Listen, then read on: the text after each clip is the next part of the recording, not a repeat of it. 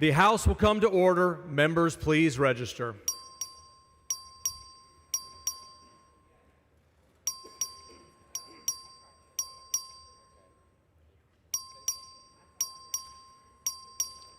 Have all members registered? Have all members registered?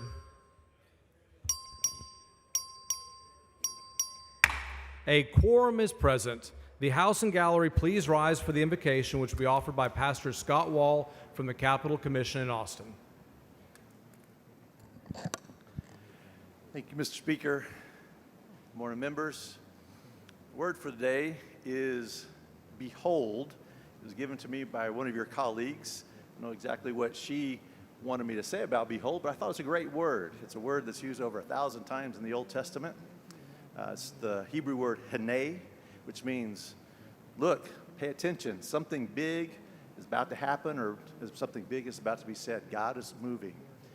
Some of you know that my 6-month-old son at the time, Caleb, had cancer, had a brain tumor, and amidst all the questions of why would this happen to a baby, one of the things that we knew is that we were looking at things from kind of natural eyes, and my wife and I came up with the term of spiritual eyes, that we knew God's working, but we just weren't seeing it. And so we just asked that God would let us see his hand every morning, and he answered that prayer every day.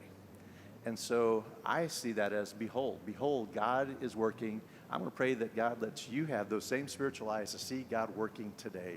Behold him today and be encouraged. So join me in prayer as we pray about beholding.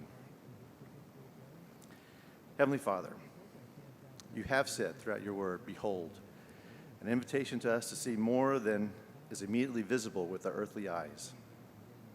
So I'm asking that you give this house spiritual eyes today, eyes that behold your hand working, as well as your image in every person they encounter. We know that we can behold you in quiet moments and in noisy moments, in expected places and unexpected places. So I'm going to ask a very special and specific request this morning.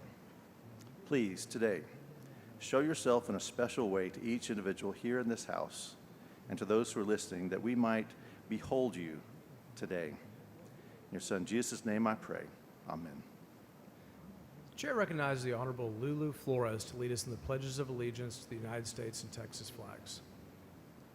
Thank you, Mr. Speaker, members, and guests in the gallery. Please stand if you're able and join us as we pledge allegiance to our U.S. and Texas flags.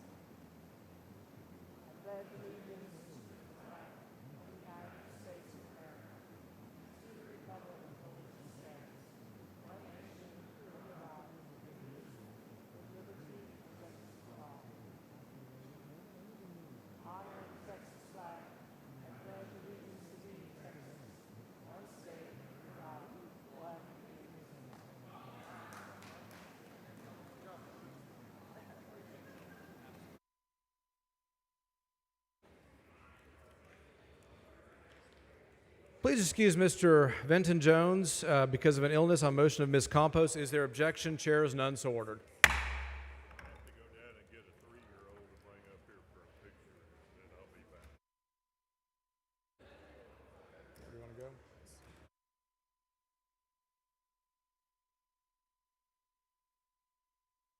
The chair is pleased to recognize Dr. Namita Bardwaj from Friendswood as the Doctor of the Day. Members, join me in welcoming our Doctor of the Day.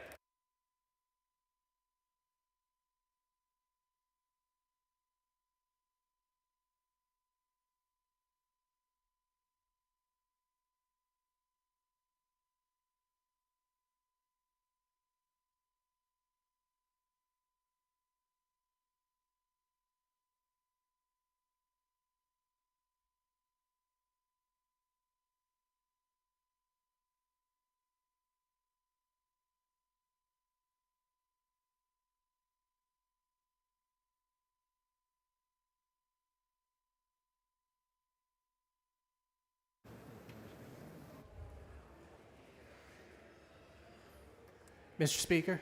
Mr. Doorkeeper. Mr. Speaker, I have a messenger from the Senate. The door Admit the pass. messenger. Thank you, Mr. Speaker. I am directed by the Senate to inform the House that the Senate has taken the following action. The Senate has passed the following measures. HB 12, Keith Bell, sponsor Parker, relating to the review and audit of certain state agency operations, committee substitute amended. HB 33, McLaughlin, sponsor Flores, relating to active shooter incidents at primary and secondary school facilities and other emergencies, committee substitute. HB 34, Metcalf, sponsor Hughes, relating to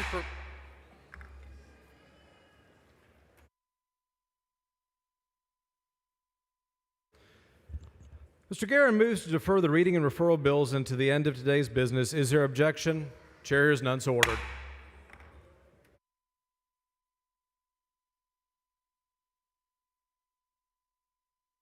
Mr. Van Dever for a motion. Thank you, Mr. Speaker. I move that the House grant permission for the Committee on Public Health to meet while the House is in session today at 12 p.m. in room 3W15 to consider pending, referred, and committee business. Members, you've heard the motion. Is there objection? Chair is none, so ordered. Mr. Lambert for a motion.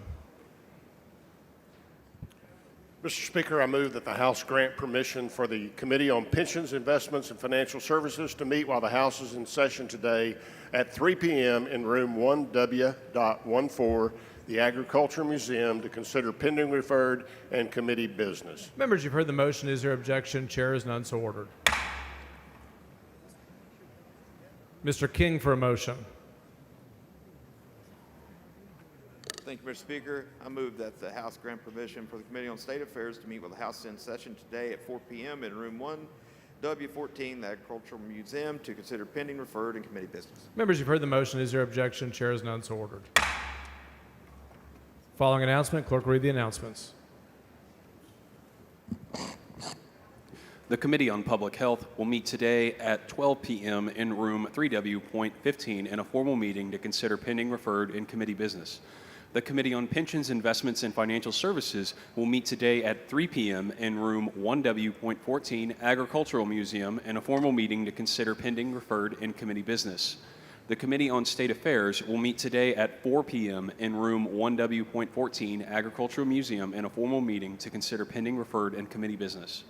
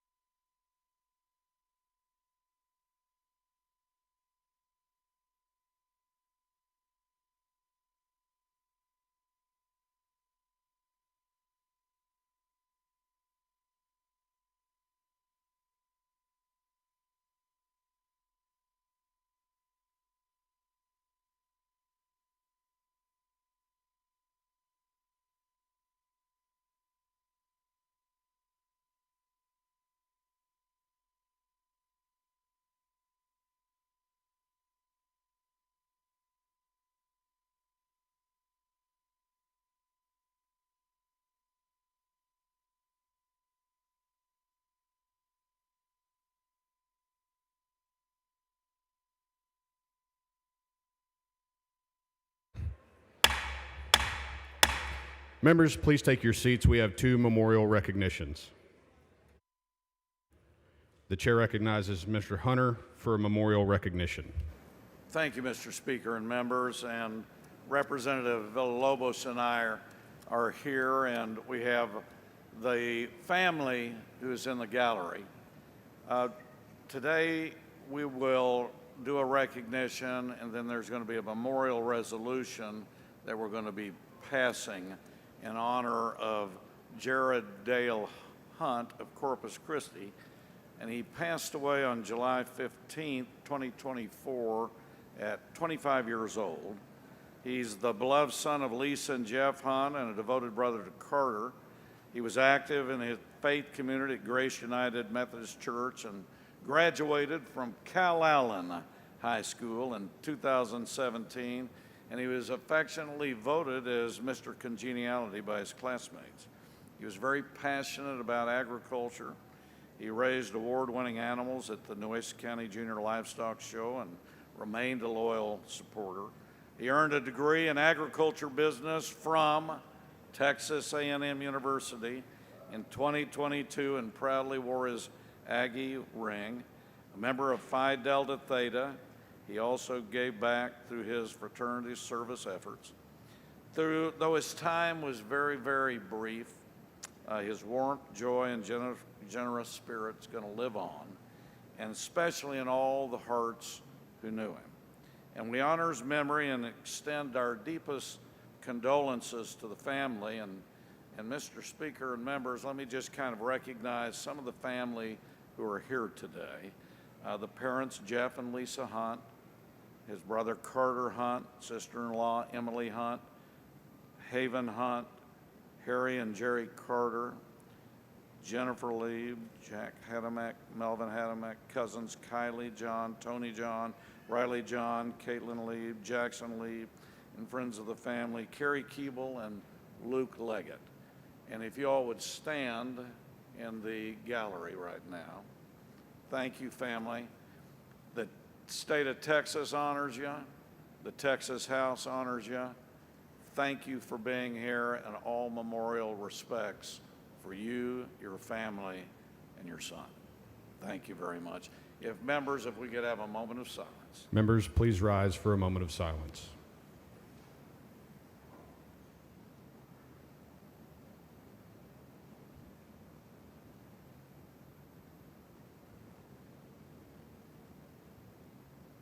Thank you, members.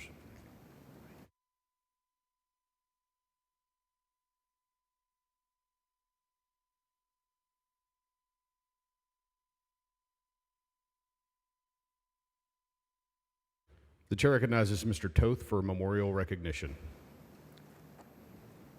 Thank you, Mr. Speaker and members. I rise today to honor and remember the life of an extraordinary Texan of historical significance, Mrs. Patsy Ruth Spakey. On November 9th, 2024, at the age of 82, Pat was called home to be with the Lord. Though she no longer walks with us, the warmth of her spirit remains, reflected in her legacy and the lasting impact she had made on all who were privileged to know her. It was 2012 when she came up to me at a Republican Women's Luncheon, and she said, "Have you met Jeff Leach yet?" And I said, "I have. I knew Jeff when he was just a baby. I changed his diapers." Pat was a steward of Texas legacy, a tireless storyteller, and a woman whose life was devoted to the preservation of our state's proud and complex past. She understood that better than most, that history is not just what we read in books, it's what we carry in our hearts and pass down through generations as we live it out each day. Her deep passion for Texas heritage was more than academic, it was personal. Pat was a direct descendant of Dr. Charles B. Stewart, a delegate to the convention of 1836 and a signer of the Texas Declaration of Independence, and the man credited with designing the first official flag of the Republic of Texas, the Lone Star flag, that came from the greatest county in the state of Texas, Montgomery County. This beloved symbol of Texas pride was woven into the very fabric of Pat's heritage. She didn't just Remember that legacy. She lived it, honored it with her heartfelt devotion, quiet strength, and pride that just radiated through her. Pat was rarely seen without her bright, beaming smile, and her trustworthy camera was always by her side. She was always ready to capture the meaningful moments that others might pass by. Affectionately referred to as the Texas Hat Lady, Pat was a devoted member of the Montgomery County Historical Society, where she enthusiastically shared her vast knowledge of Texas history with both students and adults, inspiring curiosity and pride in anyone that would listen. She deeply understood that to truly know where we're headed, we must honor where we've come from. Through her tireless dedication, persevering and preserving the past, she ensured that future generations would have a richer, deeper understanding of the people, stories, and spirit that makes the great state of Texas so extraordinary. With us today is her husband of 63 years, Ted Spakey. We love you, buddy. And their children and great-grandchildren that we're blessed to have with us.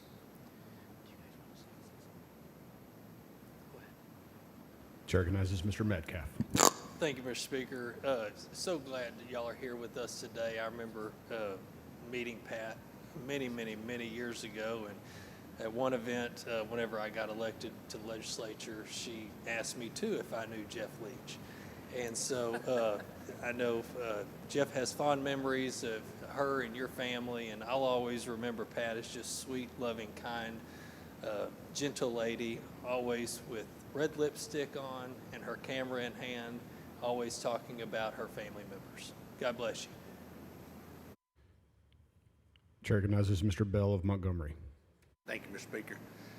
I too want to thank you for being here, and I just want to say that we know that in you continues the legacy of Pat, because all of the things that we hold to be true as Texans, she resonated. And you, as a family, continue to resonate that. And just want to thank you for that. Thank you for sharing her with us. As Texans, we need a lot more Pats. So thank you. Members, I invite you to join me in honoring the life and legacy of Pat, a true daughter of a legacy and a woman whose grace, heart, and historical impact will never, ever be forgotten. May her memory live on in every life she touches, every moment that she captured, and every story that she shared, in the enduring light of the Lone Star that she so proudly helped to preserve. May God bless you guys. We love you. Members, please rise for a moment of silence.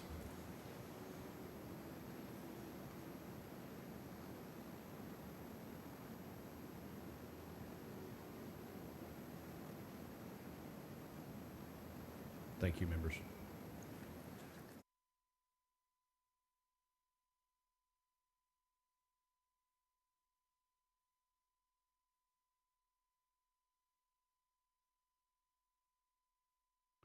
The chair recognizes Mr. Martinez for a recognition. Thank you, Mr. Speaker. Members, today we recognize the Sam Houston Austin Internship Program. Since 2012, Sam Houston Austin Internship Program has offered students a transformative opportunity to learn about state government by gaining valuable hands-on experience.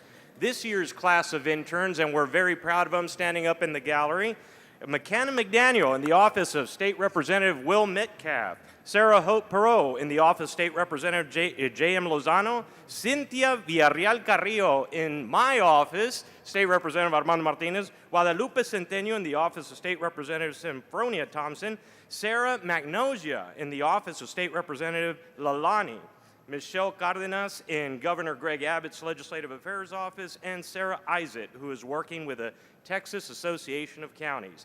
This and previous cohorts have generally benefited from the guidance of Mike Yon, the director of the University's Center of Law Engagement, and politics, whose unwavering commitment has played a key role in their professional development. Members, please join me in recognizing this amazing class from Sam Houston Austin Internship Program.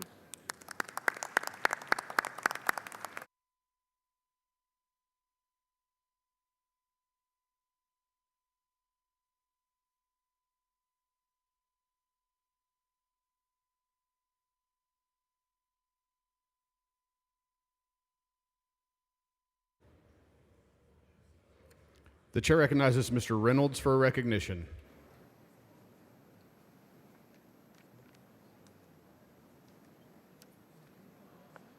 Thank you, Mr. Speaker.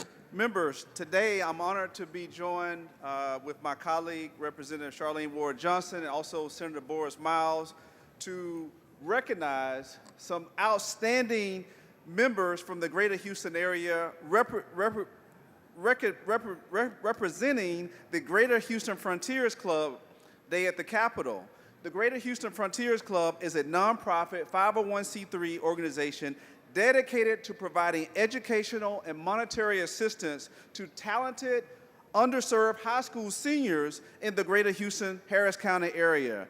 Founded on the principles of service, leadership, and excellence, the Greater Houston Frontiers Club is a beacon of hope and opportunity in the Harris County area. Modeled after Dr. Martin Luther King's outstanding philosophy of service, Greater Houston Frontiers Club mission is to uplift and empower individuals of all backgrounds, providing them the support and resources they need to thrive. Since 1985, the Greater Houston Frontiers Club has made a profound impact in the Houston community and has awarded over 800 scholarships and over $1.5 million.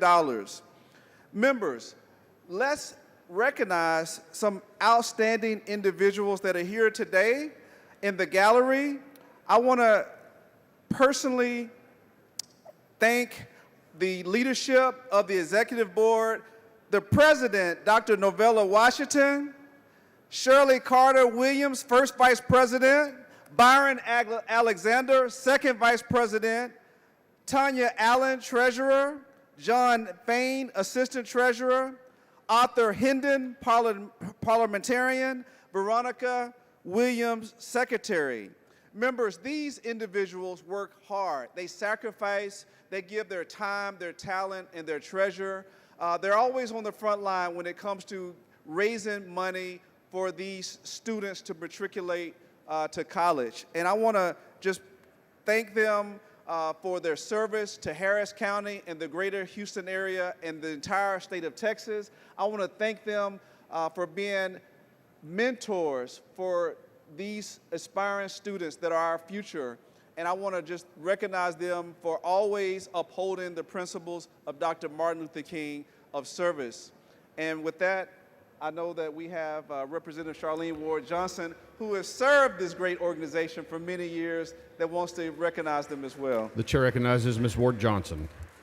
Good morning, members. I would like to thank the Greater Houston Frontiers, which is a service organization that I have been happy and honored to be a part of, as we provide scholarships to students who deserve and worked hard during their high school years. And we continue to foster that fellowship, foster that mission of helping our students achieve their academic dreams.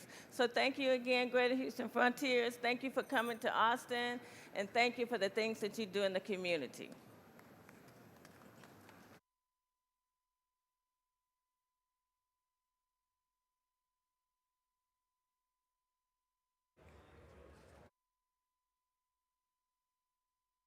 The chair recognizes Mr. Money for a recognition. Thank you, Mr. Speaker. It's my distinct honor to recognize the outstanding accomplishments of the Caddo Mills High School UIL accounting team for their performance at the 2025 UIL State Academic Meet. Through dedication and excellence, this exceptional team earned the state runner-up trophy, continuing a tradition of academic distinction that has made Caddo Mills a powerhouse in UIL accounting over 2 decades.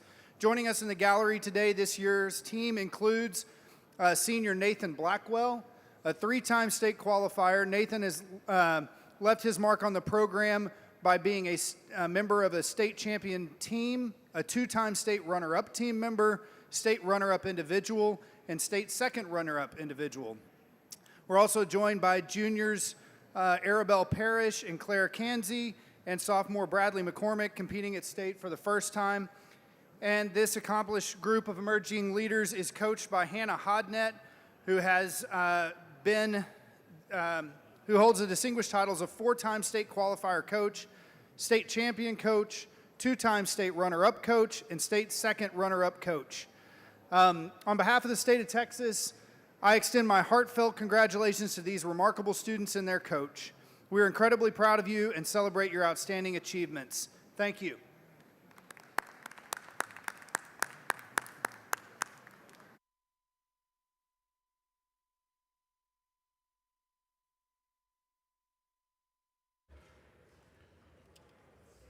Members, the chair is pleased to recognize two constituents, actually three constituents from my district, and two of the most remarkable students from my hometown of Palestine. Guys, if you would stand. Today we have Victoria McFall and Sergi Funai, who are here to compete in the UIL State Championship for debate and speech. And these guys have excelled tremendously in their high school careers, and they just graduated. Victoria is going to go on to Sam Houston State University to study criminal justice, and Sergi is going to unfortunately attend the University of Texas, even though I tried to talk him into A&M, to study law. And I also want to recognize their coach, Francisco Facio, who was also their coach for the state youth and government program that they had here that we sponsored on the House floor. It's an honor to have you guys here today. Members, please join me in welcoming these fine people from Palestine.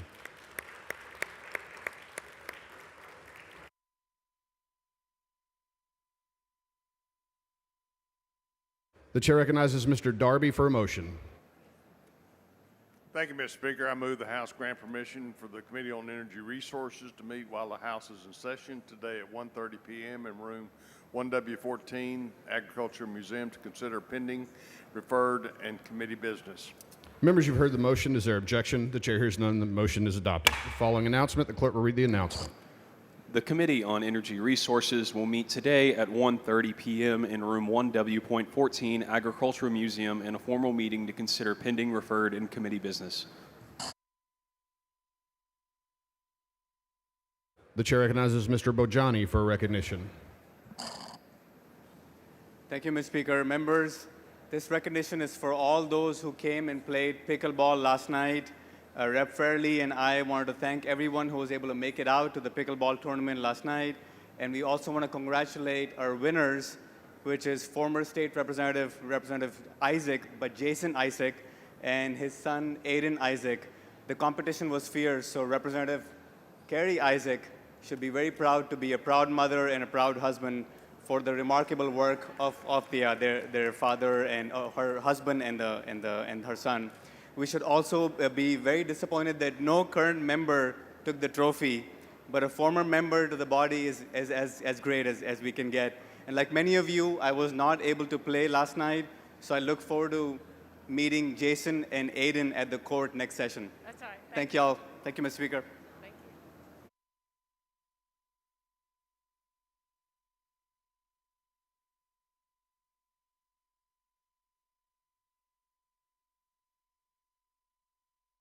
The chair recognizes Ms. Garcia of Bear for recognition.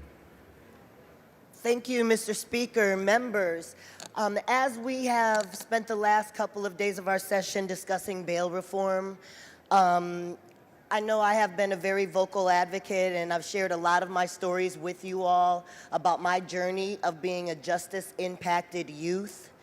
And I think it's very important that we come together as a bipartisan body, which we've demonstrated wonderfully over the last couple of days, in support of those who have been impacted by the juvenile justice system and by the adult justice system.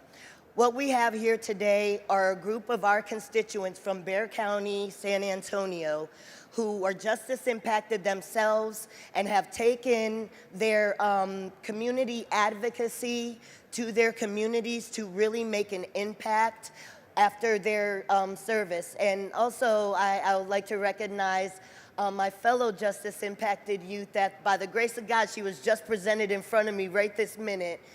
Angel Carroll, who has been a wonderful advocate as well in the realm of justice impact. We'd like to recognize Michon Heischler, CEO of Thuggin' for Christ. He's a passionate leader dedicated to dismantling the family to prison pipeline. We have Joel Alberto Montes, House Manager of Thugging for Christ, who has become a compassionate leader dedicated to serving the community and serving the community through Christ. We also have Brandy Hirschler, also from Thugging for Christ. Through her work with the organization, she helps to empower young youth, young adults that are affected by addiction, homelessness, and poverty. We also have Chris Sepulveda, CEO of the Law Foundation. Chris Sepulveda has cultivated proactive habits to reduce the risk of recidivism, incarceration, and poverty. Chris also has a documentary called Christopher's Redemption, which showcases his transformative journey and inspires others to rebuild their lives. We also have Barbara Acosta of Big Homies. Barbara Acosta is a devoted advocate to youth outreach, voting rights, and mental health support. She continues the legacy of the late Tommy Acosta, providing essential services to the community. She continues her work in Tommy's memory to make lasting impacts of the lives of the community. Leslie Alvia Salazar, she is the current president of Big Homies. Leslie is also a passionate leader who works to make significant differences in many lives and is a shining example of leadership. We have Tommy Acosta Jr. Tommy Acosta Jr. has carried on his father's legacy, providing essential services to the community, especially through youth outreach. Tommy honors his family's serving legacy. We also have Benny Price, CEO of Big Mama Safe House. Benny Price has fostered healing, stability, and empowerment with advocating for preventative measures supporting individuals and communities. We couldn't be more proud of Benny, especially before we were ever state representatives. He was a partner of ours serving our community and especially our international operations in Ciudad Acuña, Mexico. So he has been a partner for us also on the international front. Yes, they're sprinkled. We also have Tia Gibson, CEO of Monster Moms. Tia Gibson, through Monster Moms, provides essential support and services addressing the complex issues of moms impacted by the justice system and their children. Destiny Villarreal is a community advocate who works hard for those impacted by justice and works to organize systemic change and advocates for reform. She works and is committed to her faith-based service to uplift the community. We also have Loris Gibson, executive chef, who has celebrated over 7 years of sobriety. He has inspired others through his journey of commitment and service. Loris's story is a testament to the power and the resilience of healing and hope. Lori Mellinger, Lioness Board President. Lioness Board works to restore rights and dignity to marginalized communities. She works to promote justice, equity, and compassion throughout her selfless efforts. We also have Jennifer Toon, CEO of Lioness. Jennifer Toon has been a champion for those that have been justice impacted. As a justice impacted advocate herself, I'm proud to say that I also knew Jennifer before our advocacy ever began. We met in Washington, D.C., fighting along with Angel Carroll for restoration rights. And I jumped the gun. I took the opportunity that the Lord gave me to present Angel, but I also want to present her as the Lioness Board Treasurer. And I don't think Lioness is it's the perfect word actually to describe you group of women that have just walked the walk, paid your prices, and now you're working hard selflessly for restoration and to advocate for our community. And last but not least, we have David Pequeño, director and filmographer. Through his work, he inspires others to tell their powerful stories, to showcase the human experience. Those human experiences are those that help us forge law here in the state of Texas. So on behalf of Bexar County, we couldn't be more proud of these advocates who serve selflessly every day. If we can all please give them a round of applause. We got Big Mama Safe House right over here to the left.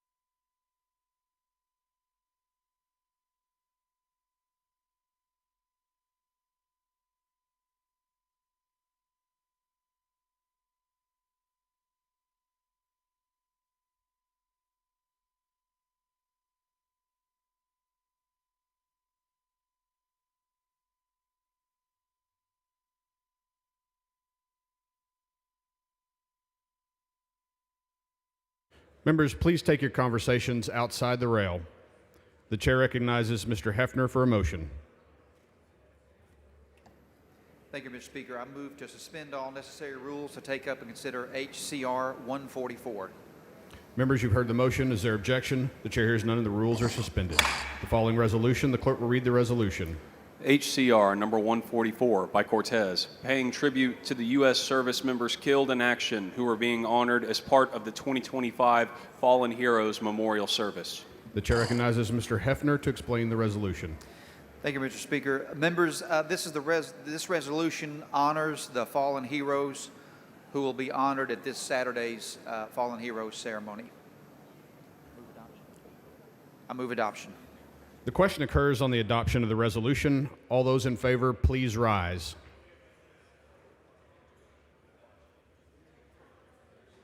The resolution is unanimously adopted.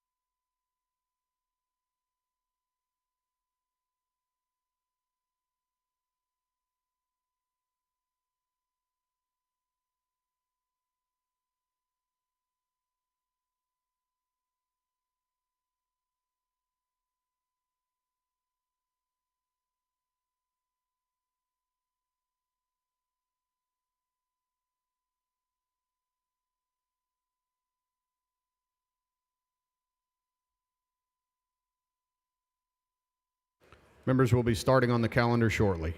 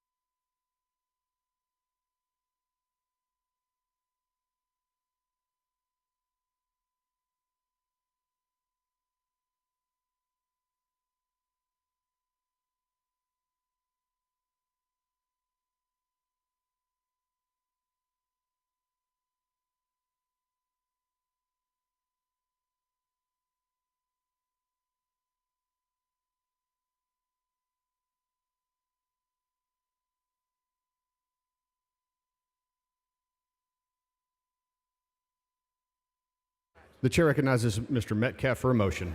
Thank you, Mr. Speaker. I move to suspend House Rule 8, Section 5D for SB 2112 to designate the following members as joint sponsor. Leo Wilson. Members, you've heard the motion. Is there objection? The chair hears none. So ordered.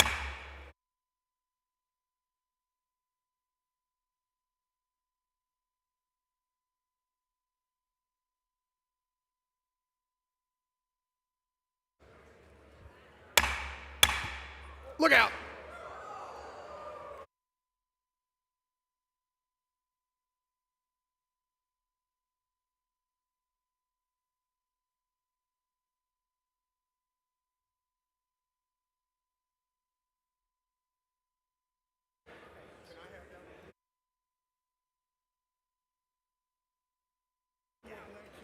Hey. Members, we're about to go on the calendar. If you have a bill on the calendar, please be ready. Mr. Raymond, for what purpose? Parliamentary inquiry. Please state your inquiry. Is the Speaker aware, is the Chair aware that you have now broken the Guinness Book of World Records for most broken gavels by any speaker in the universe? The chair is not advised.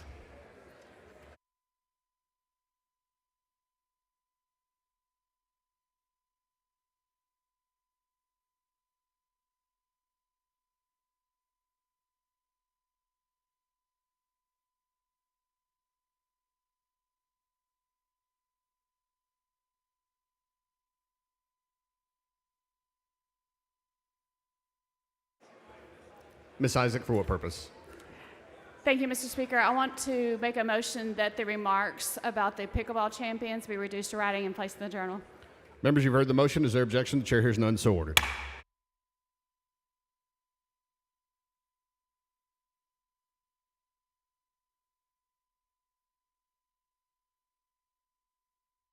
The chair lays out on third reading Senate Bill 664. The clerk will read the bill. SB number 664 by Huffman, relating to qualifications, training, removal, and supervision of certain masters, magistrates, referees, associate judges, and hearing officers. Chair recognizes Mr. Cook to explain the bill. Thank you, Mr. Speaker. Members, Senate Bill 664 provides Members, please take your conversations outside the rail. Thank you, members. Senate Bill 664 provides qualifications and provides oversight and accountability for magistrates, associate judges, and other hearing officers. I move final passage. The question occurs on final passage of Senate Bill 664. This is a record vote. The clerk will ring the bell.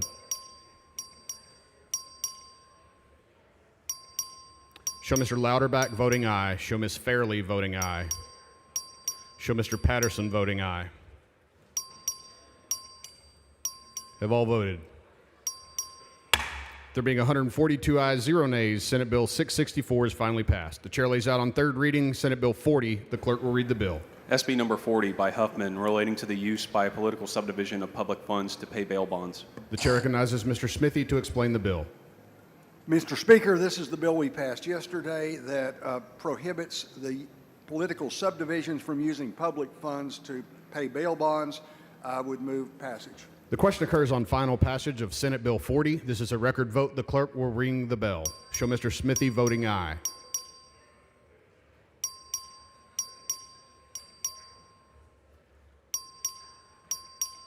Have all voted.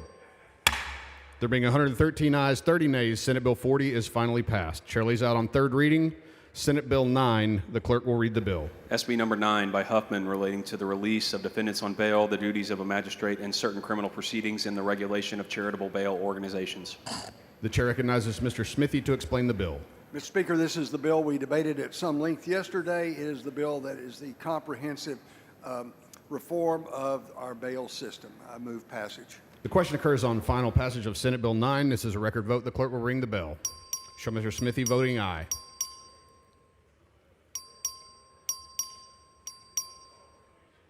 Have all voted. There being 118 ayes, 25 nays, Senate Bill 9 is finally passed. Chair lays out on third reading SJR 1. The clerk will read the bill. SJR number 1 by Huffman, proposing a constitutional amendment requiring the denial of bail for an illegal alien charged with an offense punishable as a felony. The chair recognizes Mr. Smithy for a motion.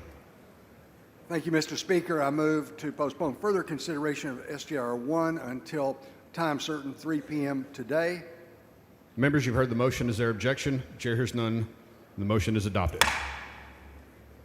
The chair lays out on third reading Senate Bill 687. The clerk will read the bill. SB number 687 by Hughes, relating to liability for land surveying services in or connection with certain construction or services contracts. The chair recognizes Mr. Bumgardner to explain the bill. Thank you, Mr. Speaker. Members, let's protect our land surveyors from frivolous lawsuits. I move passage. The question occurs on final passage of Senate Bill 687. This is a record vote. The clerk will ring the bell.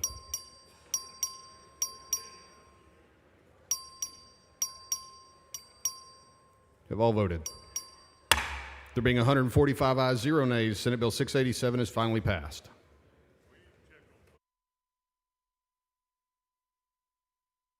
The chair announces the signing of the following in the presence of the House. HB number 29, HB number 48, HB number 142, HB number 198, HB number 431, HB number 451, HB number 1022, HB number 1130, HB number 1242, HB number 1729, HB number 1950, HB number 2003, HB number 2029, HB number 2663, HB number 2768, HB number 3229, HB number 3307, HB number 3474, HB number 3560, HB number 3594, HB number 3611, HB number 3698, HB number 3700, HB number 3809, HB number 4739, HJR number 1. The chair lays out on third reading Senate Bill 1332.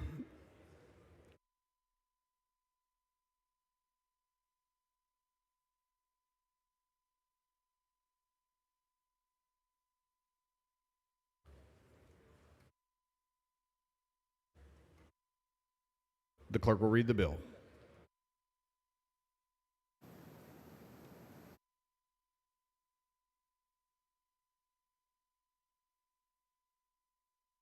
Chair announces the signing of the following in the presence of the House. HB number 2027. The clerk will read the bill. SB number 1332 by Hancock, relating to a group health benefit plan, policy, or contract holder's obligation to pay premiums on behalf of an individual after the individual's eligibility for group coverage terminates. Chair recognizes Ms. Hull to explain the bill. Thank you, Mr. Speaker. Members, this is the bill that allows insurers to refund employers for premium overpayments for severed employees. Move passage. The question occurs on final passage of Senate Bill 1332. This is a record vote. The clerk will ring the bell.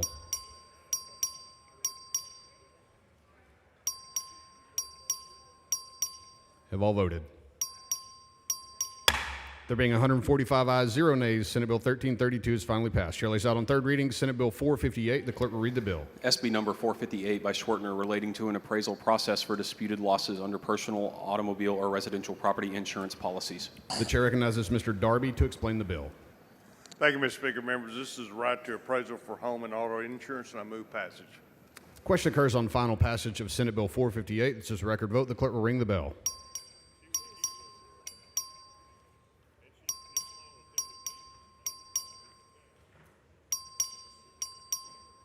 Have all voted? There being 143 ayes, 0 nays, Senate Bill 458 is finally passed.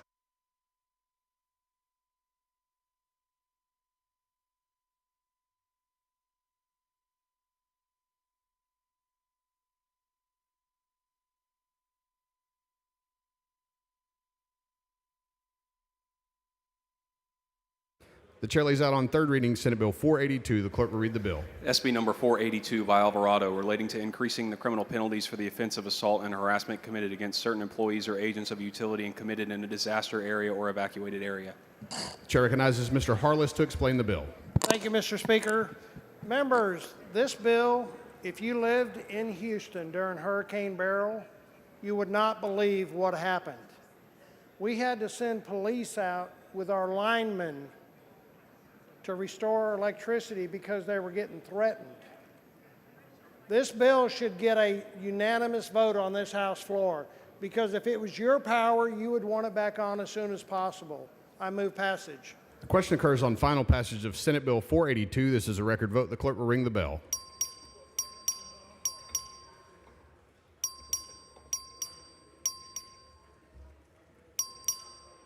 Have all voted? There being 130 ayes, 16 nays, Senate Bill 482 is finally passed. Mr. Vasut, for what purpose? Parliamentary inquiry. Please state your inquiry. I noticed you hit that last gavel a little softer. Would you like a little gavel that you just barely tap up there? You know, maybe it'll last longer? It's not a proper parliamentary inquiry. I'll bring it down front. This is in the Senate.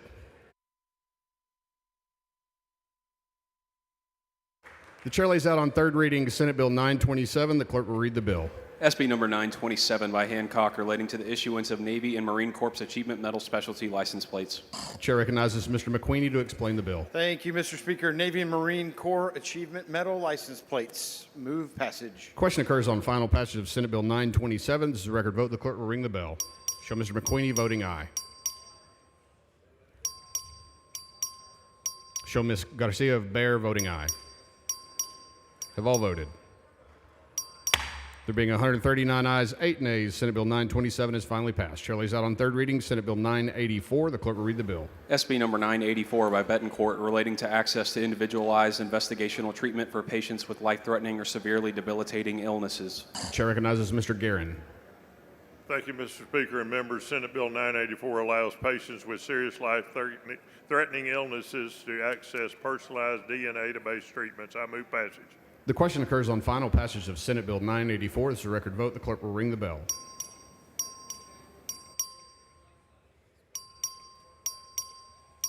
Have all voted. There being 147 ayes, 0 nays, Senate Bill 984 is finally passed. Chair lays out on third reading Senate Bill 651. The clerk will read the bill. SB number 651 by West relating to the requirement that a Veterans County Service Office report to the Commissioner's Court or a designee of the Commissioner's Court. Chair recognizes Mr. Lopez. Thank you, Speaker, members. This streamlines the process for veterans to get better service out of our county offices. Move approval. Move passage. Question occurs on final passage of Senate Bill 651. It's a record vote. The clerk will ring the bell.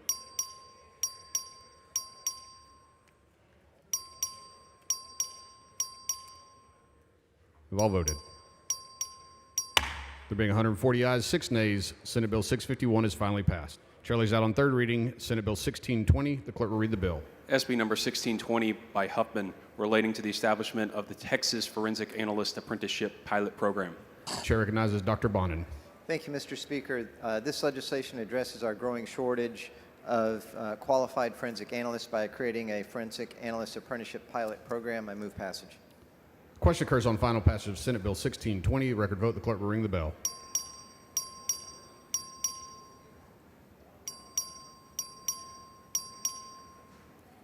Have all voted. There being 107 ayes, 39 nays, Senate Bill 1620 is finally passed. Chair lays out on third reading Senate Bill 2124. The clerk will read the bill. SB number 2124 by Zaffarini relating to publication of the Texas Groundwater Protection Committee's annual report. Chair recognizes Mr. Berry. Thank you, Speaker and members. Senate Bill 2124 changes the due date for the annual Joint Groundwater and Contamination Report published by the Texas Groundwater Committee from April 1st to June 1st. Move passage. Question occurs on final passage of Senate Bill 2124. As record vote, the clerk will ring the bell.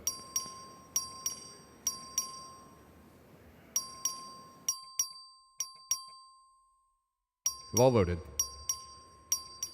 There being 104 ayes, 40 nays, Senate Bill 2124 is finally passed. Chair lays out on third reading Senate Bill 2448. The clerk will read the bill. SB number 2448 by Sparks relating to rural workforce development. Chair recognizes Mr. Lambert. Thank you, Mr. Speaker. As you know, one of Governor Abbott's emergency items was to expand CTE, requiring high schools to provide more career training programs so students can graduate and find a good-paying job. Additionally, President Trump recently signed an executive order calling for the expansion of registered apprenticeships. This bill checks both boxes by requiring TEA, TWC, and the THECB to award grants for technical assistance to nonprofits that are partnering with rural schools to enhance CTE opportunities. Move passage. Question occurs on final passage of Senate Bill 2448. This is a record vote. The clerk will ring the bell.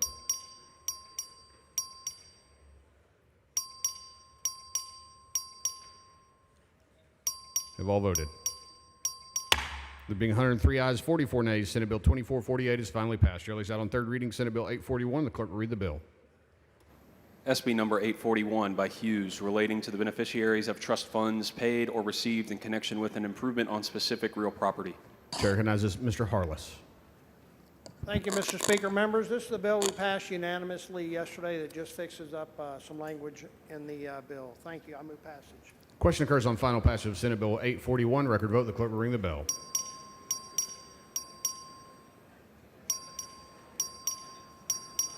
Have all voted. There being 146 ayes, 0 nays, Senate Bill 841 is finally passed. Chair lays out on third reading Senate Bill 843. The clerk will read the bill. SB number 843 by Colkhorst, relating to a Texas Education Agency database of school district bonds, taxes, and bond-related projects. Chair recognizes Dr. Buckley. Thank you, Mr. Speaker. Members, Senate Bill 843 creates transparency for bonds for public information for ISDs and charter schools. Move passage. Question occurs on final passage of Senate Bill 843. Record vote. The clerk will ring the bell.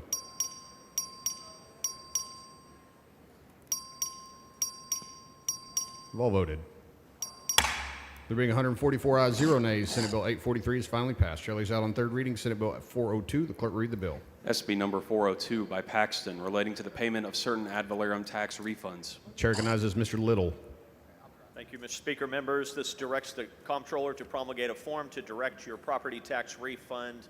I move passage. Question occurs on final passage of Senate Bill 402. This is a record vote. The clerk will ring the bell.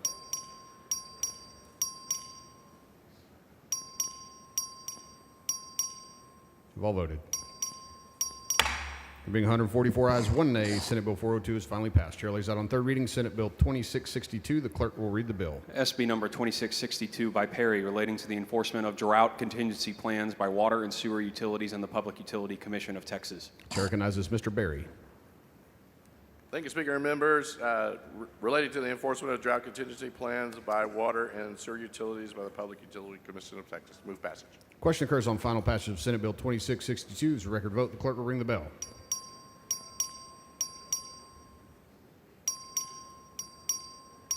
Have all voted.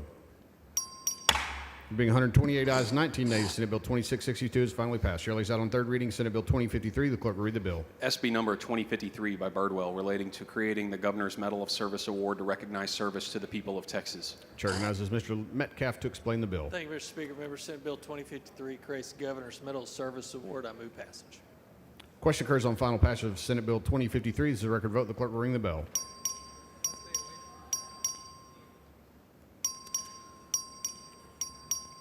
Have all voted. There being 146 ayes, 0 nays, Senate Bill 2053 is finally passed. Chair lays out on third reading Senate Bill 2332. The clerk will read the bill. SB number 2332 by Parker, relating to aircraft owned and operated by the Department of Public Safety. Chair recognizes Mr. Hefner. Thank you, Mr. Speaker. Members, this is the bill that moves DPS aircraft maintenance from TxDOT to DPS. Move passage. Question occurs on final passage of Senate Bill 2332. This is a record vote. The clerk will ring the bell.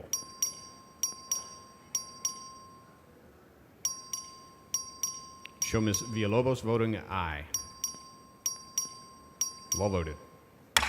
Being 147 ayes, 0 nays, Senate Bill 2332 is finally passed. Chair lays out on third reading Senate Bill 2112. The clerk will read the bill. SB number 2112 by Colkhorst, relating to the punishment of certain criminal offenses related to cultivated oyster mariculture, increasing a criminal penalty. The chair recognizes Ms. Villalobos to explain the bill. Senate Bill 2112 holds people accountable who abuse the oyster system. Move passage. Question occurs on final passage of Senate Bill 2112. This record vote. The clerk will ring the bell.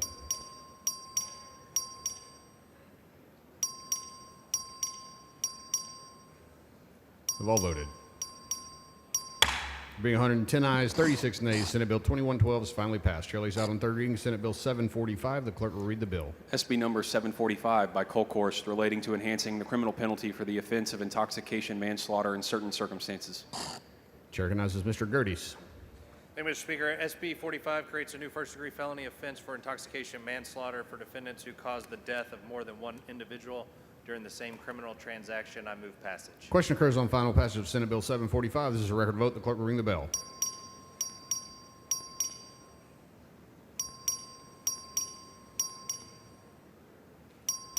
Have all voted. Being 136 ayes, 9 nays, Senate Bill 745 is finally passed. Chair lays out on third reading Senate Bill 1247. The clerk will read the bill. SB number 1247 by Perry, relating to consolidating certain non-resident hunting licenses. Chair recognizes Mr. Metcalf. Thank you, Mr. Speaker. Members, 1247 is common sense update, streamlines, consolidates non-resident hunting license in Texas. Move passage. Question occurs on final passage of Senate Bill 1247. The record vote, the clerk will ring the bell.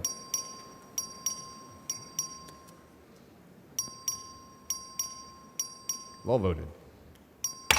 There being 145 ayes, 0 nays, Senate Bill 1247 is finally passed. Chair lays out on third reading Senate Bill 1789. The clerk will read the bill. SB number 1789 by Schwertner relating to electric service quality and reliability. Chair recognizes Mr. McQueenie. Thank you, Mr. Speaker. 1789 creates statewide standards and inspections for utility poles. I move passage. Question occurs on final passage of Senate Bill 1789. Record vote, the clerk will ring the bell.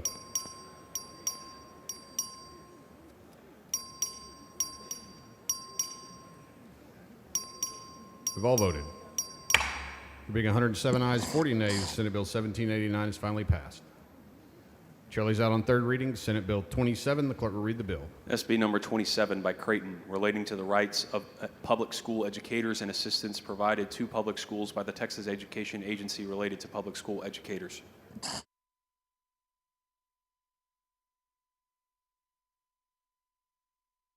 Is Dr. Buckley on the floor of the House?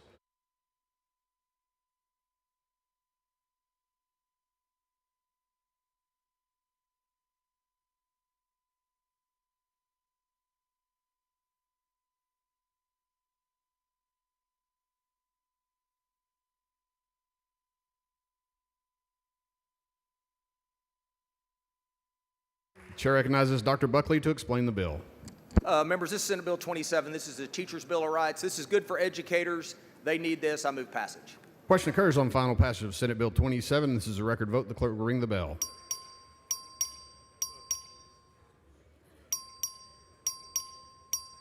You've all voted.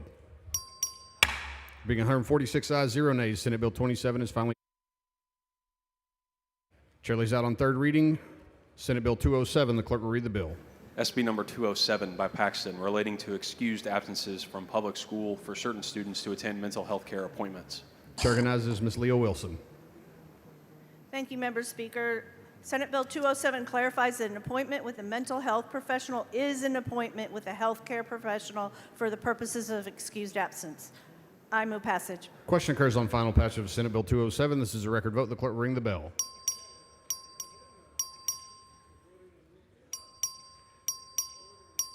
Well voted. Being 145 ayes, 0 nays, Senate Bill 207 is finally passed. Chair recognizes Mr. Guerin for an announcement. Thank you, Mr. Speaker. Members, today at 12:10, there will be a 21 cannon salute on the south lawn, and you'll know it when it happens in here. We just don't want anyone to be alarmed when it does happen. So 12:10 today, and it's going to be loud, and it'll rattle the windows. Chair lays out on third reading Senate Bill 2938. The clerk will read the bill. SB number 2938 by Menendez relating to the verification of the veteran status of inmates and prisoners. Chair recognizes Mr. Romero. Thank you, Mr. Speaker. 2938 ensures that the jails check the veteran status using the Veterans Reentry Search Service, making sure that our justice-involved veterans connect with the Texas Veterans Commission as soon as possible. Move passage. Question occurs on final passage of Senate Bill 2938. This is a record vote. The clerk will ring the bell. Show Mr. Lopez of Bear voting aye. Show Mr. Manuel voting aye. We've all voted. Being 145 ayes, 0 nays, Senate Bill 2938 is finally passed. Chair lays out on third reading Senate Bill 1901. The clerk will read the bill. SB number 1901 by Huffman relating to the administration of the Texas Opioid Abatement Fund Council and the Texas Opioid Abatement Trust Fund. Chair recognizes Dr. Bonin. Thank you, Mr. Speaker. This legislation addresses concerns raised by the Comptroller's Office in regard to the Opioid Abatement Fund Council. This provides a 6-year staggered term for council members expiring on February the 1st of each odd-numbered year, and it defines conflicts of interest and requires recusal if a council member or family member has a financial or professional interest in receiving the funds. I move passage. Question occurs on final passage of Senate Bill 1901. This is a record vote. The clerk will ring the bell. Show Mr. Lopez of Bear voting aye. Well voted. Being 146 ayes, 0 nays, Senate Bill 1901 is finally passed. Chair lays out on third reading. Senate Bill 1227, the clerk will read the bill. SB number 1227 by Flores, relating to fees for the issuance of certain military specialty license plates. Chair recognizes Mr. Lopez. Speaker members, this is honoring Pearl Harbor veterans as well as Purple Heart veterans. Move passage. Question occurs on final passage of Senate Bill 1227. This is a record vote. The clerk will ring the bell. Show Mr. Lopez of Bear voting aye. They've all voted. Being 147 ayes, 0 nays, Senate Bill 1227 is finally passed. Chair lays out on third reading Senate Bill 1248. The clerk will ring the bell. Read the bill. SB number 1248 by Perry, relating to the disclosure of certain harvest report information submitted to the Parks and Wildlife Department. Chair recognizes Ms. Orr. Thank you, Mr. Speaker. Members, SB 1248 exempts location information in a Texas Parks and Wildlife Harvest Report from disclosure in a public information request. I move passage. Question occurs on final passage of Senate Bill 1248. This is a record vote. The clerk will ring the bell.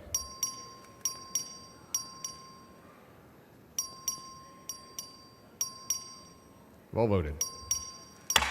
Being 124 ayes, 22 nays, Senate Bill 1248 is finally passed.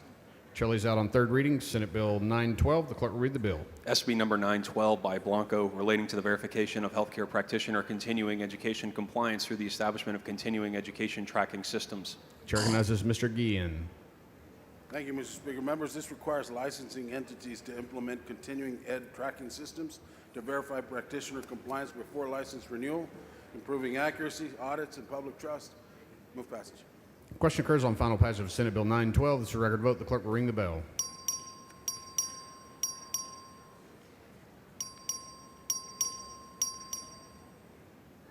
You've all voted.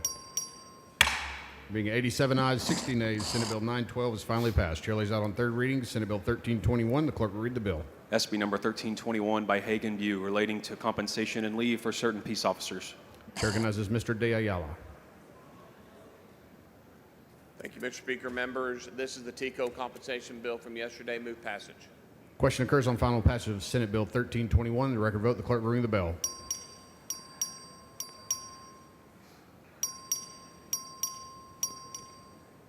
All voted.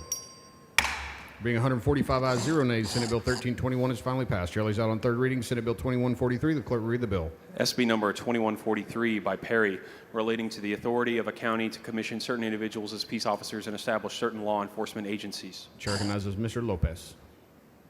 Speaker members, this relates to fire marshal authority in counties. Move passage. Question occurs on final passage of Senate Bill 2143. Record vote. The clerk will ring the bell.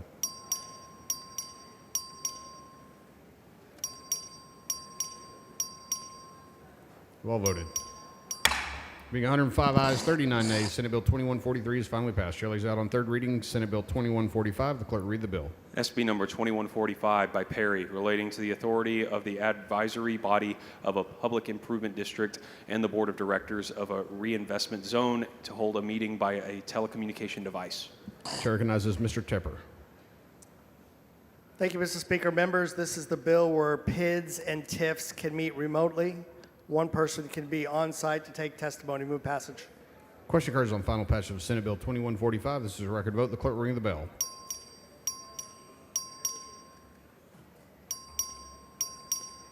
All voted.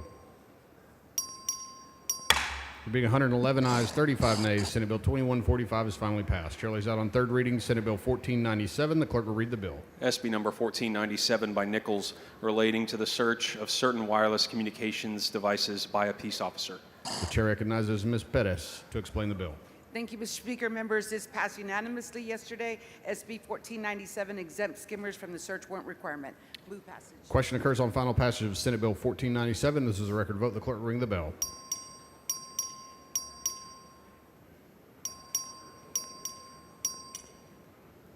All voted. Being 146 ayes, 0 nays, Senate Bill 1497 is finally passed. Chair lays out on third reading Senate Bill 1239. The clerk will read the bill. SB number 1239 by Middleton, relating to choice of law and assignment or acquisition of claims and demands in connection with certificated and uncertificated securities. Chair recognizes Mr. Lambert. Thank you, Mr. Speaker. Members, SB 1239 provides a pathway to strengthen Texas's role in the global financial market. Move passage. Question occurs on final passage of Senate Bill 1239. This record vote, the clerk will ring the bell.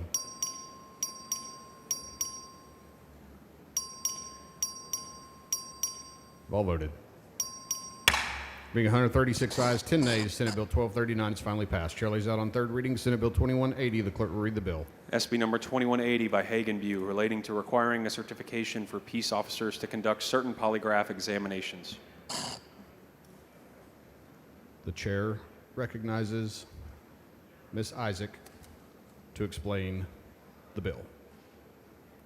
Thank you, Mr. Speaker. Members, Senate Bill 2180 creates a certification requirement. Ms. Gervin Hawkins, for what purpose? Will the gentle lady answer a question? Will the lady yield for questions? Yes, ma'am. The lady yields. I just want to be a little clearer on this deal here.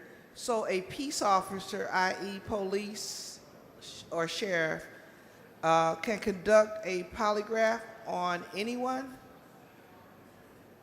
On someone that's in their custody. That's in their custody? Yes, ma'am. And if the person is not willing to participate, is there any penalty or action that would be taken? I'm not advised. This bill just allows them to have some regulations and training. It requires that they have training to be able to perform one of these. So this is just a training bill? Yes, ma'am. Only? Yes. Thank you. Thank you. I move passage. Question occurs on final passage of Senate Bill 2180. This is a record vote. The clerk will ring the bell.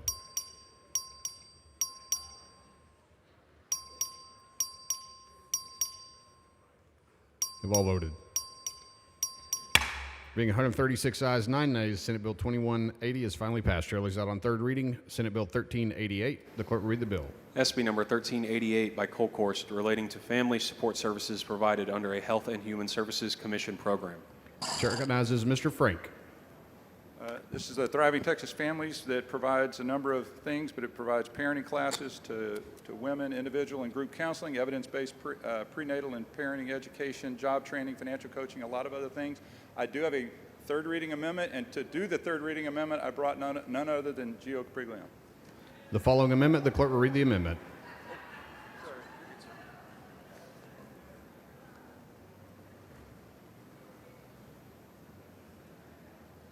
Amendment by Capriglione. The chair recognizes Mr. Capriglione to explain his GO. Great. Thank you, members. This is one of those perfecting amendments, and it does just that. Thank you. It's okay. Ms. Weiner, for what purpose? Will the gentleman yield for questions? The gentleman, will, yes. gentleman So- yields. Yes. Yeah, Representative Capriglione, your amendment hasn't pulled up yet. Could you Okay. walk us through Yeah, what so it does? what it does is HHSC has requested some clarification. The way that the amendment, the bill was originally drafted is it requires knowledge of the revenue of those small businesses, but that's difficult to get. So rather than do that, we're going to base it on the grants that they get. So it's just an easier way to be able to ascertain who's eligible. Do you think that changes the people who are eligible in a material way, or is the estimate that's roughly equivalent? No, it doesn't change who it is. It's just the way that it's set up now, since that revenue number is not attainable at all. This is really the only way to be able to get those small businesses those dollars, and it's by basing it on, like I said, the grants that they already have. Okay, so instead of looking at their overall revenue, including donations, it's just looking at the grant amount? That's correct. Okay. Do you have any information on how many of the grants have been less than $1 million, or many of them been larger than that historically? Most of them are not, but I don't have exact numbers. Okay. All right, thank you. Thank you. I move adoption. Mr. Caprig. Ms. Collier, for what purpose? Mr. Speaker, just for a clarification question Yep. for this. The gentleman yields. Okay. Representative Capriglione, is this when it says the grant amount, are you only referencing the grant from this program or all the grants that this entity gets? No, it's just the grants from this particular program, and that's how they'll know exactly who's eligible and who can participate or not. Say that again? I'm sorry. No, just from this program. Okay, thank you. Okay. Mr. Capriglione sends up an amendment. The amendment is acceptable to the author. Is there objection? There is objection. Members vote aye, vote nay, division vote.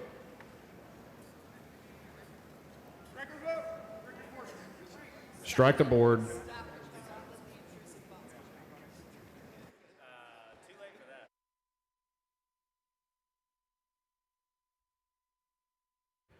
A record vote has been requested. A record vote is granted. The clerk will ring the bell. Show Mr. Frank voting aye. Show Mr. Capriglione voting aye. Have all voted. Being 89 ayes, 52 nays, the amendment is adopted.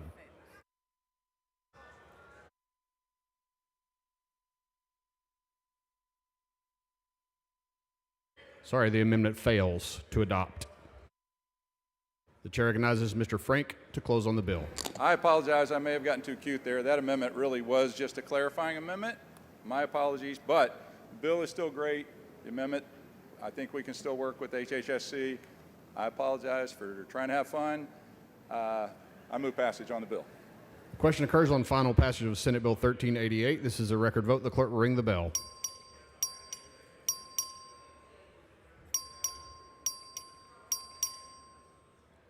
Have all voted.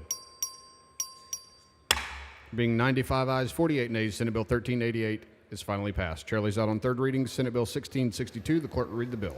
SB number 1662 by Zaffarini relating to notice provided to certain public drinking water supply systems before water quality testing. Chair recognizes Mr. Guillen.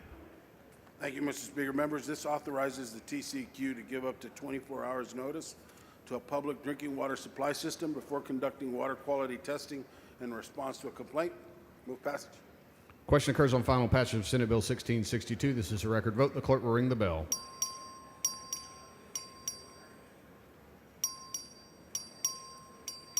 Have all voted. Being 144 ayes, 1 nay, Senate Bill 1662 is finally passed. Chair lays out on third reading Senate Bill 1951. The clerk will read the bill. SB number 1951 by Paxton relating to the imposition of a penalty for failure to timely file a rendition statement or property report with the chief appraiser of an appraisal district. The chair recognizes Ms. Button. Thank you, Mr. Speaker. Members, SB 1951 improves the personal property rendition process. Move passage. Question occurs on final passage of Senate Bill 1951. This is a record vote. The clerk will ring the bell.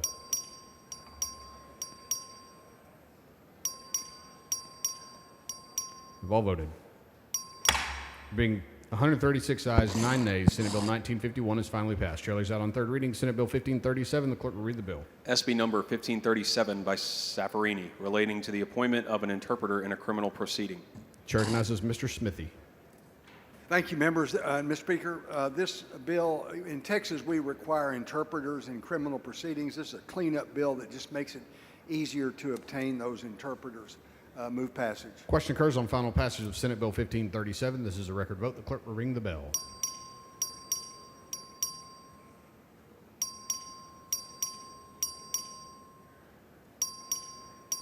Have all voted. Being 105 ayes, 39 nays, Senate Bill 1537 is finally passed. Chair lays out on third reading Senate Bill 493. The clerk will read the bill. SB number 493 by Colkhorst relating to certain protected disclosures by pharmacists and pharmacies regarding amounts charged for prescription drugs. The chair recognizes Mr. Wharton. Thank you, Mr. Speaker. Members, Senate Bill 493 is the bill that ensures consumers get the best price for prescription medications. Move passage. Question occurs on final passage of Senate Bill 493. This is a record vote. The clerk will ring the bell.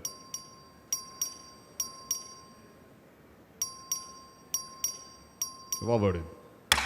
Being 147 ayes, 0 nays, Senate Bill 493 is finally passed. Chair lays out on third reading Senate Bill 378. The clerk will read the bill. SB number 378 by Schwertner relating to certain prohibited practices by a barber or cosmetologist. The chair recognizes Speaker Phelan to explain the bill. Thank you, Mr. Speaker. SB 378 just makes certain that your post-session Botox is done so in a safe manner by a licensed individual. Move passage. Question occurs on final passage of Senate Bill 378. This is a record vote. The clerk will ring the bell.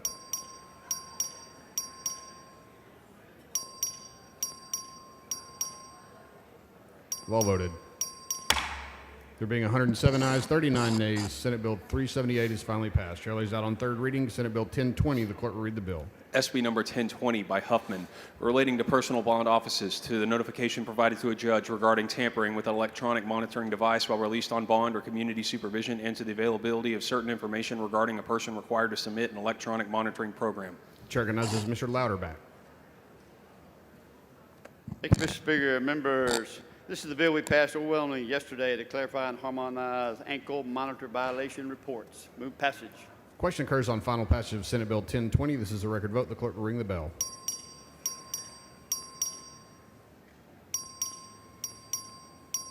Have all voted? Show Mr. King voting aye. There being 142 ayes, 4 nays, Senate Bill 1020 is finally passed. Chair lays out on third reading Senate Bill 1018. The clerk will read the bill. SB number 1018 by Huffman, relating to distribution of state traffic fine revenue received by the comptroller. Chair recognizes Dr. Bonin. Thank you, Mr. Speaker. Senate Bill 1018 will take about $16 million a year and direct it into our trauma facilities and emergency medical services accounts to make improvements in our emergency medical services and trauma care infrastructure in Texas. I move passage. Question occurs on final passage of Senate Bill 1018. This is a record vote. The clerk will ring the bell. Show Mr. King voting aye. Have all voted? There being 105 ayes, 41 nays, Senate Bill 1018 is finally passed. Chair lays out on third reading Senate Bill 992. The clerk will read the bill. SB number 992 by Nichols, relating to the procedure by which the Attorney General approves or denies approval of a state agency contract for outside legal services. Chair recognizes Mr. King to explain the bill. Thank you, Mr. Speaker. Senate Bill 992 sets a 25-day deadline for the Attorney General to approve or deny a state agency's contract for outside legal services. Move passage. Question occurs on final passage of Senate Bill 992. This is a record vote. The clerk will ring the bell. Show Mr. King voting aye.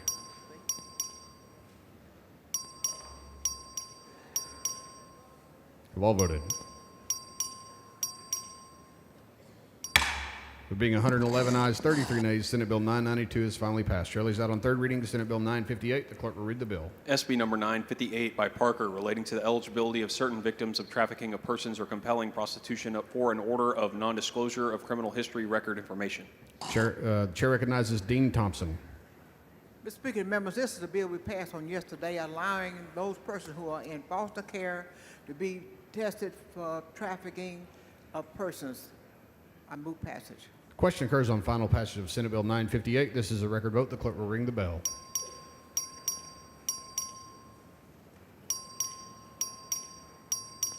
We've all voted. There being 146 ayes, 0 nays, Senate Bill 958 is finally passed. Chair lays out on third reading Senate Bill 920. The clerk will read the bill. SB number 920 by Sparks, relating to the administration of medication by open enrollment charter schools, private schools, and school employees. Chair recognizes Ms. Howard to explain the bill. Thank you, Mr. Speaker. Members, this bill allows school nurses to administer over-the-counter medications with parental permission. Move passage. Question occurs on final passage of Senate Bill 920. This is a record vote. The clerk will ring the bell.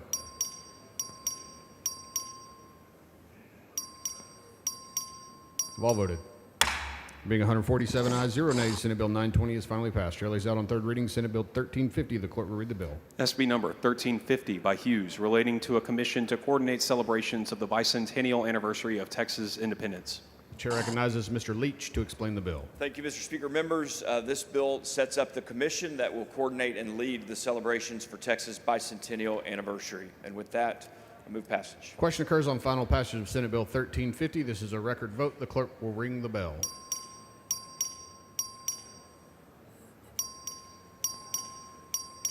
Have all voted? Being 144 ayes, 2 nays, Senate Bill 1350 is finally passed. Chair lays out Senate Bill 1762 as a matter of postponed business on second reading. The clerk will read the bill. SB number 1762 by Blanco, relating to geothermal energy conservation wells. The chair recognizes Mr. Darby to explain the bill. Thank you, Mr. Speaker. Members, House Bill 5568 simply clarifies in statute that an operator-designated geothermal energy conservation well, while considered an electric energy storage facility, are not a battery energy storage resource. With that, I move passage. The question occurs on passage to third reading of Senate Bill 1762. This is a record vote. The clerk will ring the bell.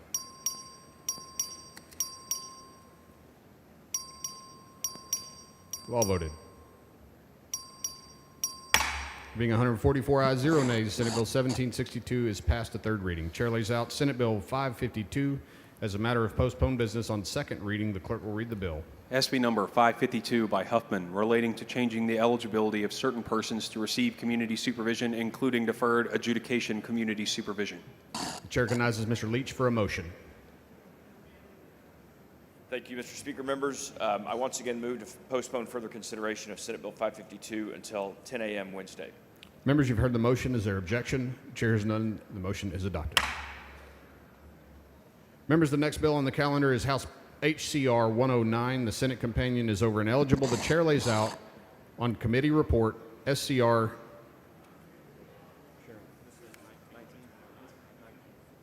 Senate Bill 19. SCR 19. The clerk will read the bill.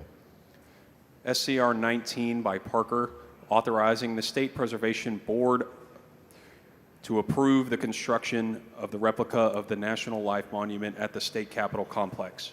The chair recognizes Ms. Harris Davila. Mr. Speaker, Ms. Gervin Hawkins, for what purpose? will the gentlelady yield for questions? Will the lady yield for questions? If you don't mind, if you allow me to lay this out first, I'll happily take questions after. I'll be happy to wait. Not at this Awesome. time. Thank you. Mr. Speaker, members, SCR 19 authorizes the construction of the Texas Life Monument, a replica of the National Life Monument at the Texas Capitol Complex, offering Texans a public space to reflect on the beauty and sanctity of the love of a mother for her child.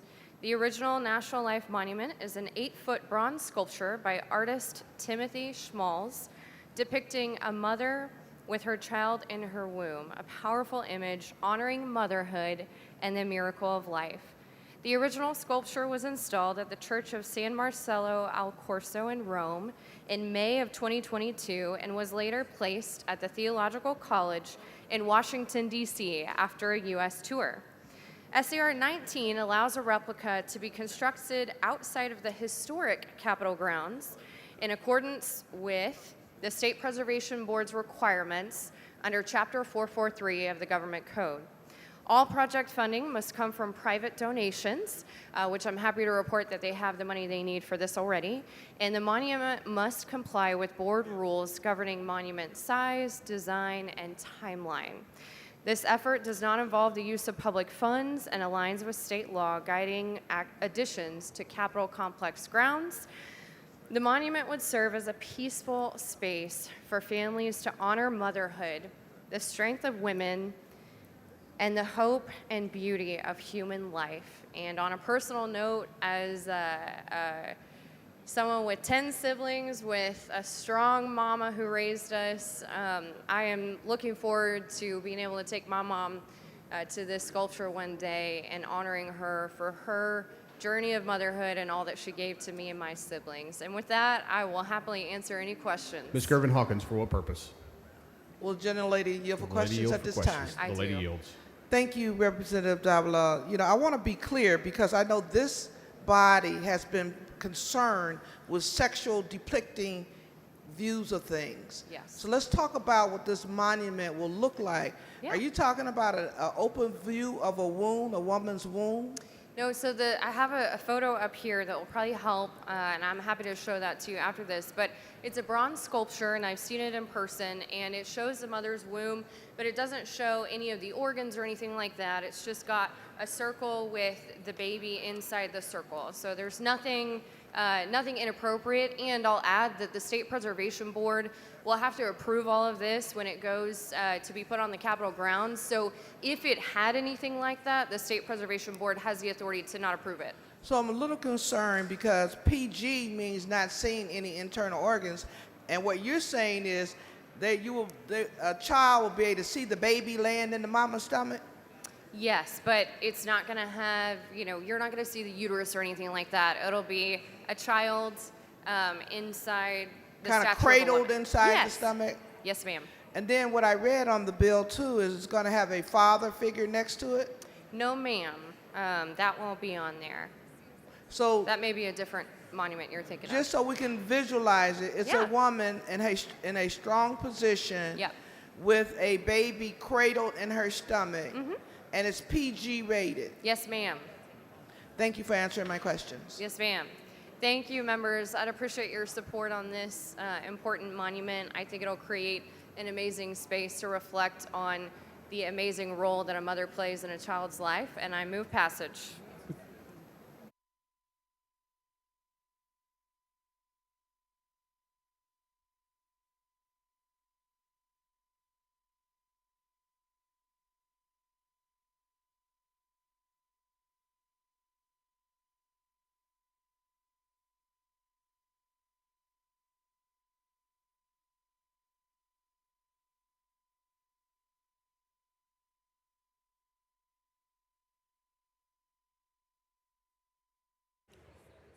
The question occurs on the adoption of the resolution.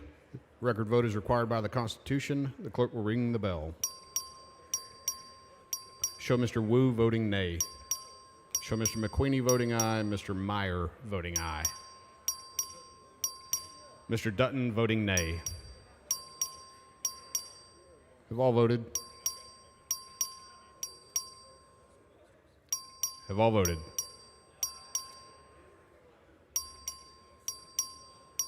Have all voted? There being 98 ayes, 44 nays. The resolution is adopted.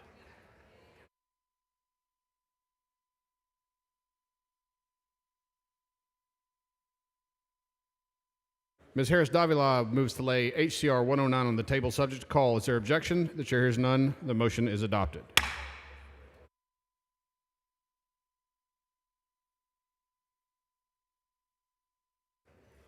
The chair lays out SB 2185 as a matter of postponed business on third reading. The clerk will read the bill. SB number 2185 by Hinojosa and Oasis, relating to the bilingual education allotment under the public school finance system. Chair recognizes Mr. Dutton to explain the bill. Thank you, Mr. Speaker. Members, this is a bill that passed the Senate 31-0, and it simply addresses the critical issue regarding the bilingual education allotment within the Texas public school finance system. And I move passage. I think there's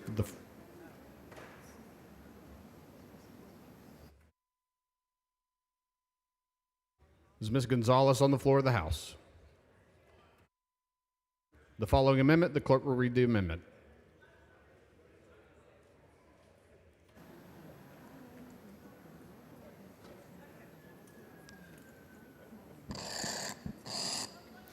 Amendment by Gonzalez of El Paso. Chair recognizes Ms. Gonzalez. Thank you, members. This is an amendment that simply adds some details and some guardrails to the already prescribed report that the bill is asking to create for bilingual education, and I move adoption. Ms.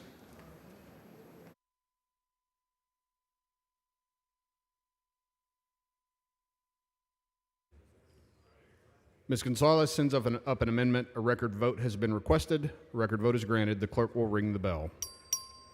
Show Mr. Guerra voting aye. Show Ms. Gonzalez of El Paso voting aye.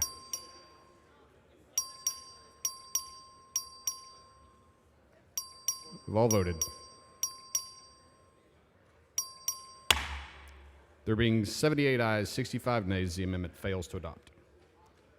The following amendment, the clerk will read the amendment.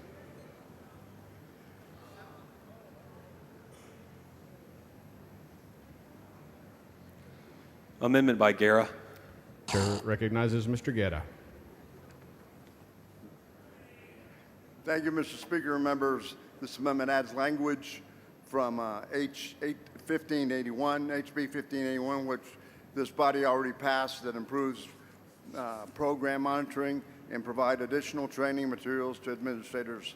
I believe this amendment is acceptable to the author. I move passage. Mr. Guerra sends up an amendment. A record vote has been requested. A record vote is granted. The clerk will ring the bell. Show Mr. Guerra voting aye. Show Mr. Romero voting aye. Have all voted? Show Mr. Meyer voting aye. There being 80 ayes, 66 nays, the amendment fails to adopt. Does anyone wish to speak on, for, or against Senate Bill 2185? Chair recognizes Mr. Dutton to close on the bill. Thank you, Mr. Speaker. Members, I move adoption. Question occurs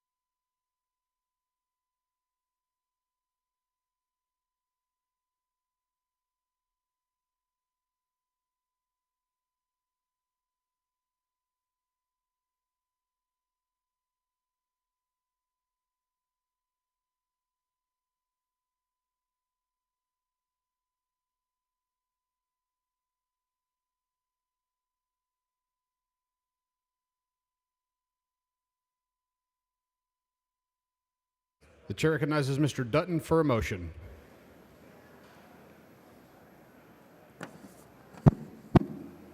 Mr. Speaker, I move to postpone further consideration of Senate Bill 2185 until 12:30 p.m. today. Members, you've heard the motion. Is there objection? Chair has none, so ordered.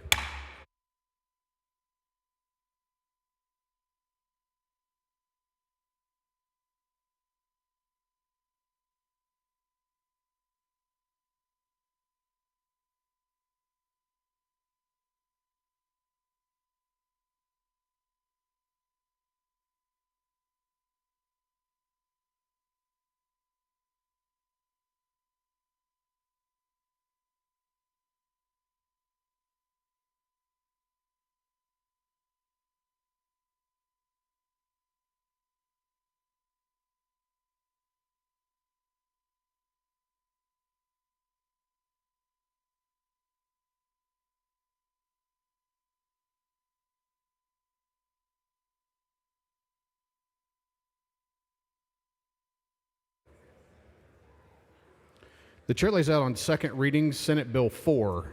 The clerk will read the bill. SB number 4 by Betancourt relating to an increase in the amount of the exemption of residents' homesteads from ad valorem taxation by a school district and the protection of school districts against certain losses in local revenue. The chair recognizes Mr. Meyer to explain the bill. Thank you, Mr. Speaker. Members, Senate Bill 4 will increase Texas School District homestead exemption to a record $140,000 for over 5.7 million homeowners across the state. Last session, we passed the largest tax cut in Texas history, which included an increase to the current $100,000 homestead exemption, which was approved by 83% of our voters. SB 4 builds upon this by ensuring our state's surplus is returned to our constituents. This bill passed the Senate unanimously, 31-0, and it would begin applying in this tax year of 2025, and I do have an amendment. The following amendment, the clerk will read the amendment.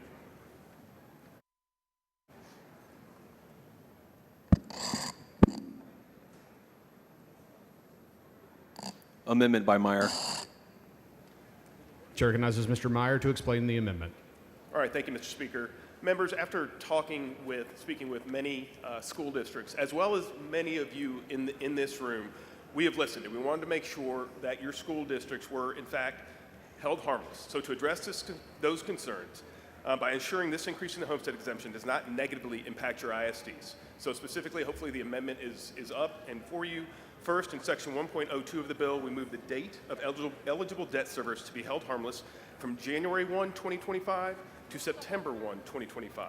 This means that if your school district passed a bond measure this May, it will be held harmless. Second, in section 2.03 of the bill, we ensure that any compression is held harmless beginning with the 2023-2024 school year and beyond, instead of limiting it to just the 2023 to 2025 school years. And Mr. Wally? I'll wait. Okay. And with that, I move adoption. Mr. Anchia, for what purpose? Will the gentleman yield for just a few questions, please? Will the gentleman yield for questions? The gentleman yields. Thank you, Chairman Meyer. Appreciate you bringing this bill to the floor. Dallas ISD had expressed some concerns during the last few days, and I apologize, I just didn't get around to visiting with you about it. Will the hold harmless provision prevent Dallas ISD from losing $68 million next year and another $68 million the year after? Is that That's what the effect of your amendment? Yes, Chairman Chia, that is the effect. We want to make sure school districts are in fact held harmless. Thank you so much. Yes, sir. Mr. Meyer sends up an amendment. The amendment is acceptable to the author. However, a record vote has been requested. A record vote is granted. The clerk will ring the bell.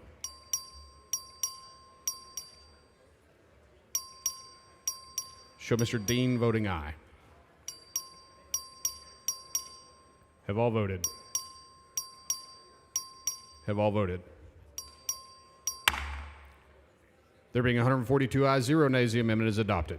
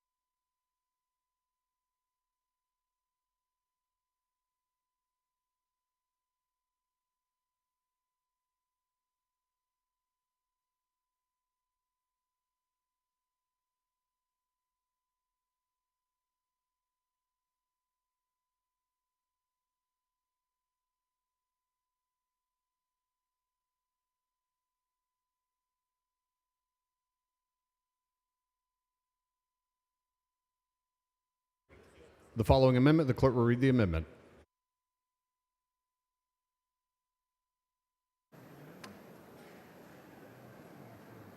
Amendment by Olcott. The chair recognizes Mr. Olcott to explain the amendment.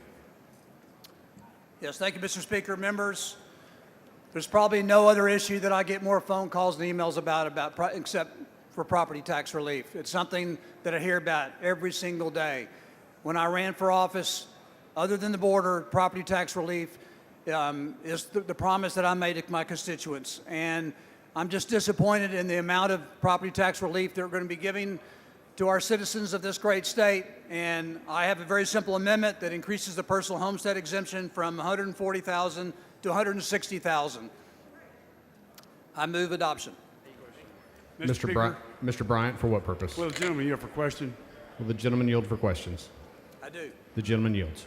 Mr. Olcott, Mr. Meyer offered an amendment earlier to make sure our school districts were protected from the $140,000 exemption. And in my case, if he hadn't offered that amendment, it would have cost my district $68 million a year. Does Mr. Meyer's amendment also pay for the extra $20,000 exemption that you're adding? Or is it going to come out of the height of our school districts? I'm not advised. It will.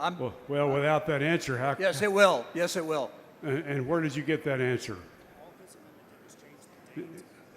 I want to be sure the answer is authoritative and accurate. It's critical to every one of our districts. All his amendment did, from what I understand, is change the date. Excuse me? From what I understand, all his amendment did was to change the date. Well, I think we're going to have to ask him about that. I would hope members would withhold judgment on your amendment until we find out if it's going to be paid for or if it's going to come out of our school districts. So I'm looking at the amendment right now.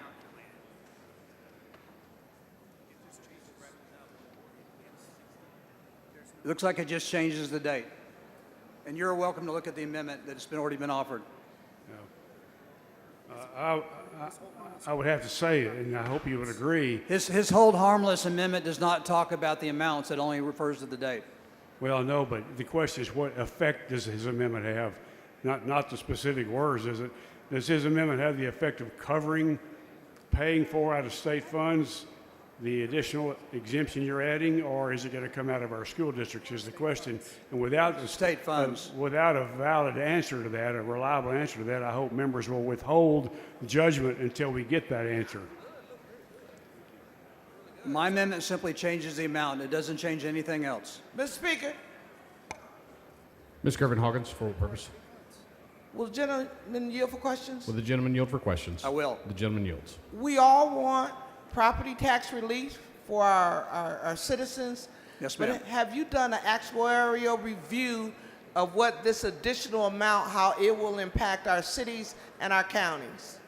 No, man, I have not done an actual review. All I know is that we have more than a $24 billion surplus in sales tax revenue, and I think more of it needs to be going to provide property tax relief to our citizens who are struggling every year to make their payments. And I appreciate that, sir, but let's get away from the hyperbole, and let's talk about real numbers to start impacting our other taxing entities the more we continue to rise this up. So there is no numbers that you've calculated.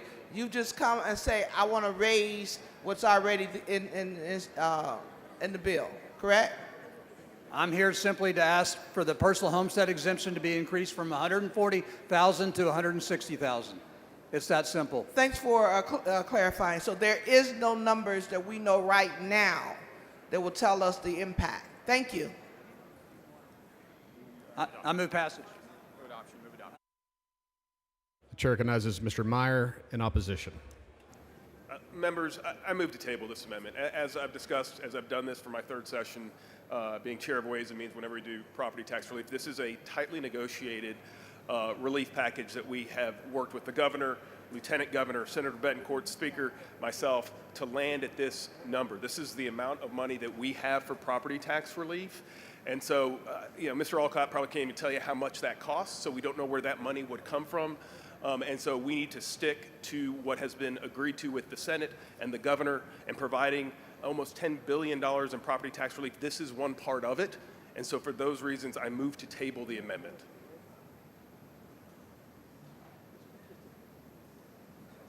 Mr. Wally, for what purpose? Just the gentleman yield for Will the gentleman yield for questions? A few questions, clarifications. Yes. Gentleman yields. Chairman Meyer, this amendment, although in its face looks like it's something would be positive for homeowners, there's no way to pay for that amendment, that extra $20,000. Is that my understanding? Correct. And I don't know what that would do to the rest of the budget. I don't know what that would do to the additional property tax relief. Correct. We don't know where that money would come from. Right. And so you talked about the budget.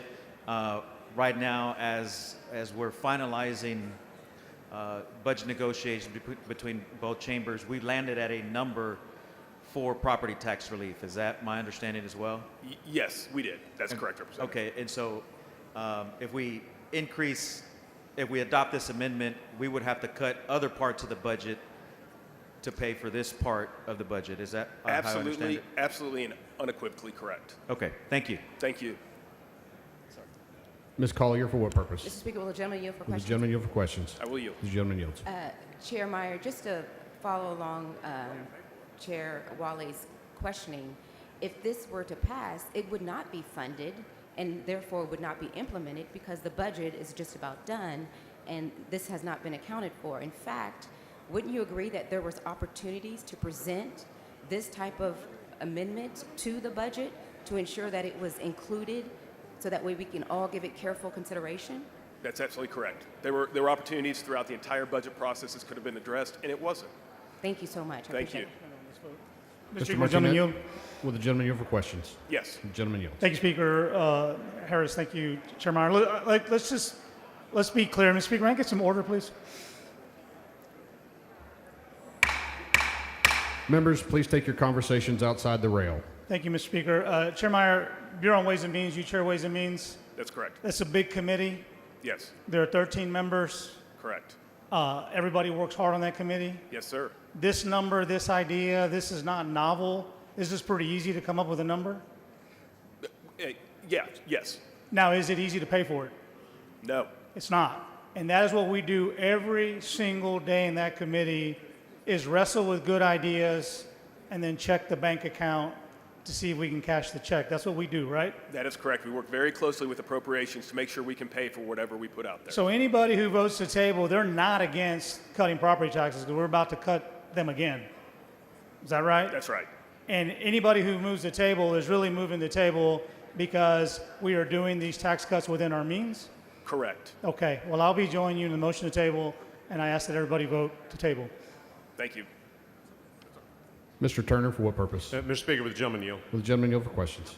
Yes. The gentleman yields. Thank you, Chairman Meyer. So we're talking about the homestead exemption and what the right number is. I just wanted to kind of review what the legislature has done on the homestead exemption, say over the last decade. If my memory serves, and you can correct me if I'm wrong, but 10 years ago, wasn't the homestead exemption in Texas like $15,000? That is correct. And then several years ago, we increased it to, I think, $40,000. That's correct. And then 2 years ago, we increased it to $100,000. Yes, that's correct. And the measure you have before us now, SB4, and the upcoming SJR, is going to increase that to $140,000. That is correct. So in 10 years, the legislature, on a bipartisan basis, has taken the homestead exemption from $15,000 to, by the end of today, hopefully, $140,000. Is that right? That is correct. That is a substantial commitment to homeowners of Texas. Wouldn't you agree? Absolutely agree. And as you just discussed with Vice Chair Martinez-Fisher, it's easy to come up with a number, and we'd all like it to be as high as possible. But ultimately, the books have to balance, right? That's how we. Absolutely correct. We have a balanced budget in the state of Texas. Absolutely don't we? correct. I have no doubt that every member in this chamber wants to provide as much property tax relief as we possibly can, but also that we can afford. All right. Thank you very much. I'll be supporting the motion today. Thank you. Mr. Speaker? Mr. Money, for what purpose? will the gentleman yield for Will the questions? gentleman yield for questions? I will. Gentleman yields.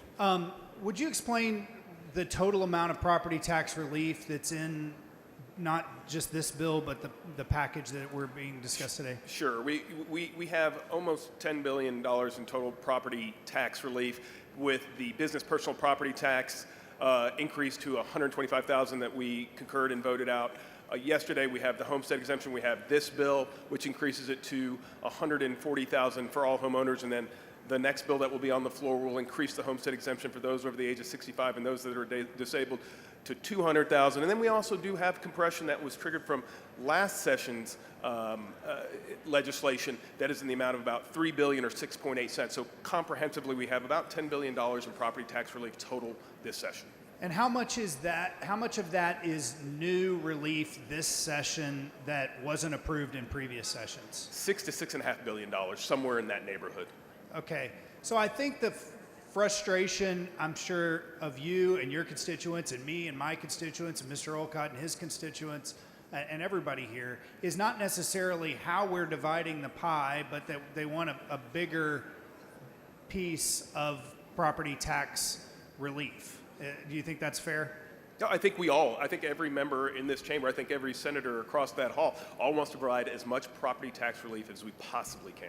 And trying to keep it to this bill is about how we're going to deliver that property tax relief, whether from compression, business personal property taxes, homestead exemption, and that's the part you negotiated, correct? That is correct. But in order for us to actually give more property tax relief, we would have to cut spending. Is that correct? Because there's no more money to give except for money that we've either spent ourselves or we give back to the property tax owners. No, we're providing as much property tax relief as we can within the confines of our budget. A budget that spent a huge portion of the surplus that we had on other things other than property tax relief. We have an infrastructure to pay for. We have public education to pay for. We certainly do. And we also have money to allocate towards property tax relief, which is what we're doing here. So if we were to increase the property tax relief as this amendment tries to do you know how much that would cost? No, and nor does the amendment author. Okay, but it would have to come from either the rainy day fund or surplus, or we would have to cut spending somewhere else in order to find that money. Mr. Money, I don't know where that money would come from. Okay. And again, neither does the amendment author. And that's not even really the job of Ways and Means. The job of Ways and Means is to figure out how to deliver the property tax or how to set property taxes appropriately. Is that correct? To cut property tax relief and provide property tax relief. That is part of the job of Ways and Means. Yes, sir. Okay. Thank you. Thank you. Ms. Troxclair, for what purpose? Does the gentleman yield? Will the gentleman yield for questions? The gentleman yields. So can you remind me, does a state levy a property tax on homeowners? No. Who can levy a property tax on homeowners? Local municipalities. So cities, counties, Correct. school districts, special purpose districts, MUDs, the list goes on and on. That's correct. So therefore, if our constituents in Texas want lower property taxes, who should they be talking to? Definitely speaking to their local municipalities, counties as well, for sure. So the only people who can raise property taxes or levy a property tax at all are our local taxing entities, while the state does not levy one at all. And the only thing that we can do is try our best to use our surplus from our thriving economy and sales taxes to buy down those property taxes, right? That's correct, or exempt, or yes, of course. And for those of us who have been passionate about homestead exemptions, passionate about lowering property taxes, I think you will share in my frustration that even though we have $51 billion in our state budget this year to reduce property taxes, that will get eaten up if we do not have responsible actors at the local governments who are keeping their taxes low on the residents that they serve. That is absolutely correct. Okay, thank you. So this amendment can only do so much. Without the other guardrails and without local constituents paying attention to their local representatives, all we can do is put $51 billion to property tax relief and hope that that ultimately gets to Texans. That's correct. Thank you. Ladies, the gentleman's time has expired.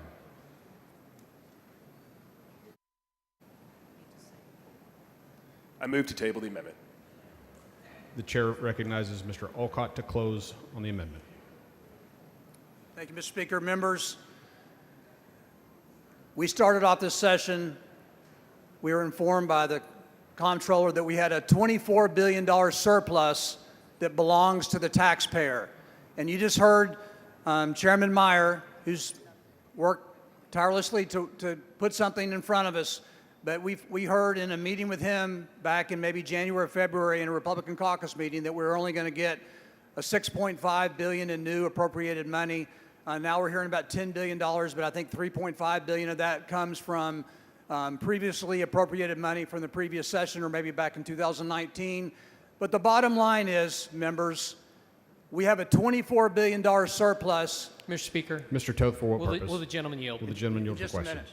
Not at this We have a time. $24 billion surplus, and I refuse to go back to my district and say the best we can do is $6.5 billion in newly appropriated money from that $24 billion. And so my amendment will allow for a greater amount of that money, that $24 billion, to be used for property tax relief, and I think we need to support this. That's why I'm here. Yes, Mr. I'll Speaker. yield at this time. Mr. Toth, for Will what the purpose? gentleman yield? Will the Yes, gentleman sir. yield for questions? The gentleman yields. In light of the last questions that came from the back mic, what has the state of Texas done to rein in local governments from increasing spending, which inadvertently increases our taxes? What did we do this session to rein in local governments to keep them from spending more money? I'm not sure if we did anything this session. I know we made some attempts on some previous sessions, but it doesn't seem to be working because despite those efforts in previous sessions, people's property taxes are still going through the roof. Mr. And we've got to Alcott, do more. A lot of what drives the tax rate at the local level is debt. Isn't that correct? That's correct.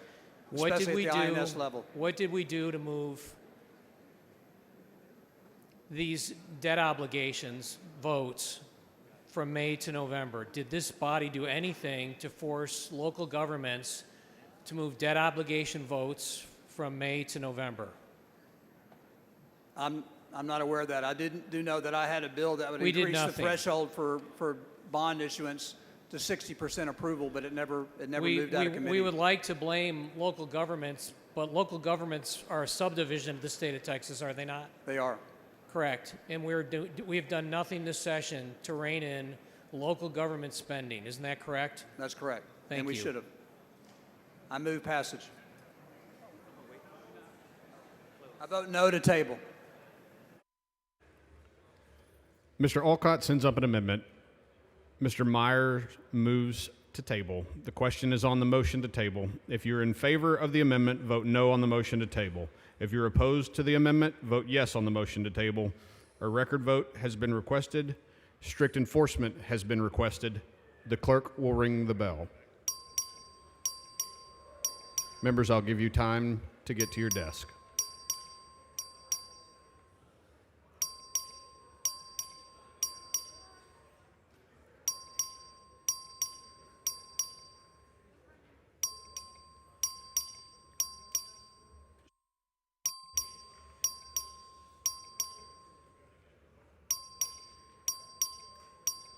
Have all voted?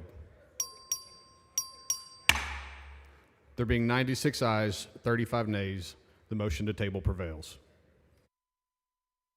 Please excuse Representatives Bernal, Ashby, and Dr. Buckley because of important business on a motion of Mr. Lambert. Is there objection? The chair has none, so ordered. Does anyone wish to speak on, for, or against Senate Bill 4?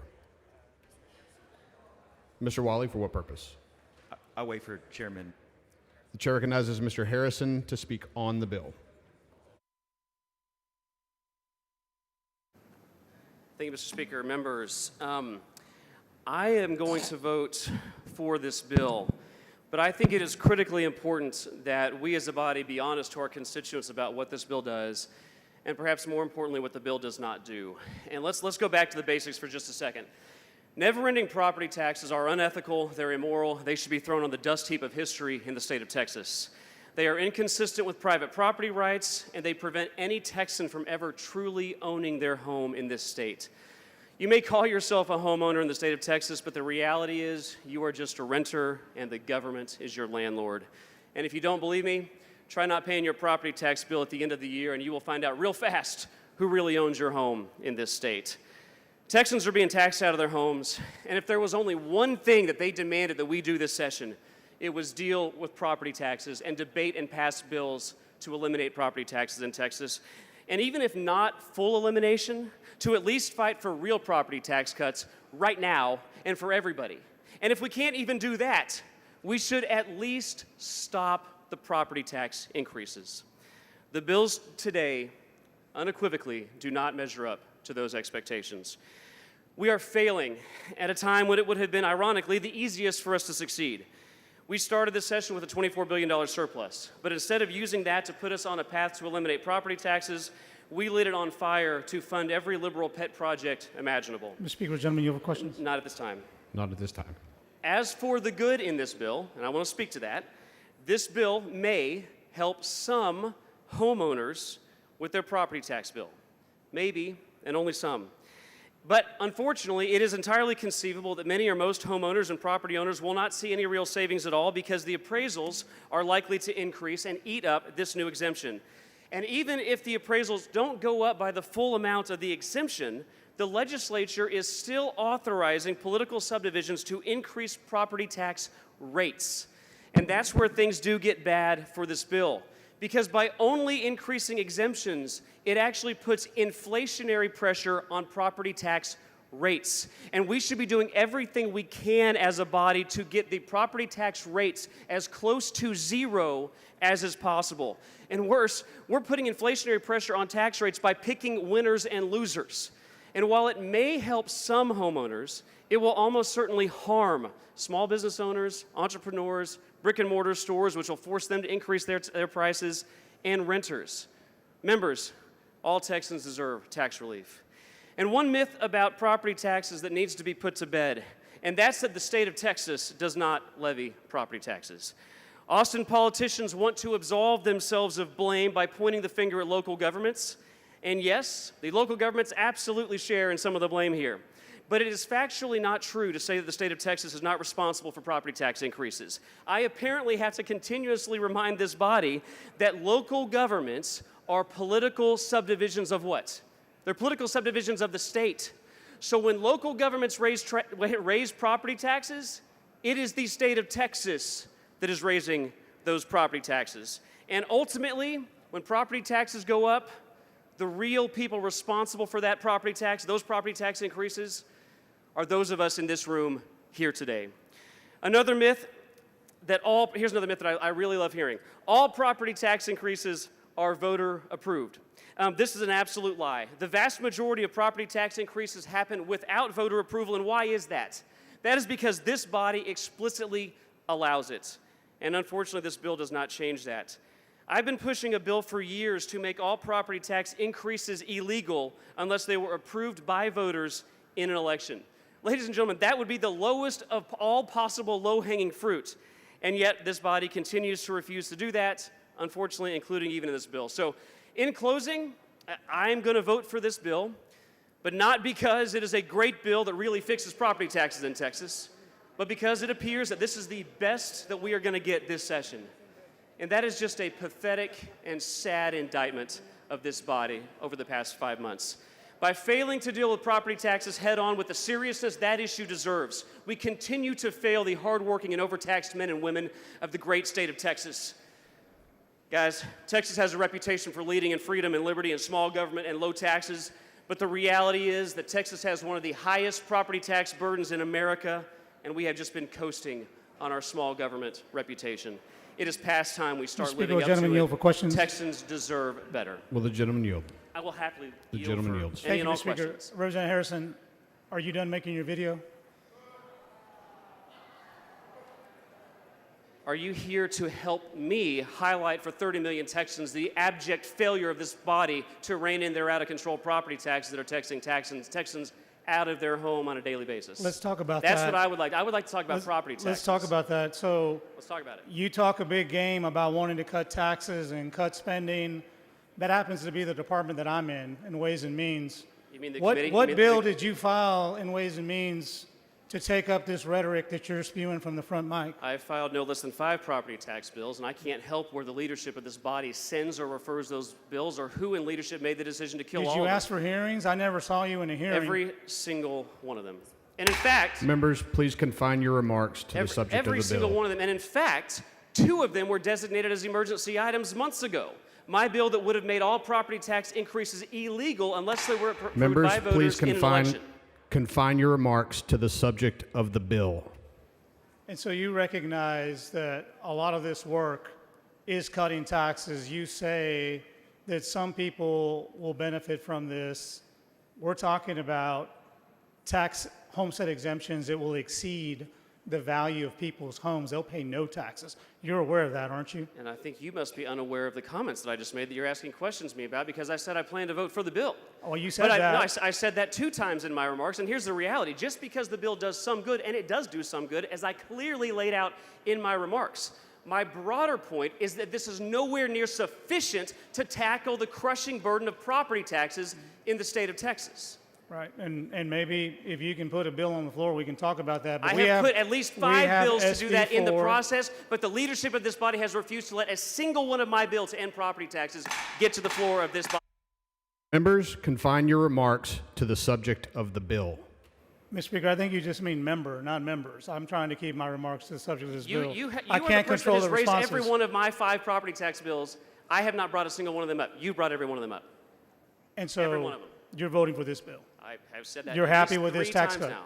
No, Well, then you should vote no. that's not true. I am going to take the small little bitty gain that this bill may represent. And if you had heard any of my remarks, you would have understood that. But simply because there are a handful of homeowners that might benefit from this bill, that does not mean that this bill is sufficiently satisfactory to tackle the biggest issue that And that that's our where constituents are facing. That's where we disagree. I don't think it's just a handful of tax owners. Do you? I know that it is, because we got 30 million Texans. We're talking about a $40,000 increase in the exemption. I know that political subdivisions all across the state are going to increase the appraisals by $40,000 or more, and I know that this body allows, even with those increased appraisals, to raise the effective tax rate by 2.5 to 3.5%. And I don't so I wanna- know for a fact that many Texans will see their property tax bills increase Right, at and the I end of don't this want to. session. I don't want to insult your intelligence. I know you read this bill. This is not an appraisal bill. You know that, right? I'm very well aware Okay, of you're that aware fact, of that, and you know that you've been admonished 3 times to talk about this bill. This is a tax You cut were bill. admonished for raising bills that were not before the body. And so, I'm not here to talk about appraisals. I'm not here to talk about You're the one talking local about appraisals spend. and asking me questions about appraisals, aren't I'm you? here to talk about the handful of people you think will benefit from this tax cut. I explained them in And I my will submit remarks. to you A handful of homesteaders may realize a small benefit. I have said that at least 4 times now. Are you And- having trouble hearing me, Representative? I'm sorry, can you say that again? Exactly. Yeah. And so, listen, I think what you do is undermine this process, how hard people work. It is not hard to come up with a number. It's hard to pay for a number. It's easy to make speeches. And this benefit in the area where I come from, maybe I don't live in the upscale neighborhoods of your district. The district that I represent that sends me up here. I don't think you are I wanna- familiar with very familiar Well, with Ellis County, Representative. Well, I will tell you, for many families in Bear County, where I come from, they will benefit significantly from this homestead exemption, and the bill to follow will add even more for the older Texans that are here. And I wish you shared the enthusiasm you do for the small number of Texans that this bill might possibly help, and channel that enthusiasm into helping every one of the 30 million Texans who are having their lives ravaged by out-of-control property taxes in the state of Texas. Gentleman's time has expired. The chair recognizes Mr. Meyer to close on the bill.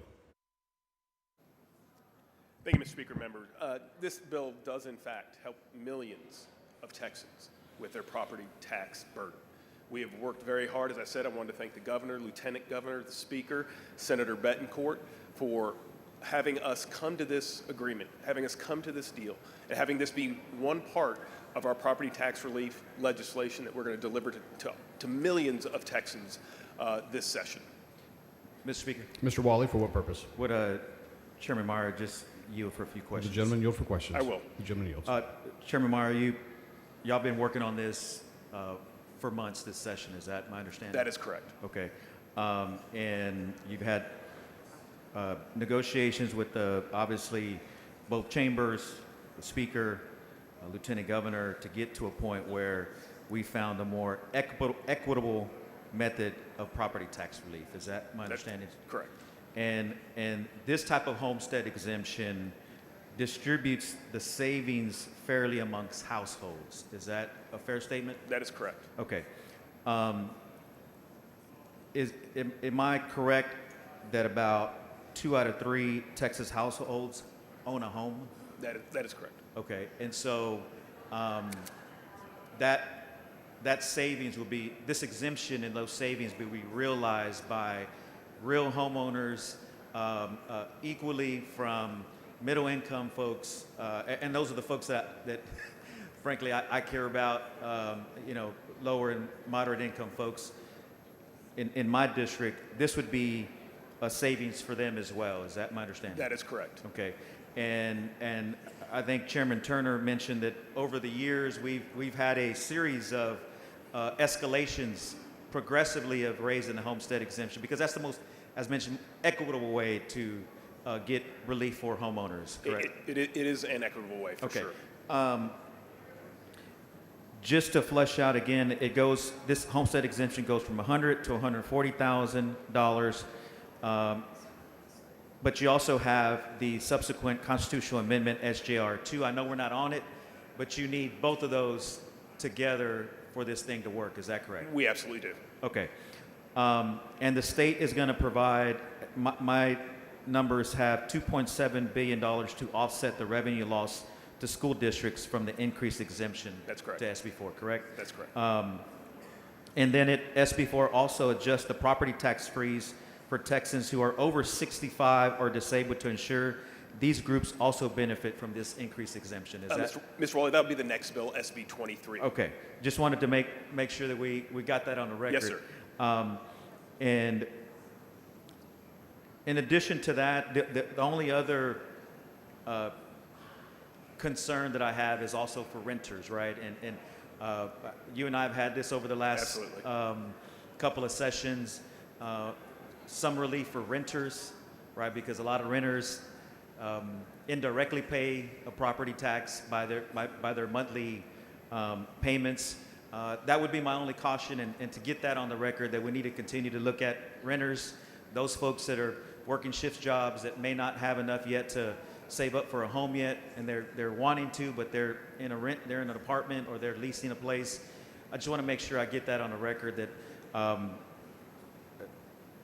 we also need to continue to look at renters and how we can help them as well, because they're taxpayers as well, whether indirectly or through sales tax. Absolutely. Mr. Wally, you have been a fantastic advocate for the renters for my 6 years of being chairman of Ways and Means, and I continue to look forward to working with you to help address their concerns as well. Well, thank you, Chairman. I appreciate the time this day. It's a big bill, so I'm glad we fleshed this out a little bit more. Thank you. Appreciate you. Yes, sir.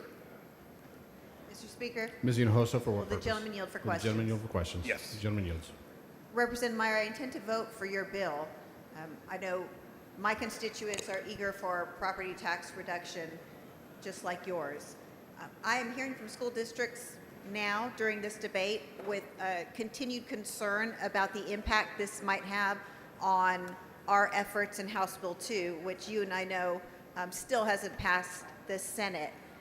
You offered an amendment. We voted that amendment that is supposed to fix any problem.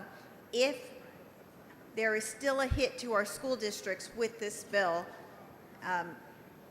and we figure that out, are you committed to working to make sure that we actually hold harmless our school districts through this legislation? I'm happy to continue to have conversations to protect our school districts. That was, of course, the intent and the effect of that amendment was to do just that. So I'm obviously happy to continue those conversations. Okay, I appreciate it because we all want property tax relief, but many of us cannot support doing it on the backs of our students in our neighborhood schools. And so I appreciate your willingness to work with us. Thank Understood. Mr. Speaker, Mr. Canales, for what purpose? would the gentleman yield for a few questions? Gentleman yields for questions. Gentleman yields. First, I want to thank you for your hard work. Property tax is one of the biggest issues that we deal with, not only at the breakfast table, but right here in this building. And I want to talk a little bit about what your bill doesn't do. And I'll be voting for it, by the way, but it doesn't affect the rate at which people are taxed, is it? That's a local concern. Yes, sir. Okay, so and it doesn't affect valuations or appraisals, does it? That is correct. That is done at the appraisal board level. So everybody I talk to says if we can't fix the rate, people are getting taxed out of their homes. This relief that you're talking about gives an exemption for homesteads. Is that correct? Yes, this provides homestead exemption. Up to what level? Up to $140,000. Now let me ask you, so I live in areas that have extremely impoverished areas that some of the houses, they're not worth $100,000. In fact, it's hard to find a house worth $140,000 in some of the areas. What happens to those districts where all those properties are now exempt and taken off, ostensibly taken off the tax roll?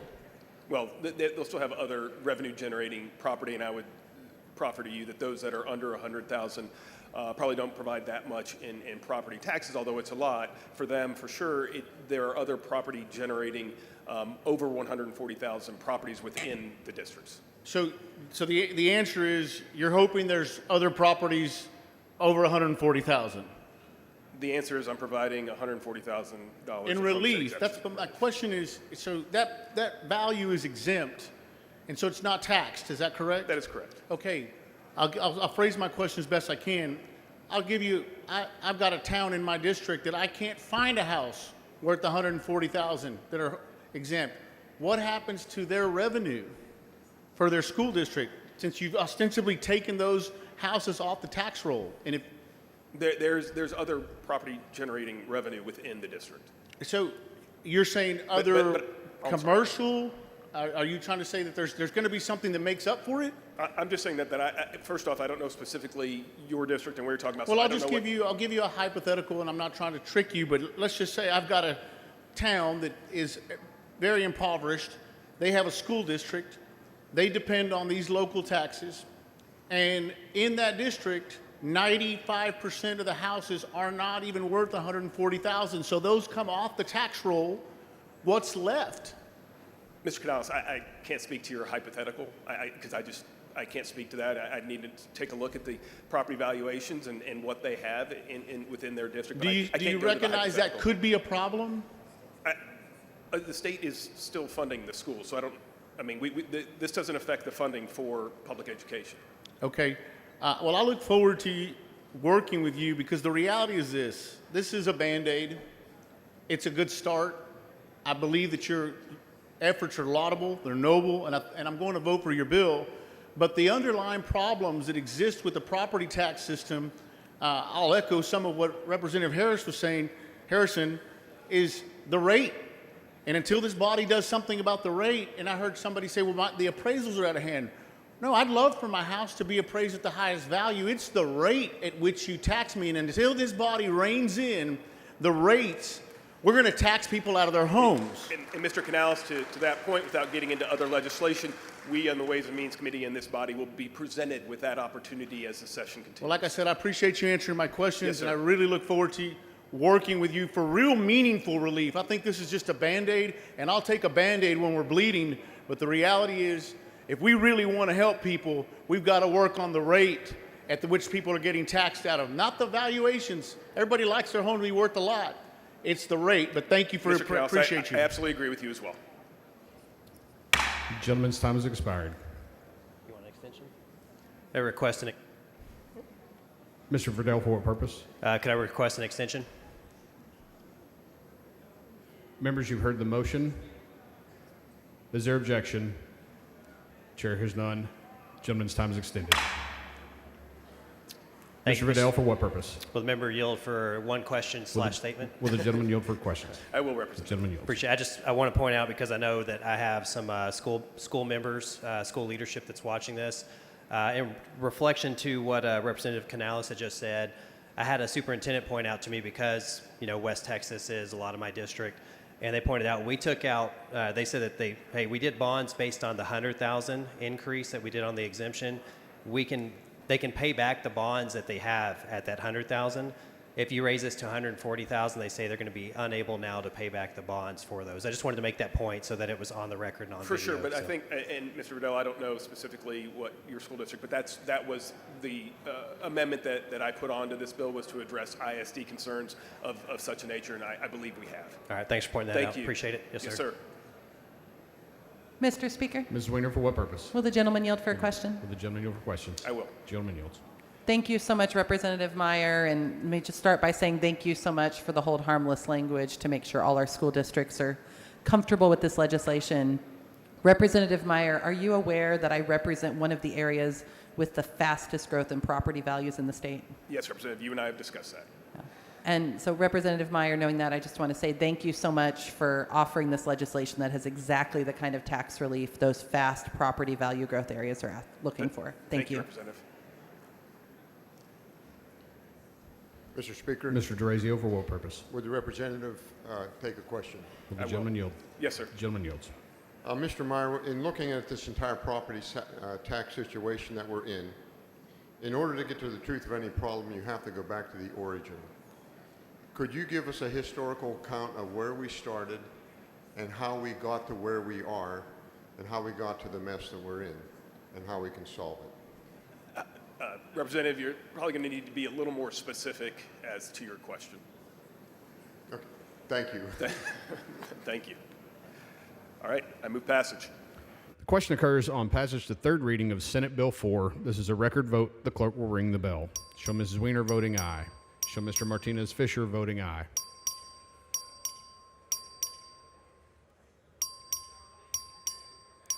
Have all voted? Show. Have all voted? There being 145 ayes, 0 nays, Senate Bill 4 is passed to third reading. The chair recognizes Mr. Martinez Fisher for a recognition. Thank you, Mr. Speaker and members. I'm proud to recognize the Democratic San Antonio Hill Country area county chairs who have joined us in the North Gallery. No matter what side of the aisle you are on, you recognize the hard work of county chairs back home, working hard every day. Some of them have come up here to Austin, and I wanted to recognize them. Joining me in the North Gallery here, we have Michelle Solis of Bexar County.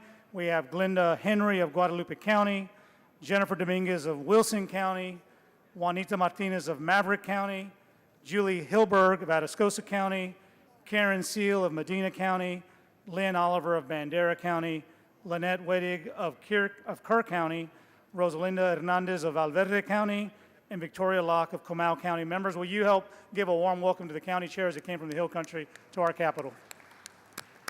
Thank you, Mr. Speaker. Members, it's the chair's intent for the House to take a brief lunch break. Mr. Meyer moves that the House stand in recess until 1 o'clock. Is there objection? The chair hears none, so ordered.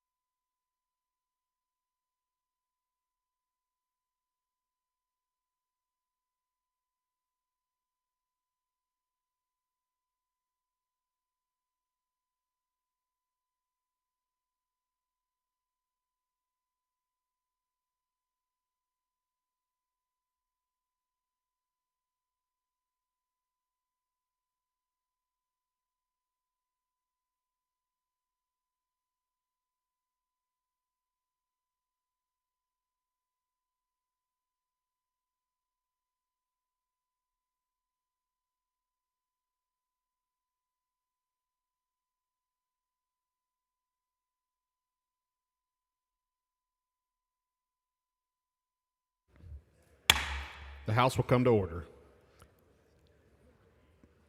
The chair lays out Senate Bill 2185 as a matter of postponed business on third reading. The clerk will read the bill. SB 2185 by Adam Hinojosa relating to bilingual education allotment under the public school finance system. The chair recognizes Mr. Munoz for a motion. Mr. Speaker, I move to postpone further consideration of SB 2185 until 2 p.m. today. Members, you've heard the motion. Is there objection? Chair hears none, so ordered. The chair lays out on second reading Senate Bill 23. The clerk will read the bill. SB 23 by Betancourt relating to an increase in the amount of the exemption from ad valorem taxation by school district of the appraised value of the residence homestead of a person who is elderly or disabled and the protection of school districts against certain losses in local revenue.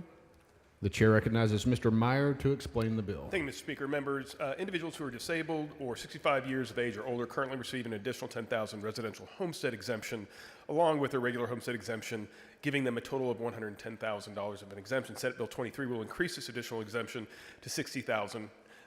If both homestead exemption measures are approved by voters, this would give the disabled and individuals over the age of 65 or older a total of $200,000 of a homestead exemption. This bill would apply beginning the tax year 2025 and would ensure that school districts are held harmless.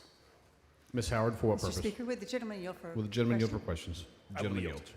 Thank you, Chairman Meyer. Just wanted to ask you, or maybe just say to you, thank you on behalf of myself and all the other elderly homeowners in this state that will benefit from this. Thank you for this. You're welcome, Representative. And I do have an amendment. The following amendment, the clerk will read the amendment. Amendment by Meyer. The chair recognizes Mr. Meyer to explain the amendment. All right, members, this amendment does what the amendment in SB 4 did.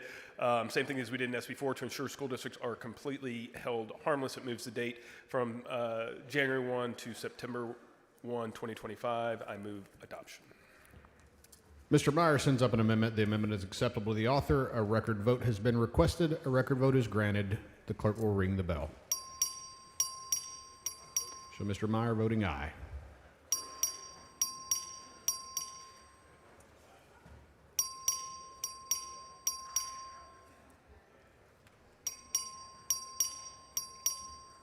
Have all voted. There being 139 ayes, 0 nays, Senate Bill 23 is passed to third reading. I'm sorry. Yeah, the amendment is adopted. Back it up, members.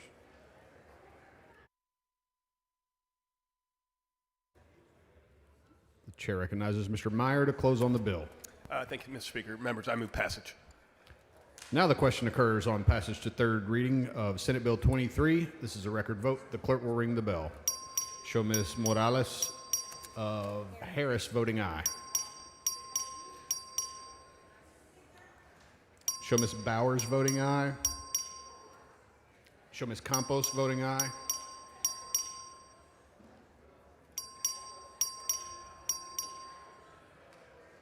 Have all voted. There being 142 ayes, 0 nays, Senate Bill 23 is passed to third reading.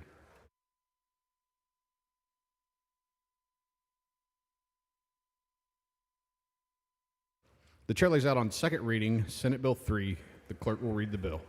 SB 3 by Perry relating to the regulation of consumable hemp products and the hemp-derived cannabinoids contained in those products, requiring a registration, imposing fees, creating criminal offenses, and providing an administrative penalty.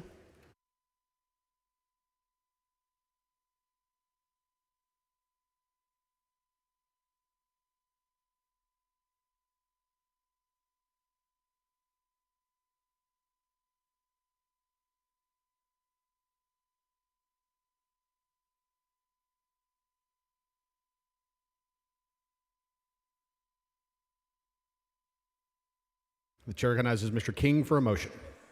Thank you, Mr. Speaker. I move to postpone further consideration of Senate Bill 3 to 3 p.m. today. Members, you've heard the motion. Is there objection? Chair hears none, so ordered.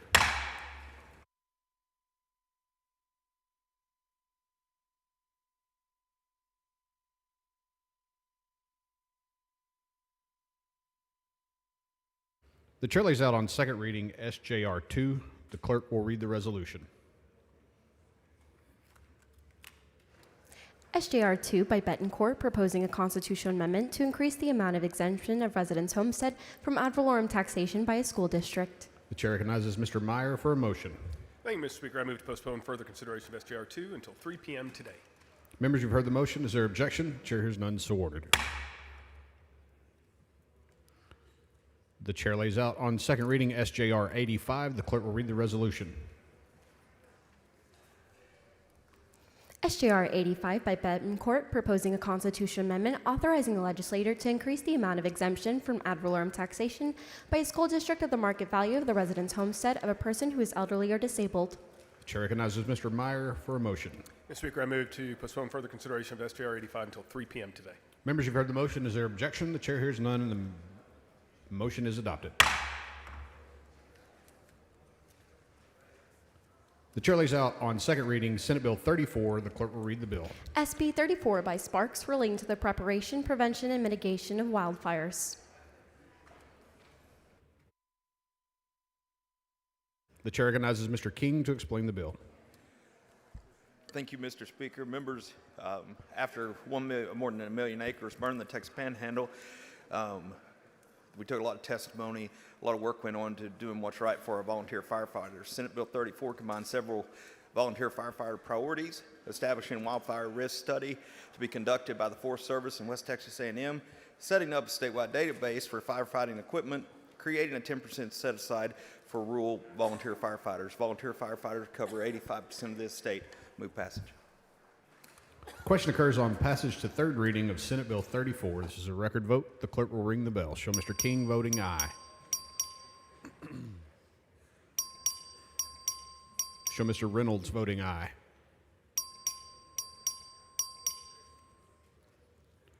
Have all voted. There being 142 ayes, 0 nays, Senate Bill 34 is passed to third reading. The chair lays out on second reading Senate Bill 60. The clerk will read the bill. SB 60 by Zaffarini, relating disposition by a public junior college library of certain library materials. The chair recognizes Mr. Dean to explain the bill. Thank you, Speaker. Members, SB 60 allows public junior colleges to donate library books if they are duplicates or no longer appropriate for the collection or have little to no monetary value. Move passage. Question occurs on passage to third reading of Senate Bill 60. This is a record vote. The clerk will ring the bell. Show Ms. Bowers voting aye. Show Mr. Reynolds voting aye.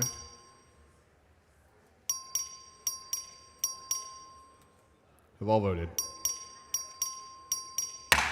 Being 142 ayes, 0 nays, Senate Bill 60 is passed to third reading.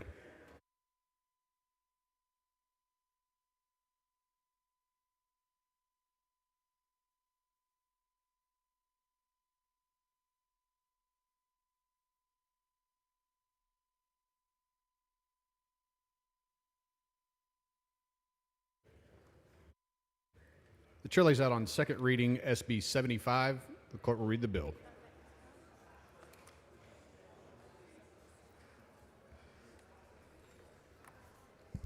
SB 75 by Hall, relating to the resilience of the electric grid in certain municipalities. The chair recognizes Ms. Bowers for a motion. Mr. Speaker, I move to postpone further consideration of SB 75 until 2 p.m. today. Members, you've heard the motion. Is there objection? Chair hears none, so ordered. Mr. Speaker, Mr. Money, for what purpose? I move to have all of the discussion about SB 4 reduced to writing and put into the journal, please. Members, you've heard the motion. Is there objection? The chair hears none, so ordered. The chair recognizes Mr. Hefner for a motion.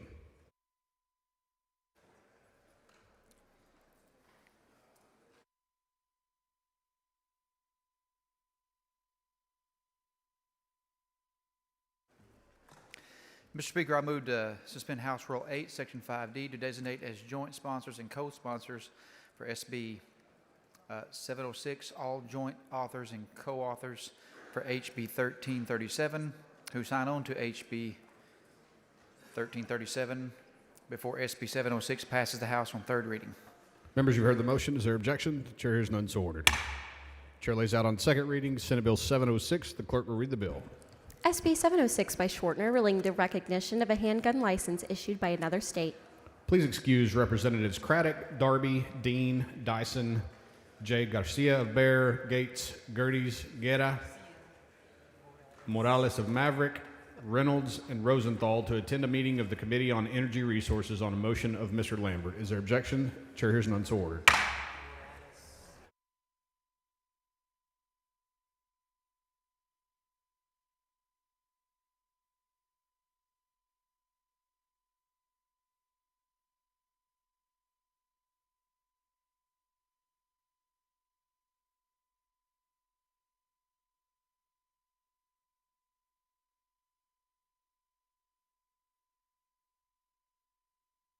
Chair recognizes Ms. Isaac to explain the bill. Thank you, Mr.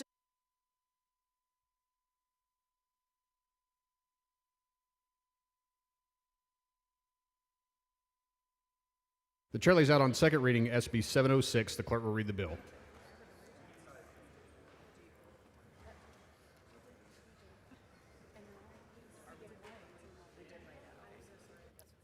The chair recognizes Ms. Isaac to explain the bill.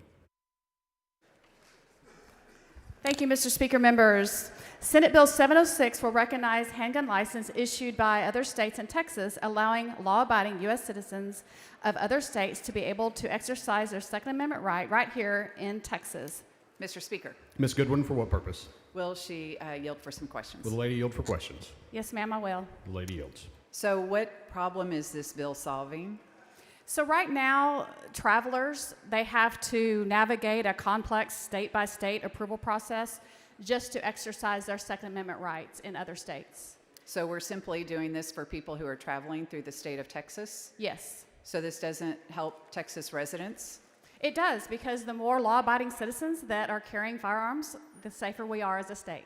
But you just said this was for people who are traveling, not for Texans. Correct. So more law-abiding citizens that are traveling through Texas who have firearms protecting themselves helps Texas. So they're going to stop on a trip and then defend themselves with guns, killing Texas residents. Hopefully they wouldn't have to, but you know what? This would allow them to defend themselves if they need to be. Okay, so what are the ramifications? I believe that we have heard this bill in prior sessions, and I don't think it has passed previously, or maybe it passed the House and not the Senate. Can you tell me what are the consequences and maybe what has kept us from passing this bill in the past? So right now, 43 other states, we recognize 43 other states licensed to carry, and 20 other states now have universal recognition. So, and right now, our governor is required to either negotiate an agreement with another state to provide this option or issue a proclamation. So now our governor does not have to have to negotiate or issue a proclamation.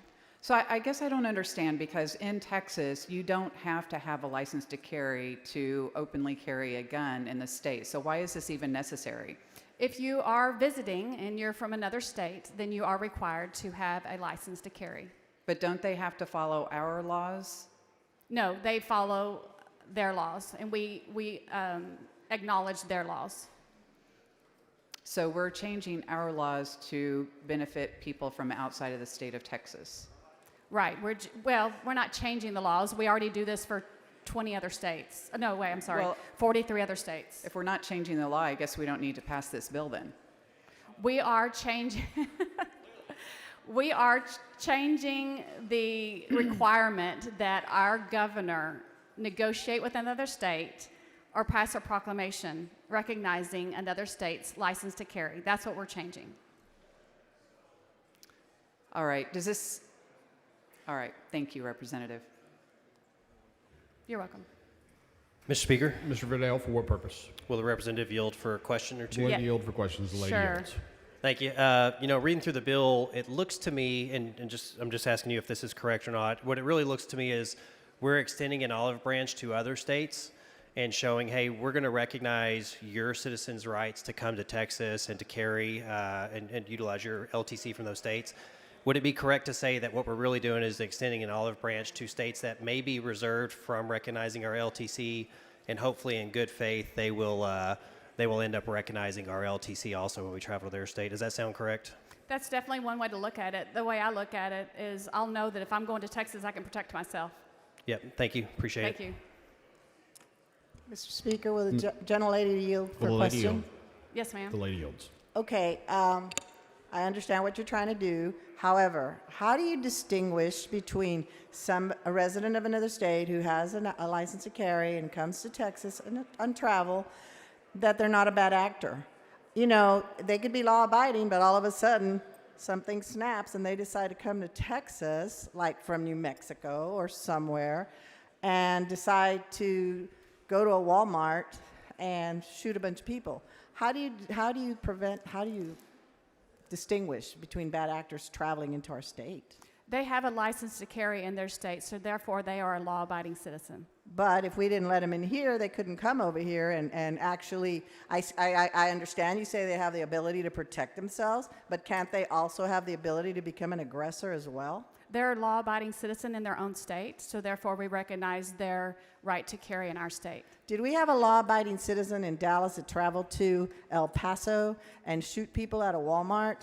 How was that situation? I mean, I know that was in-state, so that was intrastate travel, but on an interstate, what would you say that somebody just as evil in New Mexico would travel to Texas and, you know, be law-abiding and then take it out on our citizens because he doesn't like Hispanics or whatever, like the one in El Paso did? How would we even know that we'd be able to prevent that? I think you're making my case for me because sometimes some people can do evil and try to hurt people, and this would allow anyone in our state who's a law-abiding citizen from another state to protect themselves while they're in our state. No, but what if that person is the evil person and is considered a law-abiding citizen in their state, just like I'm sure the guy in Dallas was considered law-abiding in our state and traveled? What if he came from across the state and was no longer law-abiding because he chooses to shoot people he does not like? Criminals do not obey the law.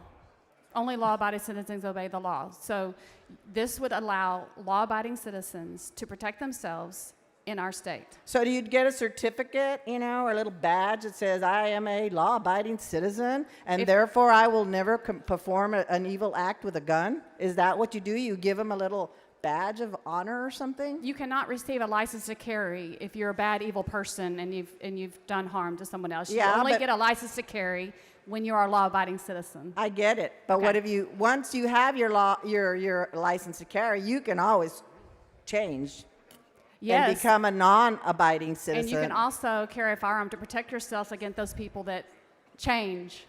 No, I'm talking about that person who once was law-abiding in one state, comes to Texas and becomes a non-law-abiding citizen and shoots people in our state.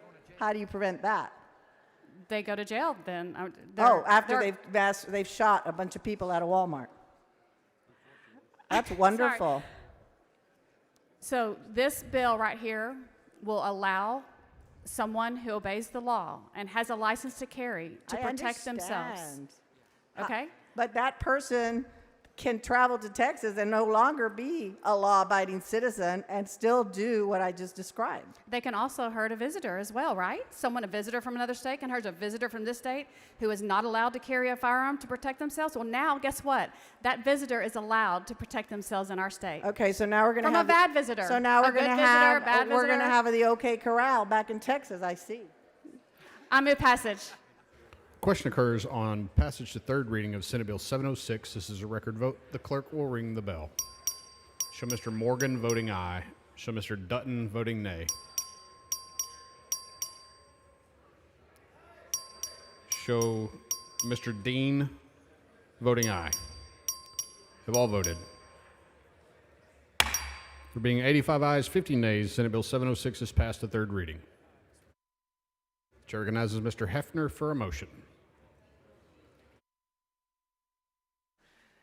Mr. Speaker, I move to suspend House Rule 8, Section 5D for SB 1814 to designate the following members as joint sponsors.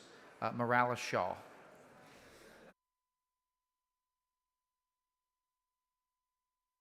Members, you've heard the motion. Is there objection? The chair hears none, so ordered.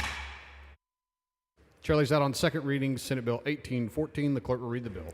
SB 1814 by Hancock, relating the creation and maintenance of an electronic database to provide information to certain members of the United States Armed Forces regarding the resources and benefits provided to veterans. The chair recognizes Mr. Hefner. Thank you, Mr. Speaker.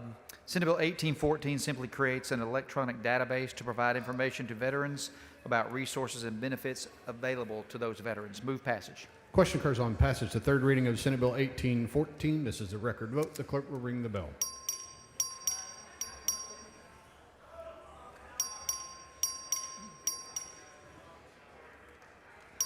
You've all voted. Being 132 ayes, 0 nays, Senate Bill 1814 is passed to third reading. The chair lays out on second reading Senate Bill 1220. The clerk will read the bill. SB 1220 by Hughes, relating to the subject matter jurisdiction of the criminal trial courts of this state. The chair recognizes Mr. Smithy. Thank you, Mr. Speaker. This bill aims to basically cure a problem caused by the Court of Criminal Appeals opinion, and it makes clear that our courts have subject matter jurisdiction of criminal trials, is not conditioned on exhaustion of civil remedies. I'd move passage. Question occurs on passage to third reading of Senate Bill 1220. This is a record vote. The clerk will ring the bell.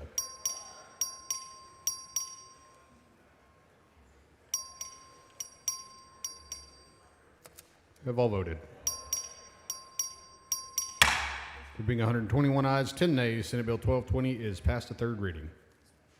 Chair recognizes Mr. Hefner for a motion.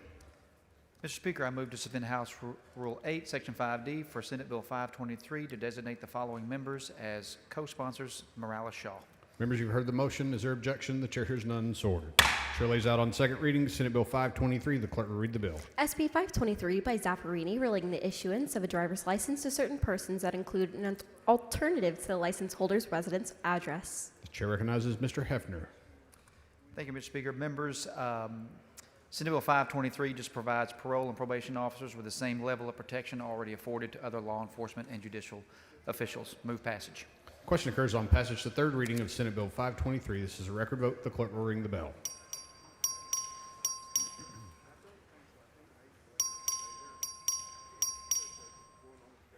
Well voted. Being 132 ayes, 0 nays, Senate Bill 523 is passed to third reading. Chair lays out on second reading Senate Bill 565. The clerk will read the bill. SB 565 by Perry, relating the compliance agreement for the suspension of an enforcement action against a regional water supply, sewer, wastewater treatment, or solid waste disposal service for certain violations. The chair recognizes Ms. Harris Davila. Thank you, Mr. Speaker. Members, SB 565 is a cleanup of HB 3232 from last session, which gave TCEQ the option to enter into a safe harbor agreement with a large water system acquiring a small water system with compliance issues. SB 565 simply clarifies that all types of retail public utilities are eligible for the HB 3232 safe harbor agreements, and I move passage. The question occurs on passage to third reading of Senate Bill 565. This is a record vote. The clerk will ring the bell.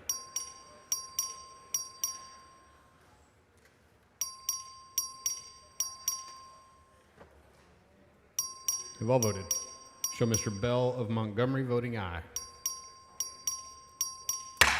Being 134 ayes, 0 nays, Senate Bill 565 is passed to third reading. The chair lays out on second reading Senate Bill 1253. The clerk will read the bill. SB 1253 by Perry, relating the authority of a political subdivision to provide certain credits against impact fees to builders and developers for certain water conservation and reuse projects. Chair recognizes Mr. Bell of Montgomery.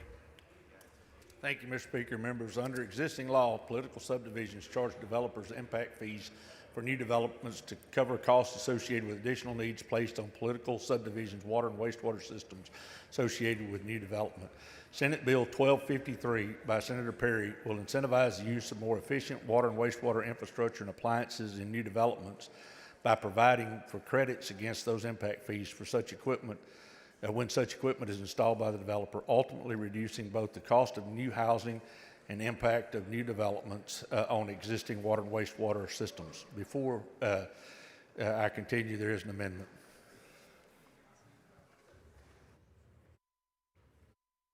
The following amendment, the clerk will read the amendment. Amendment by Bella Montgomery. Chair recognizes Mr. Bell to explain the amendment. Thank you, Mr. Speaker. Members, the amendment removes the word flood control from the bill and maintains the focus on more efficient water and wastewater infrastructure and appliances in new developments. It's agreed to by the Senate. Move adoption. Mr. Bell sends up an amendment. The amendment is acceptable to the author. However, a record vote has been requested. The clerk will ring the bell. Show Mr. Bell of Montgomery voting aye.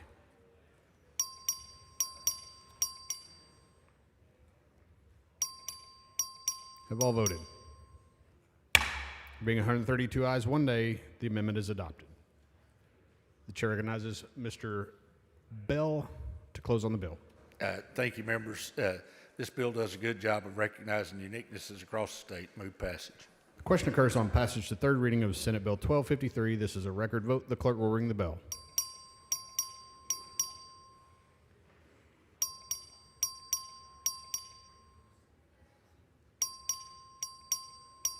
Have all voted?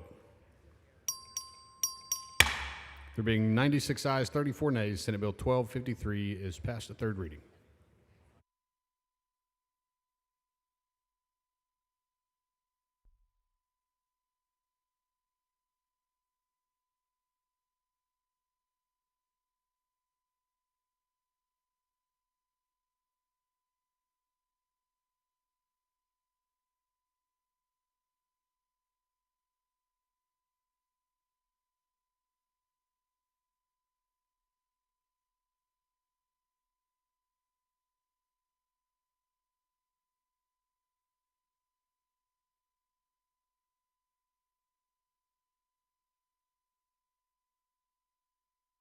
Chair recognizes Dr. Lalani for a motion. Mr. Speaker, I move to suspend Rule 8, Section 5D for SB 840 to designate the following members. Joint sponsor, Representative Cole. Co-sponsor, Representative Tellerico, and Representative Mary Gonzalez. Members, you've heard the motion. Is there objection? The chair has none, so ordered. Mr. Harrison, for what purpose? Hey, Chair, I'd just like to move to have all the remarks regarding SB 4 reduced to writing and placed in the journal. Members, you've heard the motion. Is there objection? The chair has none, so ordered.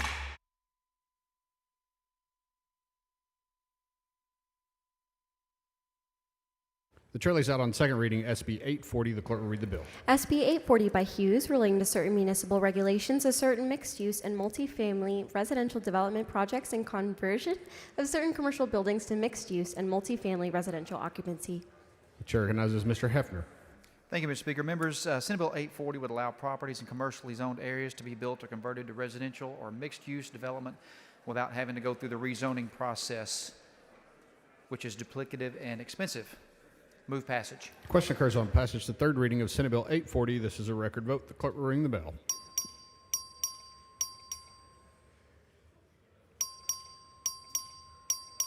Have all voted? There being 108 ayes, 23 nays, Senate Bill 840 is passed to third reading.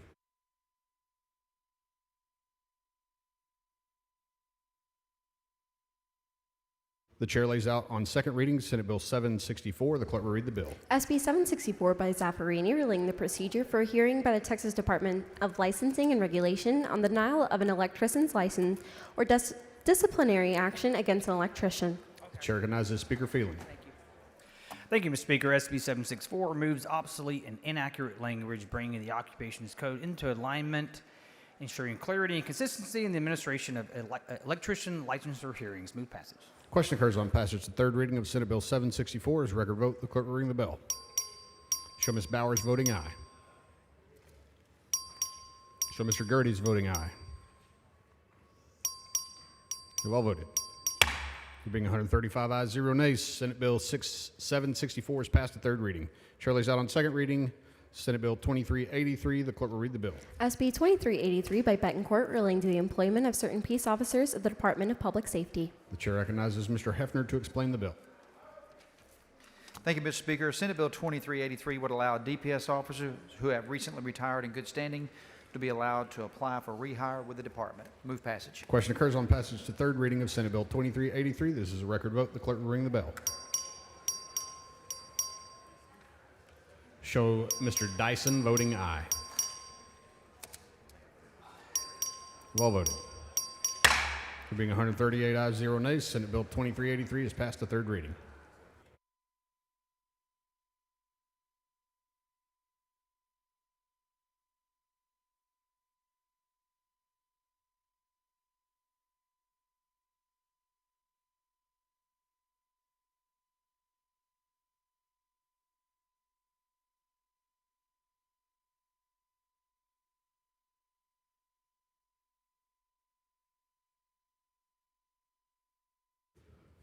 The chair lays out on second reading Senate Bill 2155. The clerk will read the bill. SB 2155 by Perry, relating to the regulation of veterinary professionals and facilities by the State Board of Veterinary Medical Examiners and the temporary administration of the Board of the Department of Licensing and Regulation. The chair recognizes Mr. Kitzman.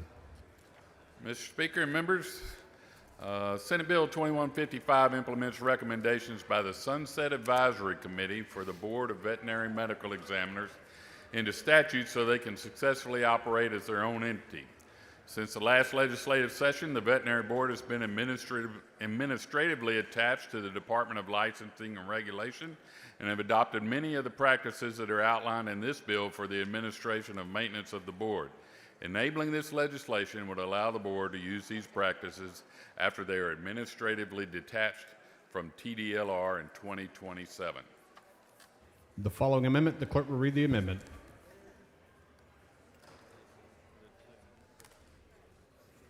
Amendment by Kane. Chair recognizes Mr. Kane to explain the amendment. Thank you, Mr. Speaker. Members, today I'm laying out an amendment to this bill which makes a common sense update to how veterinary care is delivered in Texas. Right now, veterinarians can and do use telemedicine, but only after they've seen the animal in person first. So we already know telemedicine works and it's safe. Go ahead. Mr. Speaker. Mr. Money, for what purpose? Will the gentleman yield for some Will questions? the gentleman yield for questions? I do. The gentleman yields. Mr. Kane, isn't the subject of this amendment part of a House bill that was heard by the Ag and Livestock Committee earlier this year? I mean, yes, the concept of telemedicine what was heard. That was a bill by Representative Janie Lopez. I believe bill number was 3364. And also a similar bill, the identical companion by Senator Nathan Johnson, Senate Bill 1442, has been received by the House as well. But that bill was voted out of the Committee on Agriculture and Livestock 8-0. And would you agree that this amendment simply gives vets an option to use telemedicine when it's appropriate or when, especially when an in-person visit is either impractical or not available? Yeah, absolutely. In fact, we can look at it. I mean, there's plenty of times that it's needed. This would be really super for beneficial. example, I live in a somewhat rural area, and sometimes I've had situations where I had a small pet that had an emergency overnight. We're 45 minutes away from any vet that has 24/7 kind of service, and so in that kind of case, I would be able to call a telemedicine vet and maybe get some answers of what I need rather than putting a sick or injured pet in the car for an hour. It would let you do exactly what the law actually currently allows for an infant, a child. I mean, for a doctor to see a baby by telehealth, they don't have to have seen that child in person, but for some reason our laws require for a dog to be seen in person before there can be a telehealth visit. So yes, this would reduce costs for pet owners. It would expand access to veterinary care in rural areas like you're saying. It's greatly needed. In fact, I think it's important to note for the body that the Fifth Court of Appeals in 2024 held in a ruling that highlighted the hypocrisy of this because it's allowed for humans, babies, infants, but it's not allowed for dogs. And to quote from the case, which I think is important, in Hines v. Purdue, the United States Court of Appeals for the Fifth Circuit ruled that the ban on this, as applied, held that the state's requirement for an in-person exam violated the veterinarian's First Amendment rights. And to quote, the court found that Texas imposed stricter telemedicine requirements for veterinarians treating animals than for physicians treating human patients. Writing for the court, Judge Don Willett observed, exam-free telehealth, turns out, is fine for your Uncle Bernard, but not for your St. Bernard. That's right. And so the same logic applies here. Vets are professionals. They're going to use their professional judgment. If they're able to make decisions based on a visual view and telemedicine or based on the owner's explanation of what's going on, they're going to do so. And if they're not able to do that, then they're going to say, bring them in. I'm going to need to look at the animal myself, right? Yeah, that's correct. Look, other states are, of course, already doing this, like Florida. Gosh, tired of Florida always beating us to the punch. Idaho and Arizona. But to remind you, when the court was looking at this, because people were wondering, is this about health and safety? The court said that Texas could not provide a single case where telemedicine harmed an animal. Well, I think this is a great amendment. It's going to help people like people in my district that might need 24-hour vet care or may have to drive a long way. It's going to help veterinarians be able to expand their practice in a cost-effective way, and I hope that people will support this amendment. Thank you. Members, I move adoption. Mr. Kane sends up an amendment. A record vote has been requested. A record vote is granted. The clerk will ring the bell. Show Mr. Kitzman voting aye. Show Mr. Lambert voting aye. Show Mr. Bell of Kaufman voting aye.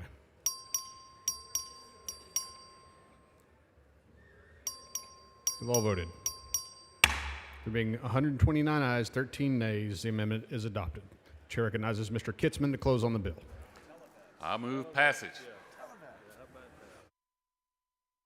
The question occurs on passage to third reading of Senate Bill 2155. This is a record vote. The clerk will ring the bell. Show Mr. Bell of Kaufman voting aye, Mr. Kitzman voting aye, Mr. Canales voting aye.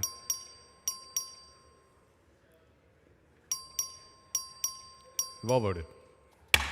Being 126 ayes, 16 nays, Senate Bill 2155 is passed to third reading. The chair recognizes Mr. Canales for recognition. Thank you, Mr. Speaker, members. It's my extreme pleasure to welcome some of my constituents from the Rio Grande Valley. Quick floor recognition to Naomi Saucedo and Sofia Salazar, who are from FAR San Juan Alamo North High School sophomores, led by the drama director Jacqueline Garza. They are accomplished academic and theater students who qualified the state UIL theatrical design and UIL prose interpretation. This past month, they placed in the top 8 students for those events in Division 5A. Welcome to your Texas capital.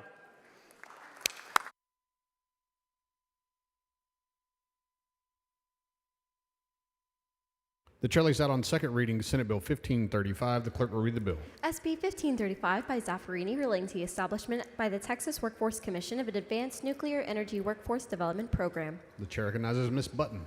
Thank you, Mr. Speaker. Members, as Texas' nuclear energy sector grows, employers struggle to fill positions that require specialized technical skills.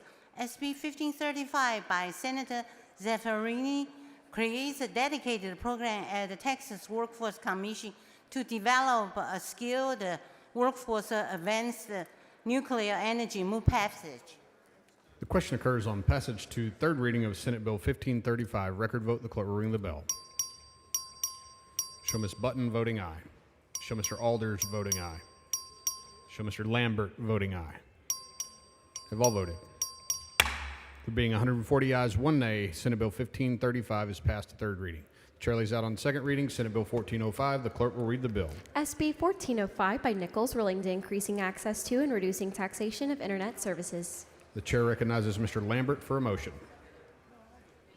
Mr. Speaker, I move to postpone further consideration of Senate Bill 1405 until 10 a.m. Wednesday, May the 21st. Members, you've heard the motion. Is there objection? The chair hears none, so ordered. The chair lays out on second reading Senate Bill 1423. The clerk will read the bill. SB 1423 by Hughes relating designation of a portion of the Farm to Market Road 2275 in Gregg County as the Bill Stout Parkway. The chair recognizes Mr. Dean. Thank you, Mr. Speaker. Members, SB 1423 renames a portion of FM 2275 in Gregg County as Bill Stout Parkway. Mr. Speaker, I have an amendment. Question. Members, we're waiting on an amendment.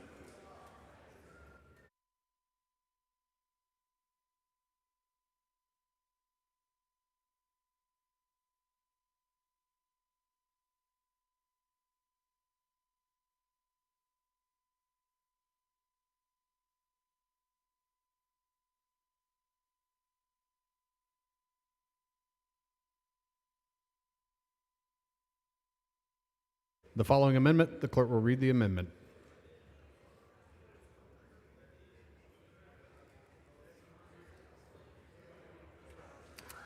Amendment by Dean.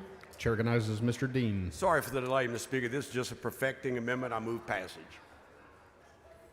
Mr. Dean sends up an amendment. Mrs. Weiner, for what purpose? Mr. Speaker, will the gentleman yield for a question? Gentleman on the yield for questions. Me? Yes. Oh. Okay. Thank you, Representative gentleman Dean. I'm happy to waive my questions now that the amendment pulled up. Thank you, ma'am. Move passage. Mr. Dean sends up an amendment. The amendment is acceptable to the author. However, a record vote has been requested. The clerk will ring the bell.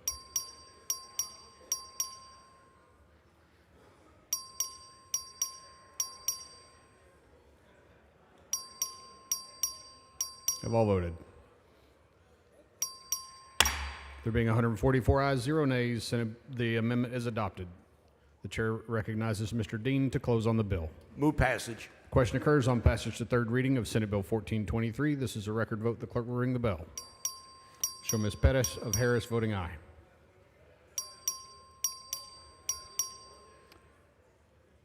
Have all voted? There being 142 ayes, 0 nays, Senate Bill 1423 is passed to third reading. Chair lays out on second reading Senate Bill 1566. The clerk will read the bill. SB 1566 by Betancourt, relating the connection of utilities by certain entities in certain subdivisions formerly located in municipalities' extraterritorial jurisdiction. Chair recognizes Mr. Darby. Thank you, Mr. Speaker. Members, SB 1566 ensures that landowners who lawfully remove their property from a city's ETJ under the law can access utility services without needing a city-issued plat. With that, I move passage. The question occurs on passage to third reading of Senate Bill 1566. This is a record vote. The clerk will ring the bell.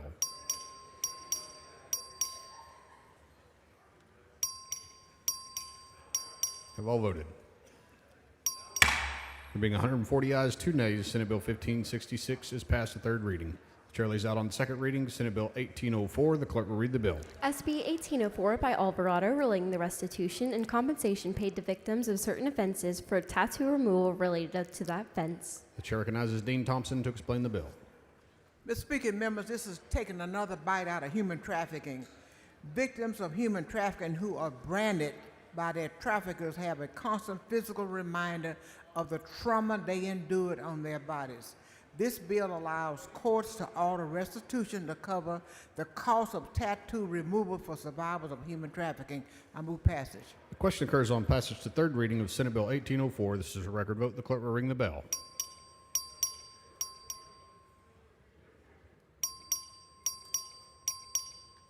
Have all voted? Being 144 ayes, 0 nays, Senate Bill 1804 is passed to third reading. Chair lays out on second reading Senate Bill 1728. The clerk will read the bill. SB 1728 by Perry, relating the participation of certain juvenile justice entities in Jobs and Education for Texans grant program. Chair recognizes Dr. Lalani.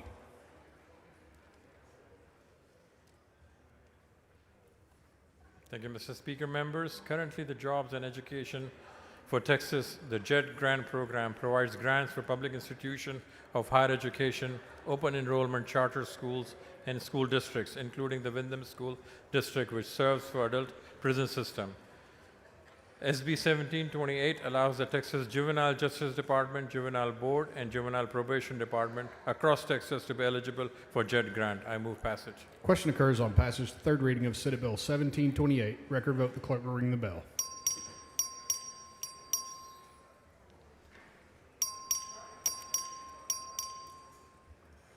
Have all voted? Being 92 ayes, 50 nays, Senate Bill 1728 is passed to third reading. Chair lays out on second reading Senate Bill 1816. The clerk will read the bill.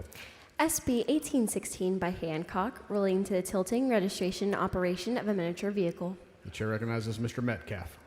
Thank you, Mr. Speaker. Members, Senate Bill 1816 codifies what Texas Department of Motor Vehicles recently did in their decision for miniature vehicles. I move passage. Question occurs on passage to third reading of Senate Bill 1816. This is record vote. The clerk will ring the bell. Show Mr. Lambert voting aye. Have all voted? Being 141 ayes, 1 nay, Senate Bill 1816 is passed to third reading. Chair lays out on second reading Senate Bill 1952. The clerk will read the bill. SB 1952 by Paxson, relating the administration and operation of the school health and related service program. The chair recognizes Ms. Hull. Thank you, Mr. Speaker. Members, this bill ensures proper billing and reimbursement for schools participating in the SHARS program by moving its administration from TEA to HHSC. Move passage. Question occurs on passage to third reading of Senate Bill 1952. This is a record vote. The clerk will ring the bell.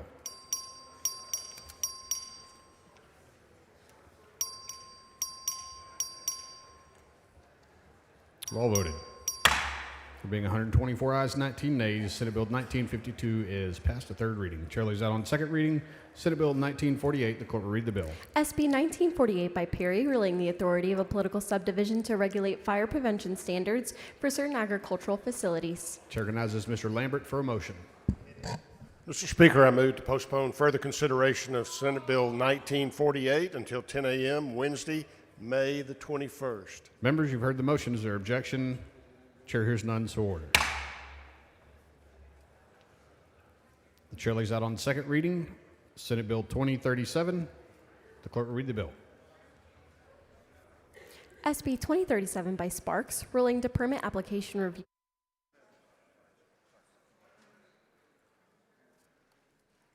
Relating to permit application review and contested cases procedures for environmental permits involving a project to construct or modify a liquefied natural gas export terminal authorizing a fee.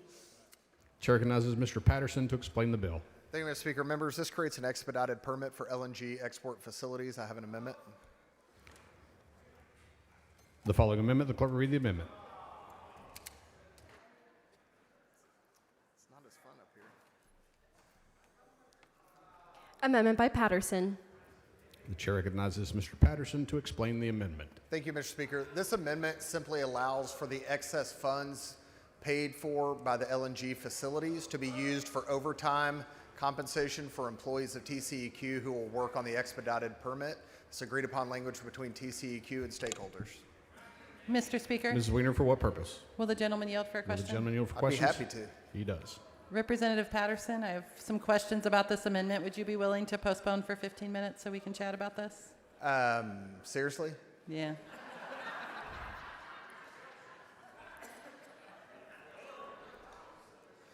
I'll give you 15. Thank you.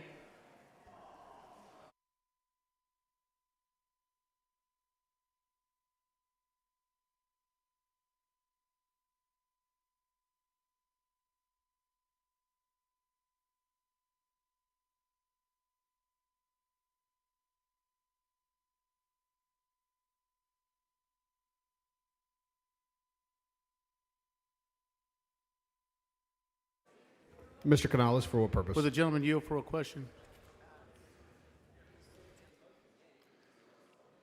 The gentleman is about to make a motion.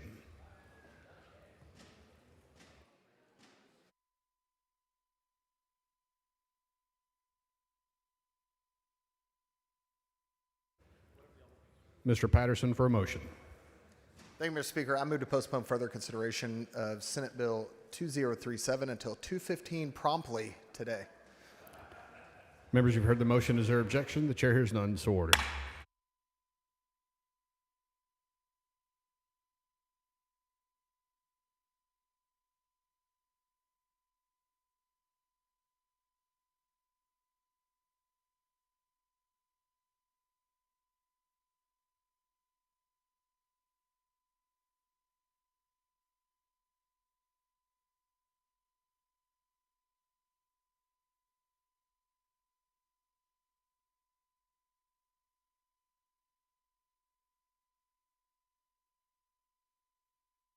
Chair recognizes Mr. Wilson for a motion.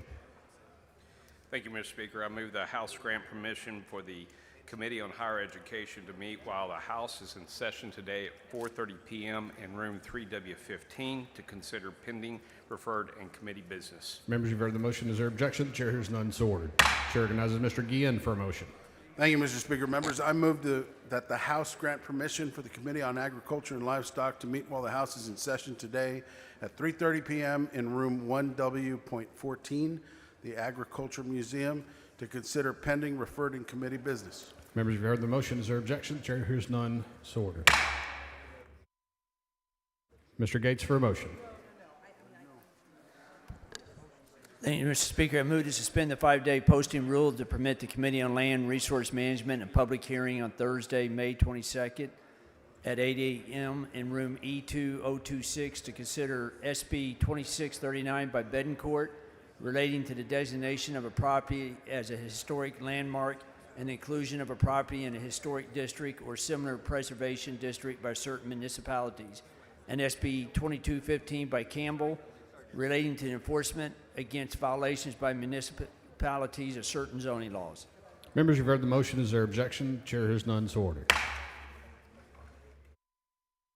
The following announcements, the clerk will read the announcement.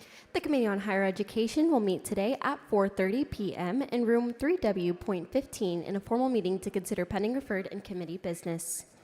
The Committee on Agriculture and Livestock will meet today at 3:30 p.m. in room 1W.14 Agricultural Museum in a formal meeting to consider pending, referred, and committee business. The Committee on Public Health will meet today upon final recess at desk 52 in a formal meeting to consider pending referred and committee business. The Committee on Elections will meet today upon final recess at desk 40 in a formal meeting to consider pending referred and committee business.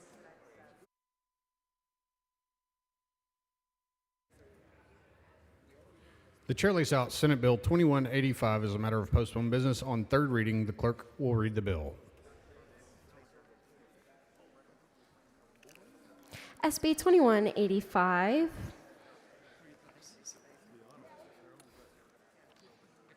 By Adam Hinojosa, relating to the bilingual education allotment under the public school finance system.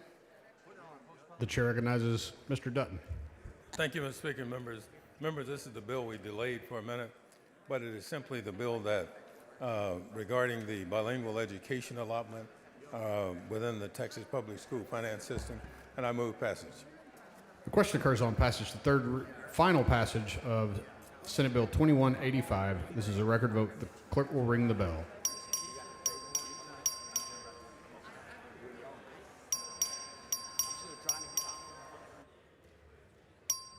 You've all voted. There being 76 ayes, 57 nays, Senate Bill 2185 is finally passed.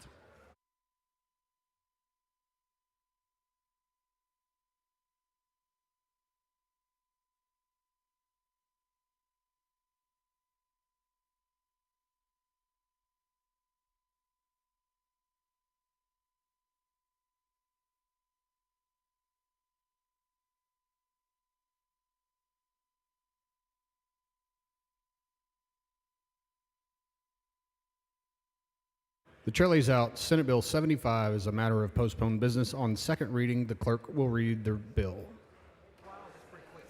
SB 75 by Hall, relating to the resilience of the electric grid in certain municipalities. The chair recognizes Colonel Wilson. Thank you, Mr. Speaker. Members, Senate Bill 75 creates the Texas Grid Security Commission under the Texas Department of Emergency Management. The commission will work with state agencies to make annual recommendations to ERCOT, PUC, and the legislature on the risk and vulnerabilities of our critical infrastructure, both natural and man-made, as well as methods for the state to best keep that infrastructure safe and secure from all risk. And I have an amendment. The following amendment, the clerk will read the amendment. Amendment by Wilson. Chair recognizes Mr. Wilson. Thank you, Mr. Speaker. Members, this amendment just fixes some drafting errors, grid to grids, and so forth like that. I move adoption. Mr. Wilson sends up an amendment. The amendment is acceptable to the author. However, a record vote has been requested. The clerk will ring the bell.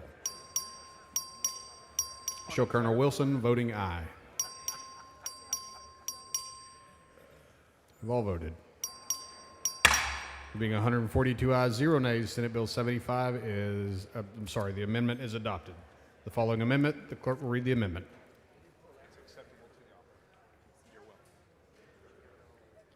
Amendment by Slauson. Chair recognizes Ms. Slauson. Thank you, Mr. Speaker and members. This amendment just requires generators and transmission and distribution service providers within ERCOT to participate in a tabletop exercise with law enforcement in the PUC. I believe this amendment is acceptable to the author, and I move adoption. Ms. Slauson sends up an amendment. The amendment is acceptable to the author. A record vote has been requested. The clerk will ring the bell. Show Colonel Wilson voting aye. Show Ms. Button voting aye. They've all voted. There being 142 ayes, 0 nays, Senate Bill, the amendment is adopted. The chair recognizes Colonel Wilson to close on the bill. Members, let's secure our grid. Move passage. The question occurs on passage to third reading of Senate Bill 75. This is a record vote. The clerk will ring the bell. Show Ms. Button voting aye. They've all voted. Being 143 ayes, 0 nays, Senate Bill 75 is passed to third reading. Chair lays out on second reading Senate Bill 2068. The clerk will read the bill. SB 2068 by Betancourt, relating to the duty of an appraisal district to keep confidential certain identifying information provided by a property owner. The chair recognizes Ms. Troxclair. Thank you, Mr. Speaker. Members, this bill would formally protect children's names, ages, home address, and phone numbers from public disclosure. Move passage. The question occurs on passage to third reading of Senate Bill 2068. This is a record vote. The clerk will ring the bell. Show Ms. Button voting aye, Ms. Troxclair voting aye. We've all voted. There being 141 ayes, 0 nays, Senate Bill 2068 is passed to third reading.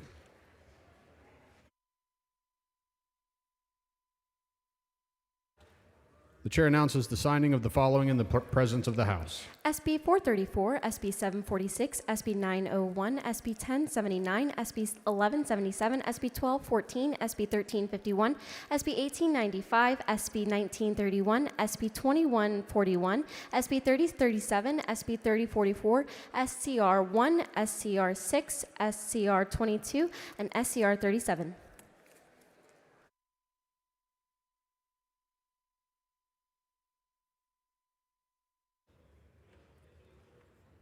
The chair lays out on second reading Senate Bill 1455. The clerk will read the bill.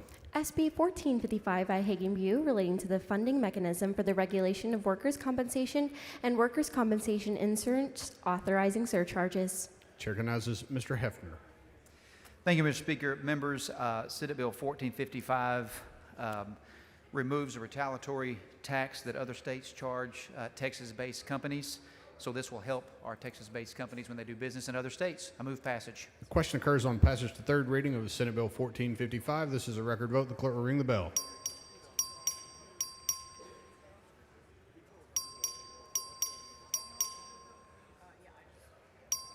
All voted.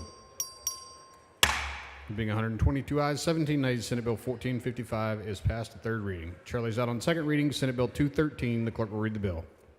SB 213 by West relating to prohibiting insurancer from requiring the bundling of personal lines, property, or casualty insurance policies. Chair recognizes Mr. Dean. Mr. Speaker, members, this bill addresses the practice of forced bundling of home and auto insurance. SB 213 establishes that forced bundling is an unfair method of competition in the insurance business, and I move passage. Question occurs on passage to third reading of Senate Bill 213. Record vote. The clerk will ring the bell.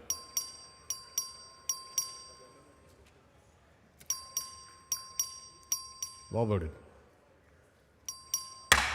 Being 141 ayes, 1 nay, Senate Bill 213 is passed to third reading. Chair lays out on second reading Senate Bill 243. The clerk will read the bill.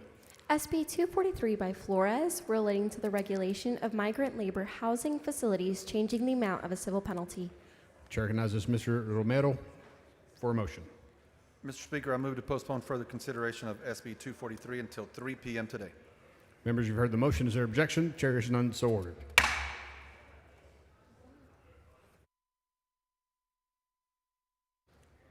Chair lays out on second reading Senate Bill 627. The clerk will read the bill.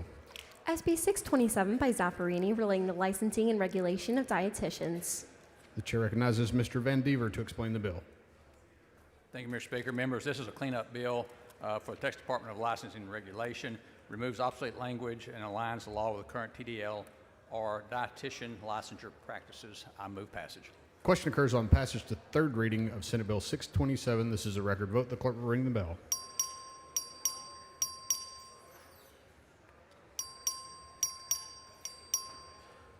You've all voted. Being 106 ayes, 33 nays, Senate Bill 627 is passed to third reading. Chair lays out on second reading Senate Bill 646. The clerk will read the bill. SB 646 by West relating to repayment of certain mental health professional education loans. Chair recognizes Ms. A. Davis of Dallas to explain the bill. Thank you, Mr. Speaker and members. As we're all aware, Texas is facing a mental health crisis. Mr. Speaker, Mr. Toth, for what purpose? will the gentlelady please yield for Will questions? the lady yield for questions? As soon as I finish my layout, if you don't mind. None at this time. 168 out of 254 counties do not have a licensed psychiatrist. 78 counties without chemical dependency counselors. There are more examples that we all know. Senate Bill 646 aims to address our mental health workforce shortage by bringing professionals to areas experiencing a service gap like many of our rural communities. This program was first developed in 2015 by Senator Schwartner, and I'm very excited to bring it back today. And Mr. Speaker, I move passage. Mr. Toth, for what purpose? Will the gentlelady yield for The questions? lady yield for questions. I yield. The lady yields. Thank you, Ms. Davis. Can you expand a little bit more on the need for this type of legislation, why it's necessary? Sure. There are a lot of counties that are without the type of mental health professionals that we truly need to truly serve our constituents. This bill also does expand to allow school counselors to be eligible as well. We do know, especially after Uvalde. What type of counselors? Our school counselors. School counselors? Yes. And we know especially after Uvalde, we wanted to make sure that we have school counselors available. So this does expand to make sure that we do have them for our public schools. So the Texas Health Resources is a faith-based nonprofit health system. Have you heard of them by any chance? No, I have not. They registered against SB 646 in committee. Do you remember that? Do you have any idea why? Did you talk to them? No, I did not. So the goal of your bill is laudable. More services for needy people it's a great thing, but I worry about the unintended consequences of your bill. Does your bill do anything to protect children from the dangers of social transitioning? Oh, absolutely. Again, this is about school counselors. There are different sets of rules that manage what school counselors are doing with our students. This is just making sure that we do have the availability of school counselors in our schools and talks about loan repayment programs. Are you aware of the flagship associations in the mental health space subscribe to the advocate for the harmful gender-affirming treatment that school counselors are adhering to currently? Again, So the American Counseling Association, the Texas Counseling Association, this Texas Psychological Association, the American Psychological Association, the American Academy of Pediatrics, the American Medical Association, and the World Professional Association of Trans Health, WPATH.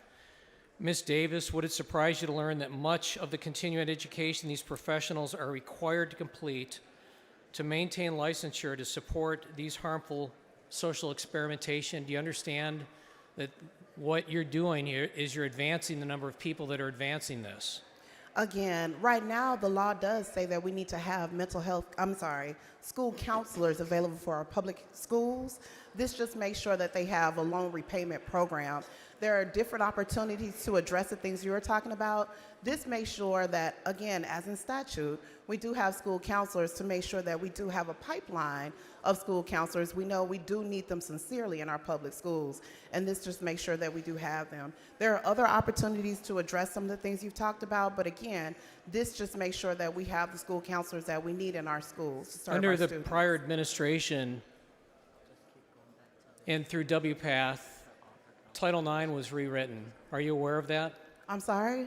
Under the prior administration, presidential administration, are you aware of the fact that the Biden administration tried to rewrite Title IX designations? Again, this is about school counselors I and know the that's mental the health problem, though, repayment is that program. school counselors And are school advancing counselors gender is just one of the dysphoria and opportunities. gender-affirming care. It does also talk about psychiatrists and Members, different needs. please don't speak over each other so that the members can hear the debate. Sorry, Mr. Speaker. So, again, getting back to this, are you aware of the fact that 80% or more of children with gender confusion desist, if not affirmed or medically transitioned? And again, what I'm asking you is, why are we advancing more counselors in our schools that are members of these associations that are encouraging kids to seek gender-affirming care? Again, school counselors, their main objective is not about gender-affirming care. It's making sure that students have the tools they need to be successful in our public schools. So this makes sure that they have those counselors in place that can serve our schools. School counselors do a multitude of things for our students, including making sure they're taking the right courses to set themselves up for success. So again, this is making sure that, as in statute, we do have school counselors that are available to serve our students. Did you know that only 12% to 27% of children who experience gender dysphoria carried into adulthood? Again, that has nothing to do with this bill. What about suicides, Ms. Davis? Are you aware that individuals who receive this kind of experience as kids have a higher suicidal rate? Again, that has absolutely nothing to do with this bill. Would you Please be open? confine your remarks to the subject of the bill. You're right. Would you be open to accepting a friendly amendment to protect our kids from these adverse health outcomes? Again, that is not germane to this bill. My amendment would prohibit professionals engaged in social transitioning from being eligible for loan repayments under this program. Would you accept that as an Unfortunately, amendment? that is not a part of this Please bill. confine your remarks to the subject of the bill. Thank you, Mr. Speaker. Mr. Speaker, Ms. Morales-Shaw, for what purpose? will the gentle lady yield for some questions? Will the lady yield for questions? I will. The lady Thank yields. you. Rep. Davis, did you, prior to coming to the Texas House, you served on the school board, is that correct? The State Board of Education, yes. Okay. And you have intimate understanding of the issue with children benefiting from counselors being in their school? Absolutely, Do you not? yes. The way I read this, and also what I've seen in committee, there was enormous support for your bill, is that correct? Yes, it was. Okay. Did that include the Texas Counseling Association, Texas CASA, NAMI, that's a premier mental health voice for the community, Texans Care for Children, Coalition for Texas with Disabilities, United Way of Texas, American Foundation for Suicide, and Texas Association of Community Health Centers? Yes, they were all very in support. My understanding from the committee hearings also is that your bill specifically emphasized the need for rural counties to have the counselors that this bill incentivizes and advocates for. Is that not correct? Yes, 168 out of 254 counties do not have a licensed psychiatrist, so we want to make sure that these are available all across Texas. What was that number again? 168 out of 254 counties. So more than half of our counties, school districts, don't have mental health counselors. And this is for a licensed psychiatrist, yes. Okay, very good. And does this bill have anything to do with gender affirming care? Not at all. Okay, I didn't think so, and I didn't hear any of that in the committee hearing as well. So do you feel like that argument is a valid argument to cancel mental health counselors for kids that need it to be able to succeed in their educational endeavors by tacking on an inaccurate label to these organizations that have dedicated their time and workers to helping Americans overcome mental illness? Absolutely not. This is just making sure we have mental health professionals available all across Texas. Thank you. We both benefited from that in our attendance at Texas Public Schools, and I hope that our children in the future get to benefit from it as well. Thank you. Thank you. Move passage.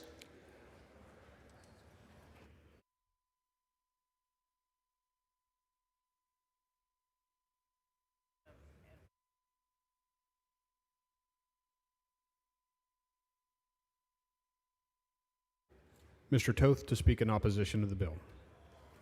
Mr. Speaker, members, I rise in strong opposition to 646. The bill does nothing to protect children, Texas children, in our public schools. Two counselors that offer social transitioning that is occurring right now across the state. And thanks to the work of courageous parents and fearless medical professionals across the state, the Texas children's whistleblowers, we know just how bad things are. In my district, Montgomery County, I've been approached by several parents whose children are being transitioned in public schools by counselors at this current time. One child over a 5-year period, multiple campuses, multiple teachers, multiple guidance counselors. And the parents are just now finding out about it 5 years later. We ought not use money that we have garnered through taxation. Mrs. T, I'm not lying. And I'd be more than happy to sit down and share the names of them with you. And Bel Air High Mr. School, Speaker. as an example, is another one of them. Bel Air High School, Mr. where the Speaker, would governor's gentleman yield for a conducting question? it. 1 second. Not at this time. Bel Air High School is another example. Bel Air High School, one of the children turned in a paper, a little girl. She turned in a paper with her name on it. The teacher crossed out her name in red pen and wrote a boy's name in and said, if you're going to turn in another paper, this is the name that you'll turn it in under. The governor has opened up an investigation in this. And again, what this comes down to is why are we spending tax dollars to affirm this kind of counseling if these counselors will not make a commitment to not take part in this. In many of the associations that were mentioned from the back mic by the other member are associations that affirm this type of counseling and social transition of children. Mr. Speaker, would the gentleman yield for some questions? Will the gentleman yield for questions? Absolutely. The gentleman yields. All right, thank you, Representative Toth. So those are some interesting stories you were telling. You realize none of that has anything to do with this bill, right? It absolutely None of it. does. It absolutely does. Ms. Toth, do you know what this bill is about? This bill is about forgiveness of student loans. It is student loans for mental health professionals in our public schools. Correct. That has nothing to do with everything you were just talking about. Do Sure you it realize does. that? No, it Absolutely. doesn't. You're No, it taking doesn't. money from taxpayers and you're validating, you're affirming, you're taking money from taxpayers and you're forgiving the student loans of people that are engaged in this kind of activity, and we should make sure that we don't do that. So let's talk about what counselors are involved in. Sure. With the activity they're involved in. They help students who are having mental health challenges, right? I'm sorry, I'm having a hard time hearing you. They help students who are having mental health challenges such as suicidal ideation or thoughts of self-harm. Right. You would agree with that, right? And you're aware that suicide is the second leading cause of death for individuals aged 10 to 24 in the state of Texas. I Are you aware of that, Mr. absolutely would. Toth? Yes, sir. Yes, sir, I am. You are? Are you Yeah, concerned and about that? A big concern about that is the fact that kids are being encouraged to not talk to their parents, and that's part of the Title IX. You think students shouldn't have the ability to talk to a professional in a school setting when suicide is the second leading cause of death for young Texans? And they should actually be encouraged to talk to their parents as well. Well, sure they should. There's nothing in this but bill they're not that being encouraged there's to nothing in talk this. to their parents as well when they're experiencing gender dysphoria. Mr. Toth, can you point to anything in this bill that discourages students from talking to their parents about anything? Is We there should be anything in this bill that does that? We should be encouraging before we acquiesce and give people. So the answer is no. There's nothing in this bill. I'm sorry, I can't hear you over Well, Mrs. T. Ms. T's raising a good point. Members, please take your conversations outside the rail. To Ms. T's point, you realize this is a Senate bill, so it's already passed the Texas Senate, correct? I understand. Okay. All right. So even though suicide is the number 2 cause of death for young Texans, you would oppose a measure that puts more mental health professionals in our schools to help kids who are dealing with self-harm issues and suicidal ideation. You oppose that measure. Mr. Turner, do you believe that gender-affirming care is being pushed by school counselors? I've read the bill, Mr. Toth. I don't see anything about gender-affirming care in this bill. I don't see anything about Then why won't that. you take my amendment and we'll be good? I see you speaking against the bill. I don't see that you have an amendment before the House. I asked her if she'd take a friendly amendment that just says that we won't do this in our schools, then you have nothing to worry about. Well, we don't have an amendment before us, so I'm not going to discuss a hypothetical amendment with you because that's not in line with the rules of the House. What about depression? Would you agree that young people more and more suffer from depression? We've heard a lot from other members this session about the effect of social media and other societal factors and how that is deteriorating the mental health of young people, of kids, and leading to anxiety, depression, stress. And gender confusion. Would you agree that's and a real gender confusion too, right? Again, you're talking about something that's not in the bill. I'm asking you, do you think depression is a real social media is not in concern? the bill either, is it, Mr. Turner? Is depression a real concern for young people? It is a real concern. Absolutely it is. Okay, They need good so- guidance counseling for that that's free of gender-affirming care. So by opposing Would you this agree, bill, Mr. Turner? So by opposing this bill, you are opposing young people, your constituents and mine, from having resources in public schools to help them navigate some of these issues that is natural in adolescence and teenage years and is more acute today because of everything going on in our society. That's what you're doing. Kids absolutely need good counseling. You and I both agree on that, Mr. Turner. What they don't need Then you is- should support this bill, Mr. Toth. They don't. Then why won't you support my amendment, which basically says guidance counselors will not partake in gender-affirming care? Well, I tell you, if you offer an amendment, I'll be glad to look at your amendment, but you have not filed an amendment, and you don't have an amendment on the floor right now. I've got an amendment right here, and I asked her if she'd take a friendly amendment. If she'd like to pull the bill down so we can talk about it, I'm glad to do that. Well, Mr. Toth, as best I can tell, this bill is simply trying to incentivize mental health professionals to take these counseling jobs in our schools where we have a severe shortage. I would add, we've had a shortage for years, And this has been one of the number one things that's been identified in all the work we've done in the Texas House on mental health care and on academic progress. This has been one of the number one things we've identified as a challenge to helping our students succeed. And I think Ms. Davis's bill goes a long way towards addressing that. Mr. Turner, Thank then you. let's do it the right way, and let's make sure that we're not confusing children. We're encouraging children to talk with their parents and counselors that it will not confuse them.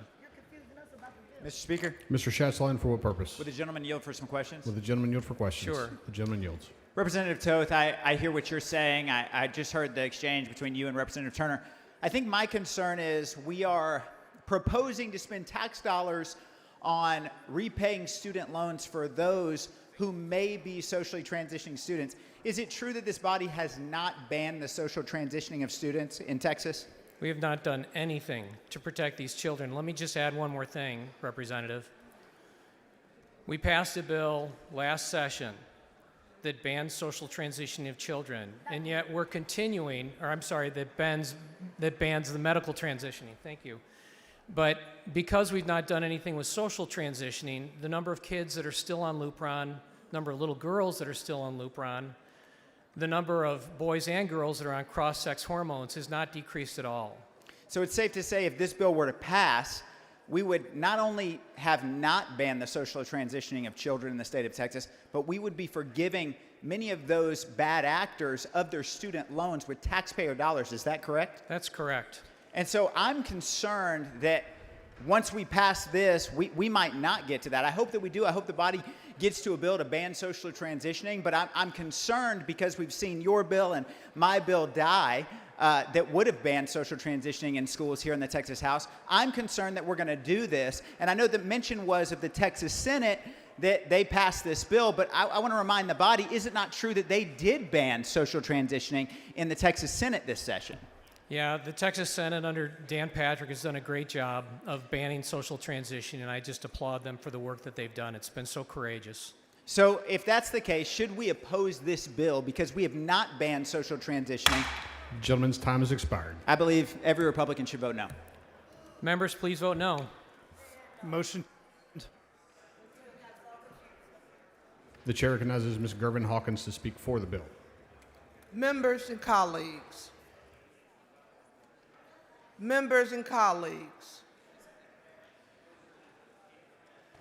as we talk about legislation, let's not allow those who have ideologies that does not relate to what we're trying to do. What we're talking about is providing certified individuals and qualified individuals in schools to be able to help our young people. We need that more now than ever before. So for someone, a colleague, to try to make this bill something different than what it is an abomination. We talk about certified teachers. We talk about having qualified individuals. We're trying to meet a need all across the state of Texas for our young people. So to have a bill that has come across from the Senate to be able to implement a program that is vital to our young people and to our families today, we should not allow that to happen. To let members come and try to hijack a great bill and make it negative. Some people in this chamber have become so tied up in gender-affirming care, it's almost a freaking insult that we would take bills and turn them into something that they're not. We are policymakers. We're supposed to be logical individuals. And for someone to add an amendment that tries to distort what's really here is an insult to this body. And everybody in this body should understand, let's stop making things nasty and ugly when all we're attempting to do is help children and families through times of crisis, through times of need, and let's stop vilifying folks saying that they are under some other agenda. Let's trust our professionals again. Let's realize that everybody doesn't have a private agenda. Our schools don't need this label. Our schools are trying to do the right things for our young people. Support this bill. And whatever amendment to try to change the direction of that is an insult. And let's stop those games. Let's stop those trying to make headlines instead of headway. And let's do the right thing. Thank you, members. Chair recognizes Mr. Money. Mr. Speaker, members, I'm going to keep this short. This bill is about the repayment of student loans with taxpayer money, something that I think most of the Republicans in this body opposed when President Biden tried to do this multiple times. It is using taxpayer money to repay the loans of certain people. And let's talk about what we are limiting this to. You want to stand with me, Ms. T? All right. We talked about the Texas Counseling Association. Texas Counseling Association is one of the organizations that helps to train these school counselors. And I had a school in my district, a very Republican rural district, where counselors were complaining that they went to training, and when they came back from the training, they told their superintendents, they're teaching us about gender-affirming care. And I went and met with that university, state university, and talked with the dean of the education department, with the school counseling department, and said, why are you teaching gender-affirming care to our students, to the students who are school counselors teaching our students? And they said, because the Texas Counseling Association, and they gave me this letter. I'm going to read a part of it. Supporting and providing access to gender-affirming care for transgender children promotes health and well-being. Skipping down. The gender-affirmative model of care includes obtaining a child's assent, not the parent, before engaging in any medications or surgical procedures. Meaning, if the child assents to medication and surgical procedures, they should be able to do so. And then it says, gender-affirming model of care is based on the latest scientific evidence which demonstrates families' acceptance of gender identity and providing gender-affirmative care are associated with improved well-being and mental health. These are the kinds of things that are being taught in classes to student counselors that we are now going to ask our taxpayers to pay their student loans. That's what this is. We're not paying the student loans of people who are accountants, people who are even teachers, people who are nurses and firemen. We are paying school counselors who have gotten this kind of treatment, and we are singling them out for student loan repayment. I oppose any student loan repayment by the taxpayers, but I certainly oppose one from an organization Mr. Speaker? that provides Does the gentleman gender-affirming yield? care and thinks that is... Does the gentleman yield? Yes. He yields for questions. You know, Representative Money, I was really just trying to not even ask you any questions, but I couldn't just let this go on anymore. I have really important questions. Do you recognize that there is a counselor shortage in our local schools? Yes or no? Yes, I think there Okay, hold there on. are... I'm not done. Yes. Sure. Okay. Do you think the legislature should address a counselor shortage in our local public schools? Yes or no? I believe it should be addressed, yes. Okay, so here, the representative and the senator have a solution to address the shortage of which you say exists, and instead of trying to address the problem, we are creating misleading information. And I guess my last question is don't you think that counselors already have enough on their plates than to be bought in to political agendas that are not accurate or true? Yes or no? Yes or no? Yes, I would Okay, love. well, thank you so much for Yes. answering my questions. I think it's really important that we support our counselors. I think it's really important that we give accurate information on this floor and that we are problem solvers. You agree that there was a crisis? Let's solve that crisis. I agree. I do not agree in this solution to this crisis. Mr. Kane, for what purpose? Question for Mr. Money. Gentlemen yield for questions? Yes. He yields for questions. Mr. Money, they seem to believe they got you in a gotcha, right? That you recognize maybe there's a crisis, we have a shortage. Is that correct? Sure. Now, do you believe that the resolution of such a crisis requires us to open up the purse and give out public money, or should we reduce regulation? Of course not. There's all kinds of regulations that could be reduced. I know some fantastic school counselors, and I think that they provide a valuable service to our students. And I think there's a lot of ways to address shortages other than opening up taxpayer money and repaying for classes that they probably should not have taken in the first place. Yeah, that's good, Mr. Money. So we'd say, there is a problem, but the solution is a problem, and so this is not the right way. We should come back to the drawing Correct. board. The best school counselors I know were excellent classroom teachers, cared about the kids, moved into counseling. They didn't have a master's degree in counseling or school counseling. That's where their heads get full of a lot of ideology that I think Ms. Gonzalez was saying we shouldn't be bringing into this conversation, which I completely agree with. Thank you, Mr. Money. I hope the Republicans are paying attention. Thank you. Yes. Mr. Harrison, for what purpose? Will the gentleman yield?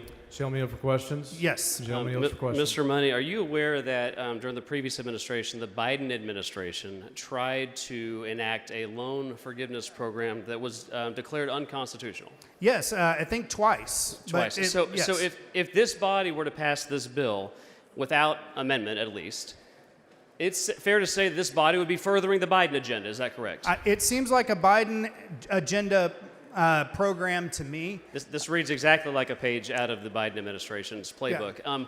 Question for you. As I understand the bill, this would be expanding the class of medical healthcare providers who were able to qualify for loan repayment, which means your constituents, my constituents, all of our colleagues' constituents would be paying back their loans. Is that how you understand this? That's right. The people, the good tax-paying members of my district who are struggling to get by are going to be paying the student loan of somebody who went and got some master's degree in gender-affirming care or whatever it might be. Would that include some of your constituents and mine who, as you say, are struggling to get by, who they themselves didn't have the opportunity to go to college? That's correct.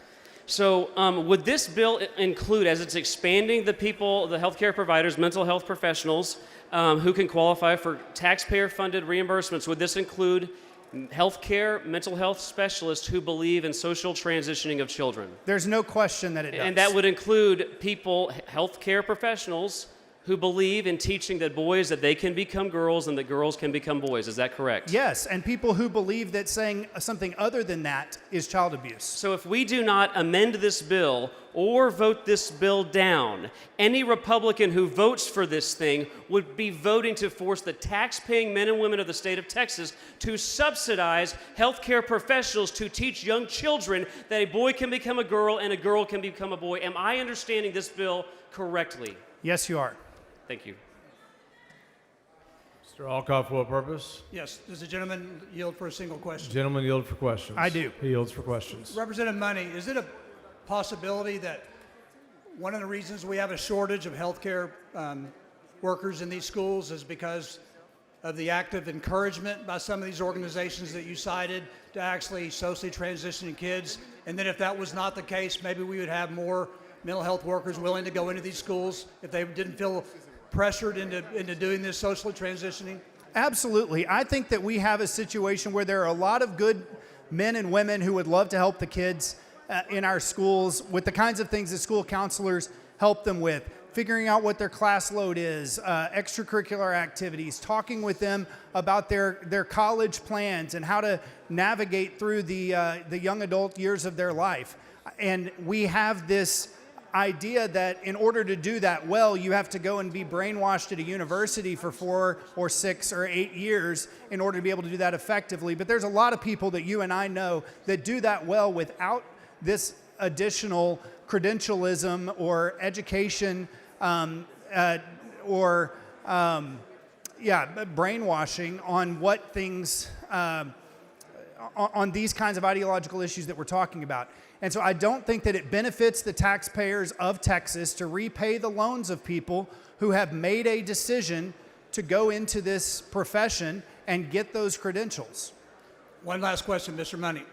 Would you be more willing to support a bill like this if this body had been able to ban social transitioning in Texas? Absolutely. And if this was coming at a different, at a different time in the session or at a different place where we had already taken care of those important issues, then I think that a lot of those concerns would be dealt with. But still, I wouldn't want to use my taxpayers' money to fund a loan repayment program. I just think that's bad policy, regardless of the ideology. Thank you. Gentleman's time has expired. Mr. Speaker, Governor Hawkins, for what purpose? will the gentleman yield for questions? The gentleman's time has expired. Extension, sir. Members, you've heard the request. Is there objection? Chair, there is objection. Record vote. This is on the extension of time, members, the first extension of time. Ring the bell, clerk. Harrison voting aye.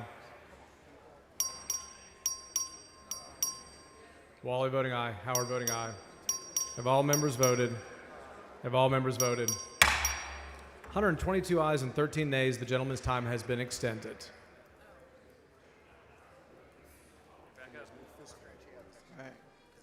Mr. Money?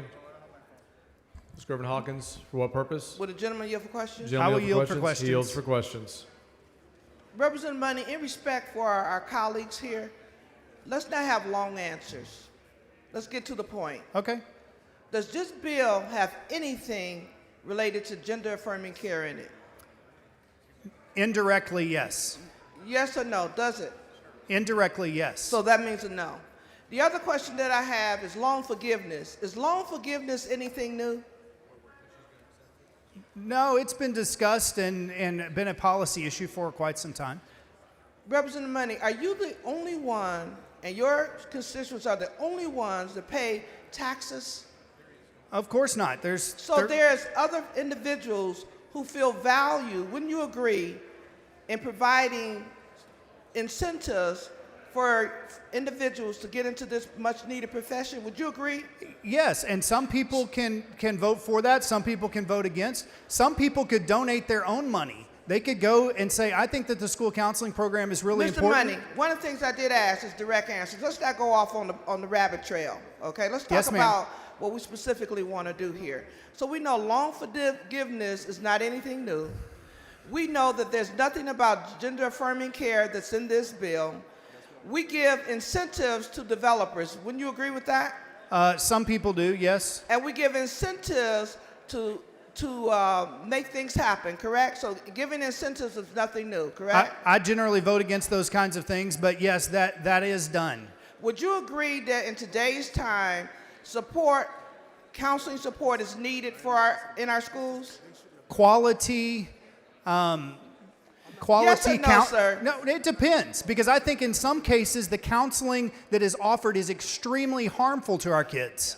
And in some cases, it is extremely beneficial. So I'm not in a position to give you a clear, yes, I think counseling is generally good. Representative Money, would you agree that we need to support various industries, particularly in the counseling area, to be able to get folks engaged in that profession? Would you agree with that? Not unless we ban the kind of harmful ideology that we've been talking about. So everybody who's in this profession now needs a ban label attached to them because they all have ill agendas? No, I think there are many, many, many good school counselors that would not do that.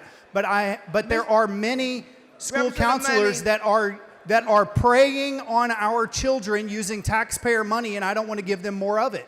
Representative Money, every professional is not preying on our children. I Thank didn't you for say answering my every. question. I said there are some. Mr. Speaker? Mr. Manuel, for what purpose? Will the gentleman yield for Gentleman a few yield for questions? Mr. Money, I want to ask you Gentleman yields for questions. a few questions. Do you know how long I've been in this building? How long you have been in this Yes. building? I don't know. Over 20 years. Do you know when this program was created? I do not. This program was created in 2015. Do you know who created this program? I do not. It was Senator Schwartner and at the time, Dr. Zerwas. Okay. This program was created to help families that you want to protect. That's why they have marriage counselors in here. I know you have a point that you're trying to make, but maybe you should read the bills before you go through with that. No. Because one, Here, I'll the get that amendment and the things you're talking about are not germane to this. And second of all, you're talking about policy that you don't understand the history of, and you're trying to make a mockery of not just this system, and I know you're better than that. Well, I'll tell you, there's two reasons, and I'll say it again. There's two reasons I oppose this. One is I oppose loan forgiveness programs generally. I also oppose this one specifically, and if I had been here in 2015, I would have voted for it again. I would have voted against it then. Mr. Speaker, Chasline, for what purpose? would the gentleman yield for one question? Gentleman yield for one question. Yes. Gentleman yields for a question. Representative, are you aware that college and university loan forgiveness, we have a clear stance against this in our GOP platform? Yes, I am clear on that. So, sorry, I said one question. Would you yield for one more? I will yield for one more question. So is it safe to say that we should not, as Republicans, be voting for this bill, even if we had banned social transitioning? We in our platform say that we do not want to give loan forgiveness, that should fall on the role of the university. Is that correct? That's correct. I would not. I would be with the Republican Party of Texas and vote against this. Thank you.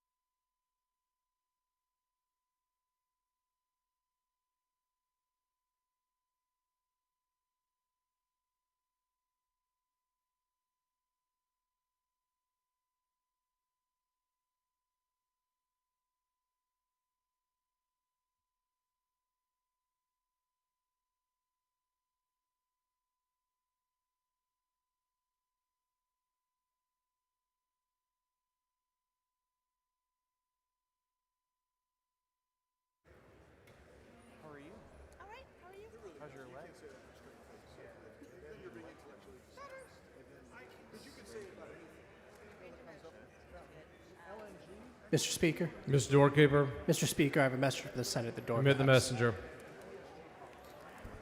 Thank you, Mr. Speaker. I am directed by the Senate to inform the House that the Senate has taken the following action. The Senate has passed the following measures.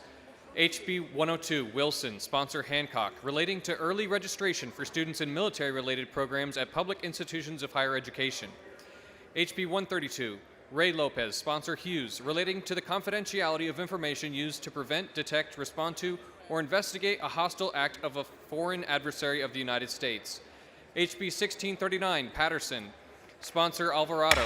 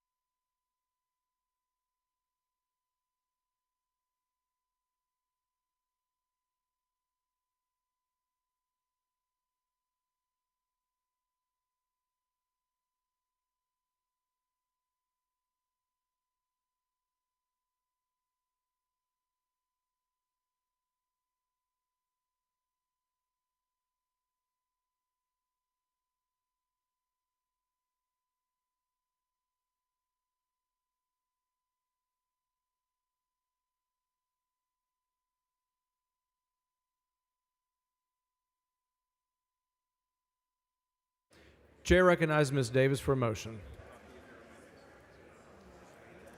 Mr. Speaker, I move to postpone further consideration of Senate Bill 646 until today at 3:30 p.m. Members, you've heard the motion. Is there objection? Chair is none so ordered.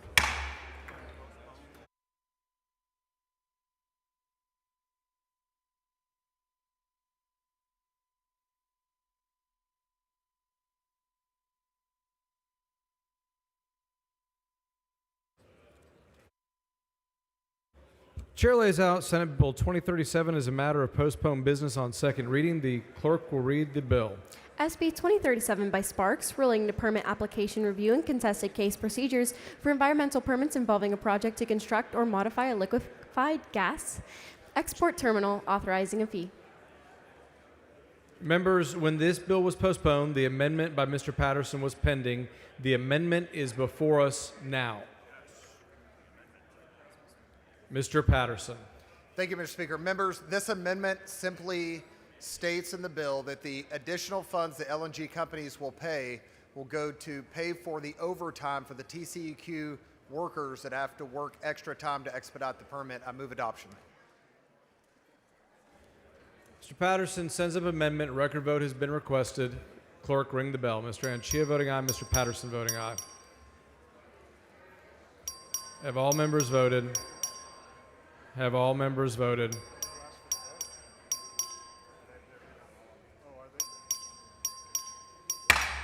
(142 ayes, 0 nays). The amendment is adopted. Mr. Patterson. Move passage. Question occurs on passage to engrossment. Third reading. Record vote. Clerk, ring the bell. Anchia voting aye. Mr. Romero voting aye. Have all members voted? Have all members voted? 124 ayes and 16 nays. Senate Bill 2037 passes to third reading.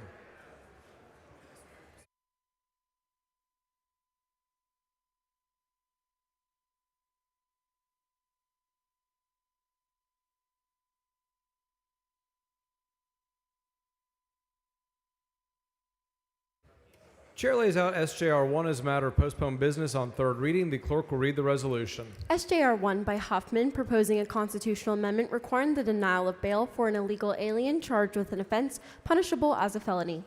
Mr. Smithy for a motion. Mr. Speaker, I move to postpone further consideration of SJR 1 until 1 p.m. Wednesday, May 21st. Members, you've heard the motion. Is there any objection? Chair is none so ordered.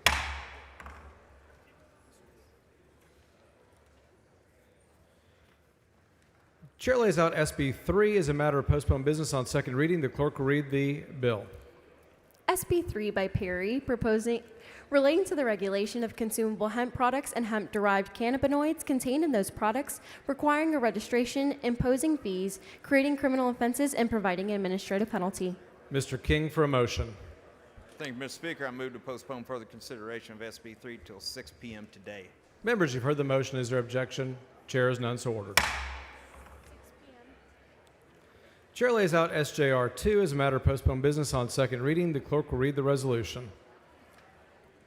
SJR 2 by Betancourt, proposing a constitutional amendment to increase the amount of exemption of residents' homestead from ad valorem taxation by a school district. Mr. Meyer. Thank you, Mr. Speaker. Members, Senate Joint Resolution 2 is a constitutional amendment for Senate Bill 4 that will increase Texas school district homestead exemption to a record $140,000. This SJR will be placed on the November 4th, 2025 ballot to allow for voters to decide for themselves whether to enact this change. I move adoption. Members, the question is on the adoption of the resolutions. A record vote required by the Constitution. Clerk, ring the bell.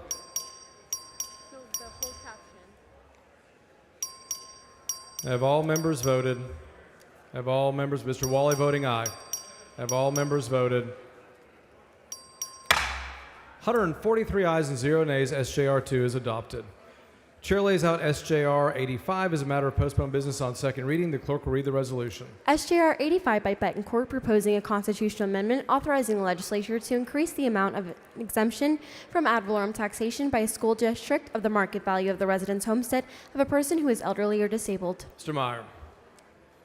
Thank you, Mr. Speaker. Members, Senate Joint Resolution 85 is a constitutional amendment for Senate Bill 23. It increases the homestead exemption for those over the age of 65 and those that are disabled to $200,000. This will be placed on the November 4th, 2025 ballot to allow voters to decide.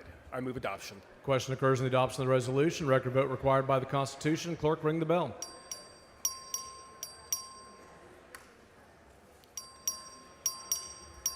Have all members voted? Have all members voted? 145 ayes, 0 nays. The resolution is adopted. Chair lays out SB 243 as a matter of postponed business on second reading. The clerk will read the bill. SB 243 by Flores, relating to the regulation of migrant labor housing facilities, changing the amount of a civil penalty. Mr. Romero for a motion. Mr. Speaker, I move to postpone further consideration of Senate Bill 243 until 10 a.m. tomorrow. Members, you've heard the motion. Is there objection? Chair is none, so ordered. Mr. Hunter for a motion. Mr. Speaker, members, this is not a postponement motion. I move that the House grant permission for the Committee on Calendars to meet while the House is in session today at 5 p.m. in room 3W9 to consider a calendar. Members, you've heard the motion. Is there objection? Chair is none, so ordered.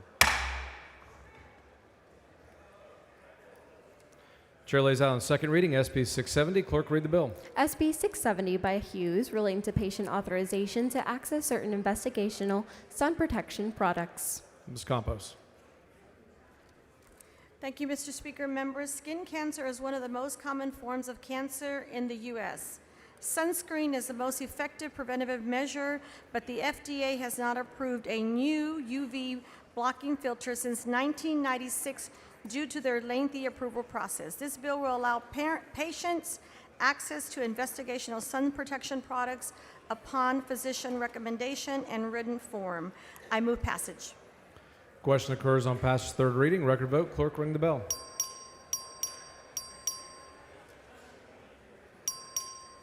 Have all members voted? Have all members voted? 126 ayes, 14 nays. Senate Bill 670 passes third reading. Chair lays out on third reading, the second reading, Senate Bill 896. Clerk, read the bill. SB 896 by Blanco, relating to enrollment period for newborns under certain employer health benefit plans. Ms. Cole. Good afternoon, members. This bill gives parents an additional 30 days to enroll their newborns on the health insurance plan. Move passage. Question occurs on passage third reading. Record vote. Clerk, ring the bell. Have all members voted? 142 ayes, 0 nays. Senate Bill 896 is passed to third reading. Chair lays out on second reading SB 917. Clerk, read the bill. SB 917 by Zaffarini, relating to certain boiler inspection reports and the composition and governance of the Board of Boiler Rules. Speaker Phelan. Thank you, Mr. Speaker. SB 917 updates the governance of the Board of Boiler Rules within the Texas Department of License and Regulation. Move passage. Question occurs on passage third reading. Record vote. Clerk, ring the bell.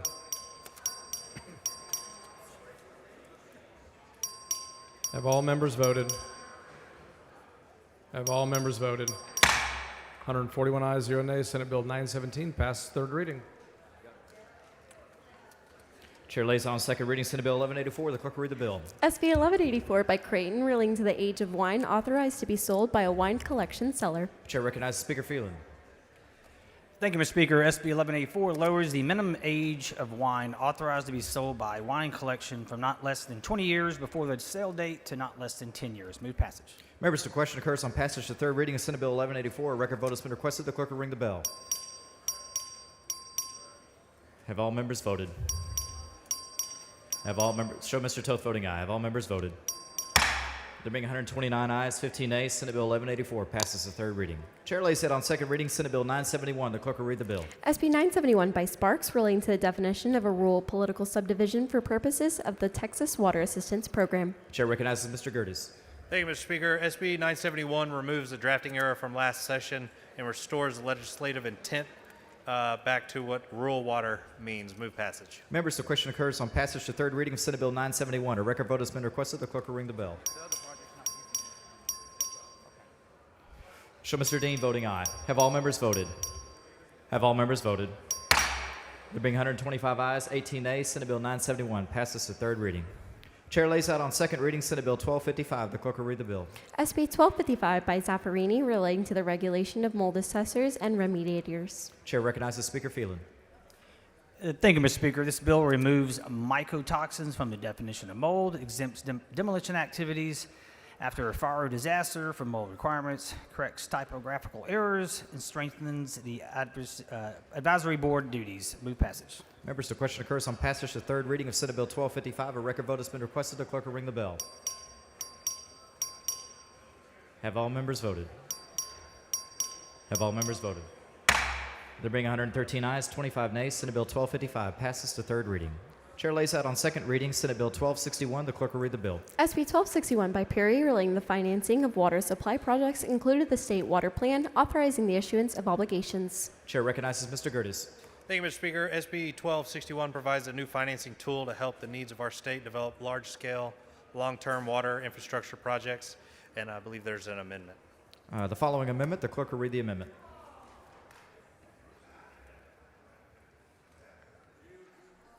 Amendment by Van Dever. Chair recognizes Mr. Van Dever. Thank you, Mr. Speaker. Members, this amendment simply says that anything that has been in the plan for the water plan for 50 years and uses eminent domain will not be eligible for financing. Mr. Speaker. Mr. Hefner, for what purpose? Will the gentleman yield for a couple of questions? Gentleman yield for questions? Sure. Gentleman yields. Thank you, Mr. Van Dever. Mr. Van Dever, you would agree that private property rights are a foundational cornerstone of our system of government here, would you not? Absolutely. That is the foundation of Texas, is the opportunity to own private property. And so you would agree that it's not right for the government to come in and take potentially thousands of acres of land by force from people who have lived on property, farmed on property, grew up on property, property that's been in their family for generations, correct? Absolutely. I mean, again, that flies in the face of what it means to be a Texan. Right. You know, to come have you know, the government come in and say we're taking your land. And again, I'll say that, and I recognize that eminent domain sometimes is necessary, and we realize that there is a purpose for eminent domain. But when you basically call dibs on someone's land for over 50 years, and basically they can't build a house, they can't build a barn, they can't build fences for 50 years, you know, that's unfair, and that's anti-Texan, in my opinion. So when a plan has been in place for over 50 years and people that may live in the area affected by this, they can't plan, they can't invest, they can't build. There's things that's right. because of the unknown. Absolutely. They own the property, but they can't really feel free to make improvements on the property because they know this cloud's hanging over them, that at some point the state's going to come in and say, no, we called dibs on this land back, you know, 40 years ago, and today we decide we want it, and so we're going to take it. Right. So these people have been living there, working, farming, raising their kids for generations, could just have it snatched away. Absolutely.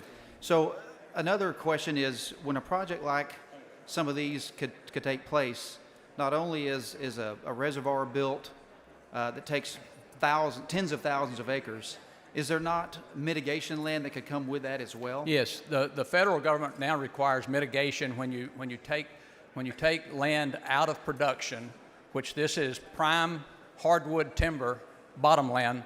When you take that out of production, the federal government requires you to set aside land to replace what you're taking out of production. So it's not just a matter of taking 80,000 acres for a reservoir, it's now taking 160,000 acres because of the reservoir and because of the mitigation. And that's land that's maybe not in the plan and is unknown where it would even be, right? That's right. We don't know. So it could be your land. It could be my land. You know, it could be anyone in here, you know, land across Texas. So your amendment is a huge step in protecting the private property rights of people around Texas. Absolutely. That's exactly what it is. I'm proud to support your amendment. Thank you for bringing it. Thank you. Mr. Romero, for what purpose? Mr. Speaker, I rise a point of order under House Rule 11, Section 2. The amendment is not germane. Please bring your point of order down front.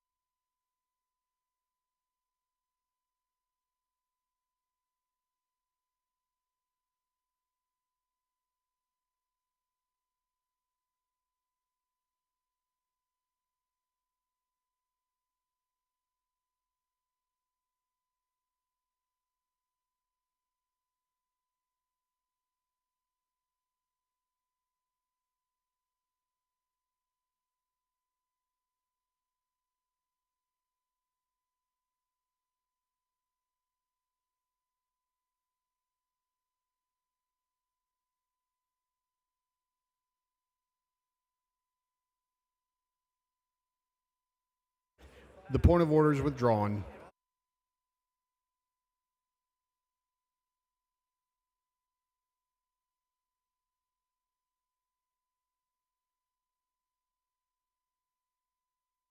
The chair recognizes Mr. Turner in opposition to the amendment.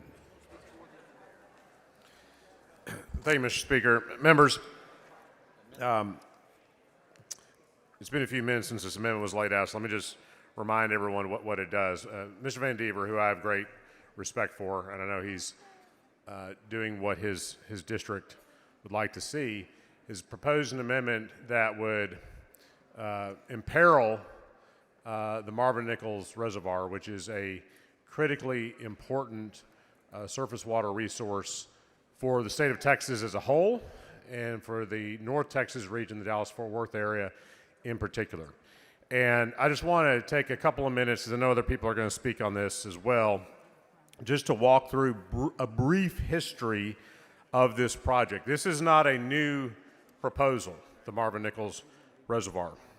The Marvin Nichols Reservoir was first mentioned as a possible water resource in early state water planning dating back to 1968, before I was born.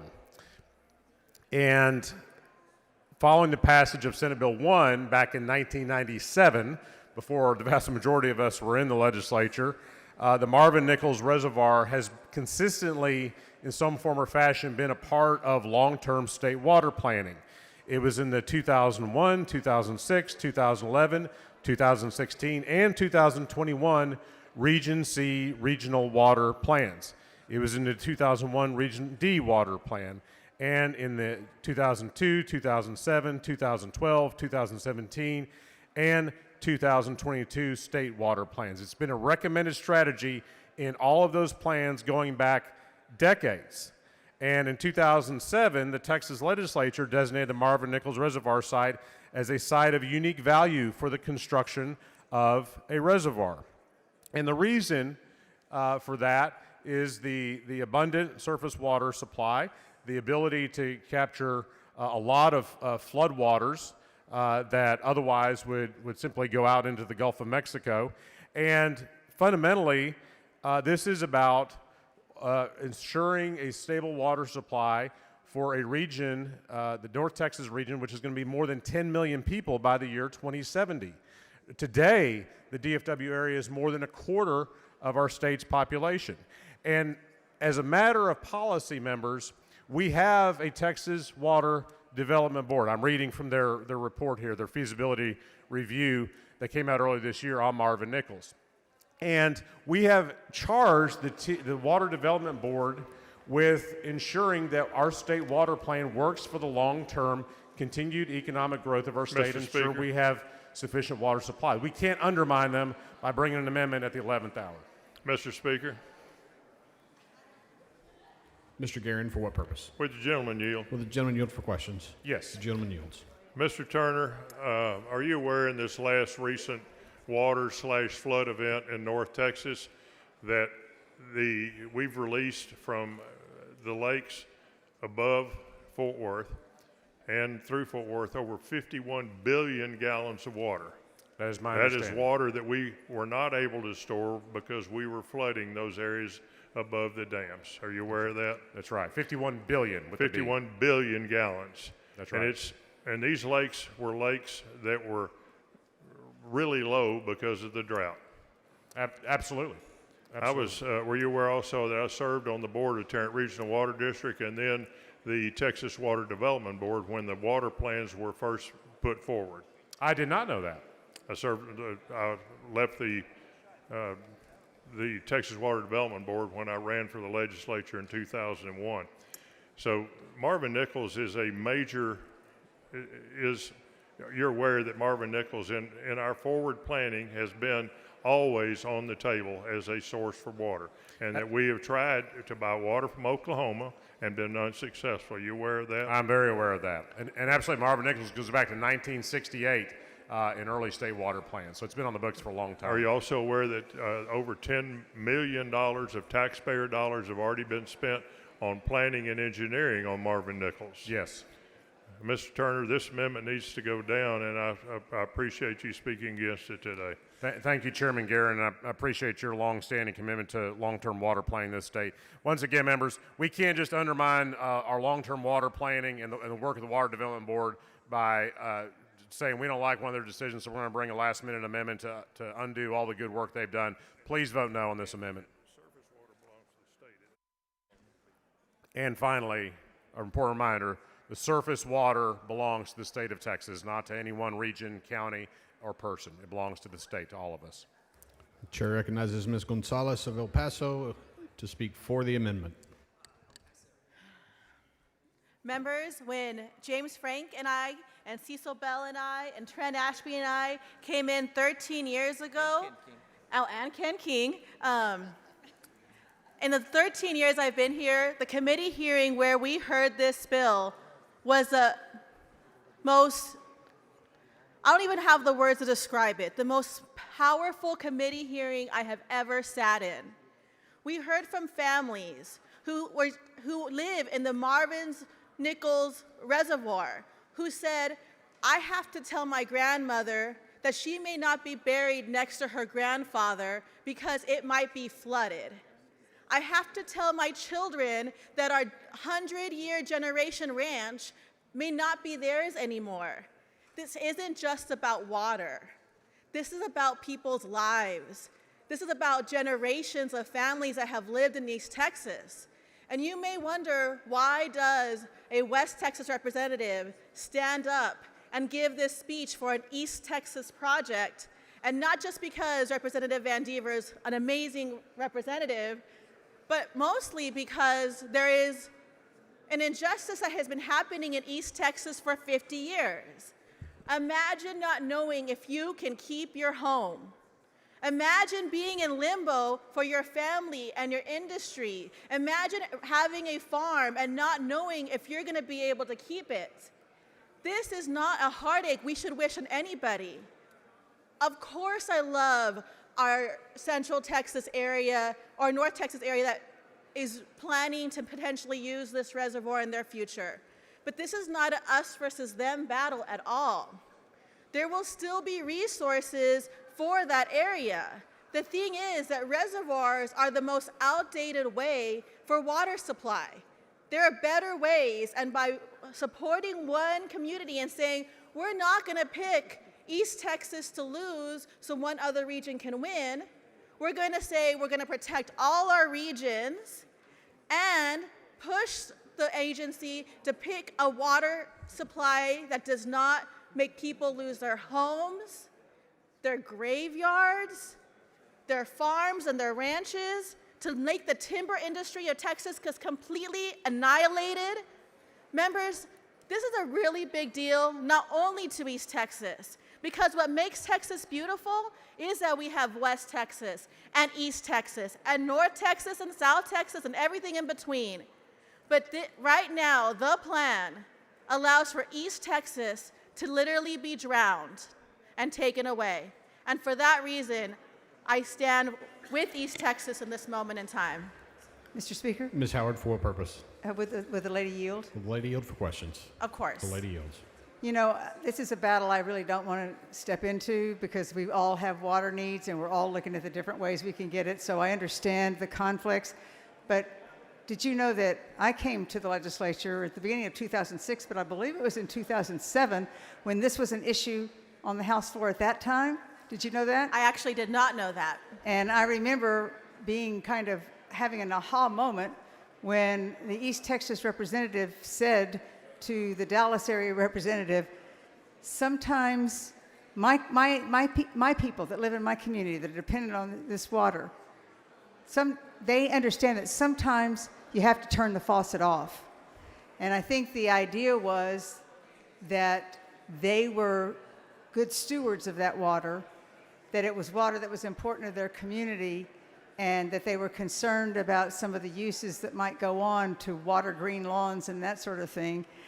Regardless, again, I don't want to step into it, but at the same time, I think what you're saying here is also an issue that needs to be thought about when we're trying to make these decisions. We all need this precious resource, do we not? We do, and that came up in committee about also encouraging conservation efforts. And by taking away this part of the plan, we will encourage more conservation.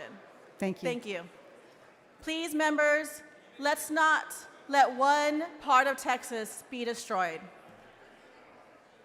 The chair recognizes Mr. Patterson in opposition. Thank you, Mr. Speaker. Members, this is a critical vote that we're about to take on this amendment. What was otherwise a really good bill for the future of water in this state has this amendment that could be added that will destroy lives in DFW, in Houston, and other urban areas.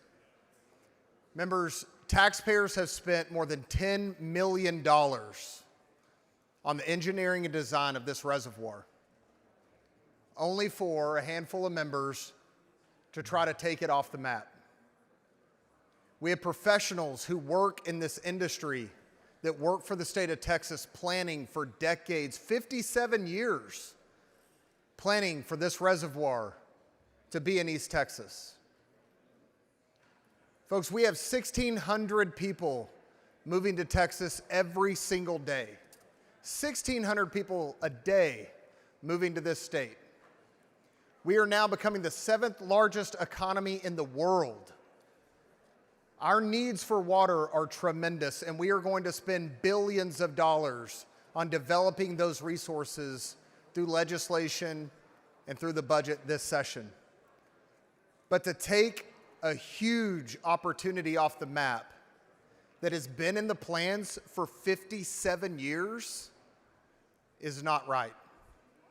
It's not right for members who represent constituents in Dallas County and in Tarrant County and in Collin County and in Denton County or in Harris County or in Travis County.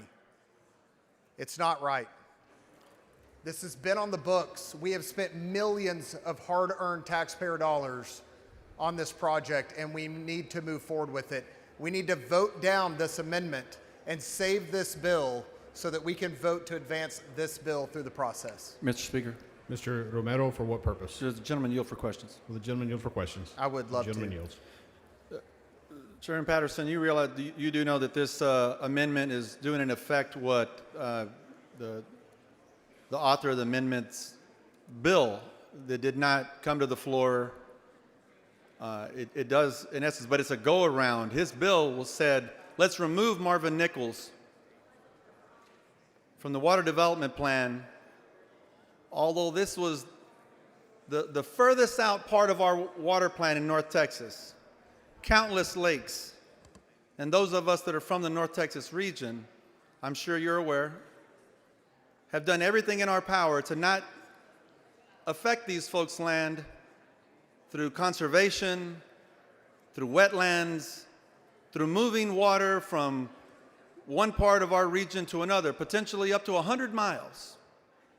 And rather than wait until that bill got to the floor, this is an end-around amendment that talks about we're not going to finance any projects over 50 years. So in effect, not only are we talking about Marvin Nichols, we're talking about doing away with what it means to plan for the future of this state to grow. Do you believe that that's what we should be doing, is take away planning needs when every single one of us knows that not only do we need water, but we need affordable water?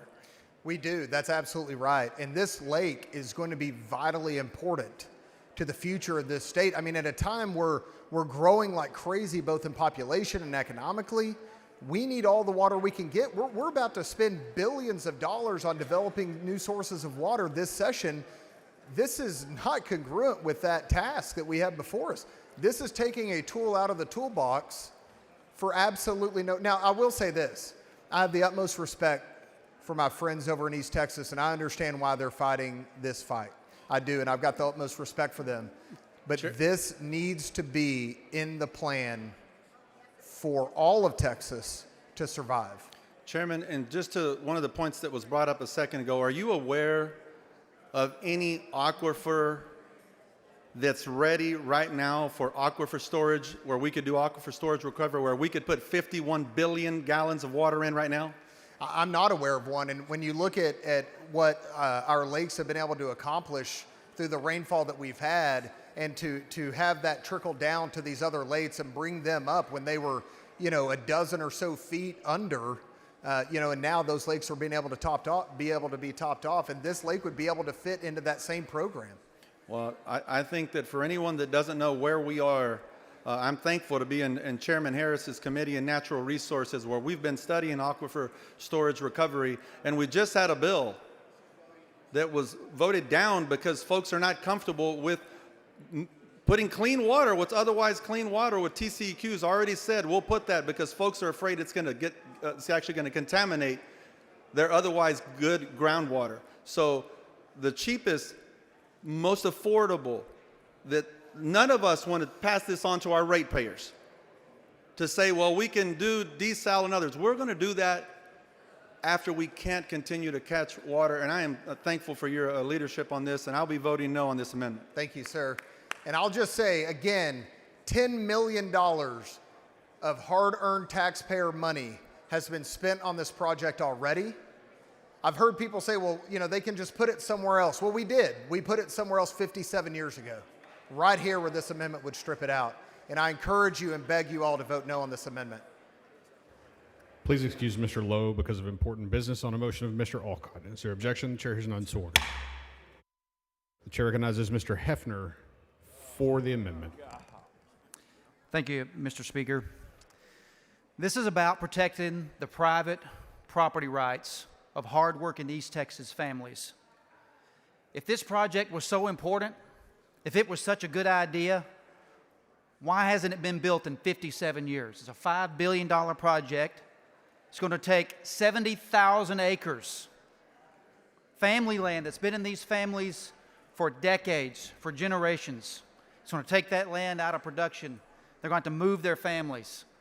Not only does it flood over 70,000 acres of good family land, there's anywhere from another 70,000 acres to 210,000 additional acres for the mitigation that will be dedicated for this project. We don't know where that's going to be. We don't know who that's going to affect. Taking land from hard-working Texas families by the government is never right. Never. We may be outnumbered in East Texas. There may be more in the urban areas and the rural areas, but we're right on this. And by God, we're not going to give up our land so people can keep their swimming pools full in the cities. So please join me in voting for this amendment. Chair recognizes Ms. Pearson in opposition to the amendment. Thank you, Mr. Speaker. Members, I think you can tell that the opposition to this amendment is very bipartisan. And I'm not going to repeat what some of my colleagues have said, and I respect the author and the purpose of why he brought the amendment, but I will say that this body continues to push growth in our communities. It continues to restrict municipalities from controlling that growth. And I come from a district that is growing very, very quickly, and we ran out of water in North Texas. That's what this is about. And this has been a planned project for a very long time. Everyone knows you can't build these things overnight or in 5 years or 10 years and even 20 years. This is not an unknown thing. If you live in North Texas, you cannot support this amendment. I was actually going to vote for the bill. But this is a serious problem in our state. You have to respect all members in our state. And we just passed, or you just passed, dozens of MUDs in our state. And guess what? You're going to need water.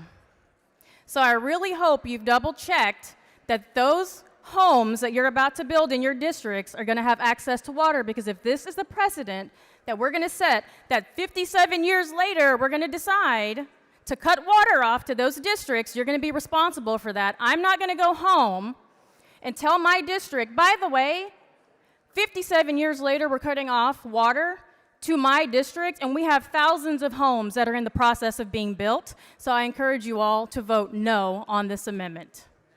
The chair recognizes Ms. Luther to speak for the amendment.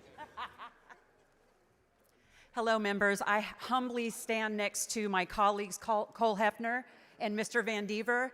I live in North Texas, and I'm absolutely voting for this amendment. Do you want to know why? Because my district also includes Franklin County, where this reservoir is, and all these people have ever asked for was to please keep them out of our reservoir. They're humble, quiet people here. They don't ask much. Just protect our reservoir. And it should not be taken, not just to fill swimming pools, but to water the lawns of other people. That's not their responsibility. And we must protect their land and their livelihood there. And so I ask you to please vote for this amendment. Thank you. The chair recognizes Mr. Van Dever to close on the amendment. Thank you, Mr. Speaker. Members, you know I'm not here very often offering amendments to bills. And I had asked Mr. Gerdes if it was okay to offer this amendment and let him know that I was about to do it. That's the way I like to operate. I want to ask you, what if this was in your district? What if this was your family? What if this was land that your grandfather homesteaded or your great-grandfather homesteaded? We all recognize that we have serious water issues in Texas, and especially in North Texas. And as I said in the committee, and as I have told my colleagues and will continue to say, I am committed to helping us solve those issues, helping us find a way to provide water where it's needed in North Texas. But I ask you to join me in doing that in a way that we can also protect the families in Northeast Texas. It doesn't have to be an either-or. We can do both. We're Texas. We solve big problems, and we have big solutions, and we can fix this issue. Will the gentleman yield for a question? Will the gentleman yield for questions? Yes, sir. The gentleman yields. I appreciate what you're doing. I appreciate you bringing this amendment forward. Just for clarity, did we hear that there are lakes that were empty already? Yes. So if we were to create another lake, does it create an assurance of water? No. A reservoir is really outdated technology, and they, when they stick the big straw in and suck the water out, many times, they leave the lake really unusable. There are people who say, well, Northeast Texas is going to get a great lake to use. Well, the Cooper Lake, which is just upstream from where this is proposed, it's 100 feet from the boat ramp to the water line. You can't get a boat in because of the amount of water being pulled out. And yet you can drive around the Dallas area and you cross lakes that are full because people have sailboats and ski boats and fishing boats, and they're using those lakes for recreation. And so the consequence of those practices is that there's not a distribution of water across the state. There's a holding of that water at a point and what you just described, as I understood it, was recreational purposes. That's right. Yeah. We are blessed in East Texas. We do have water. Other areas are blessed with oil. Some are blessed with wind energy. Some are blessed with natural gas. Water is our blessing, and we need to protect it. But more than that, our land is our blessing. Our homesteads are our blessing, and our families are the blessing. And that's what I'm trying to protect here today. Private property rights of Texans across this state is what you're trying to protect? Absolutely. It comes down to private property rights. And we have always stood for the property owner here in this building. And I want to continue to do that, and I'm asking everyone to join me in that. Well, I believe it's the strongest commitment we can make, and I appreciate your amendment, and I'll be voting for your amendment. Thank you. Members. Mr. Speaker. Mr. Schofield, for what purpose? Will the gentleman yield? The gentleman yield for questions. Yes. Gentleman yields. Mr. Van Dever, are you aware that almost 20 years ago, we did research back when Senator Troy Frazier was chair of state affairs, and they found that when you have an above-ground reservoir, over 50% of it evaporates before you can ever even use it. That's exactly right. That's what the science shows. That's why I say reservoirs are so outdated technology because of the evaporation. And yet, we come here, and many of us brag constantly that we're for private property rights, and that's a Texas foundation. And we're going to allow people to take 77,000 acres of private Texas land so that other people can continue to have water. That's right. And the 77,000 acres does not include the mitigation. So you can at least double that when you consider the amount of land that's going to be taken with this project. I think it's been many years ago that we've realized that the Marvin Nichols Reservoir is not the way to provide water. We have other ways to do it. We have better ways to do it. And we have ways that are going to be more useful in the future than the outdated technology. I appreciate your amendment, and I will be supporting it. Thank you. Members, I want to close with, I said I used this story in committee. I want to close with this. I have an older brother, and when we were kids, he had a candy bar, and I didn't. And I knew my mother, he knew my mother, would require him to share that candy bar with me. So when he got the candy bar, he unwrapped the candy bar completely and licked the entire candy bar because he wanted to reserve it for himself, whether he did not know whether he'd be able to eat the entire candy bar. He didn't know whether the candy bar was good, but he just wanted to keep me from having it.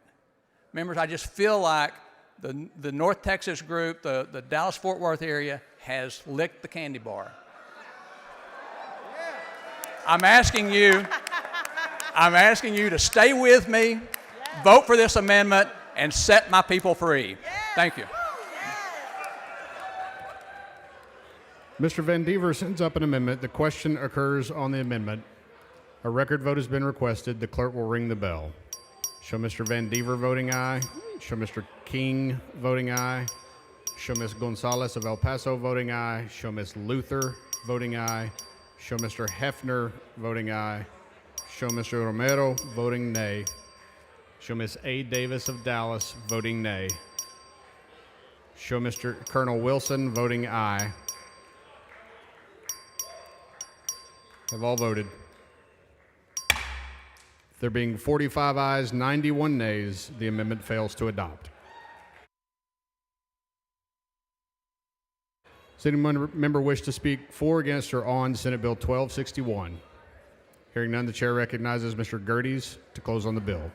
All right, now that we got through that, I move passage on this great water infrastructure financing bill.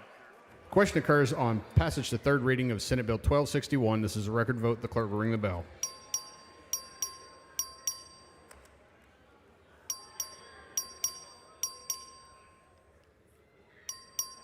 Have all voted. There being 125 ayes, 14 nays, Senate Bill 1261 is passed to third reading.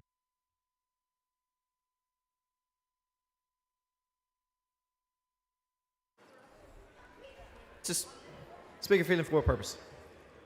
Mr. Speaker, will you entertain the motion to reduce the writing any mentions of licking candy bars placed in the journal?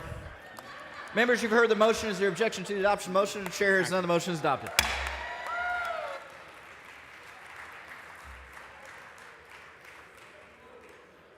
Members, please excuse Representatives Anchia, Darby, Wyvon Davis of Dallas, Guerin, Guillen, Hernandez, Hull, Hull, King, McQueenie, Metcalf, Phelan, Raymond, Smithy, Thompson, Turner. Anybody else? To attend a meeting of the Committee on State Affairs on motion of Mr. Lambert. Is there objection? Chair has none, so ordered.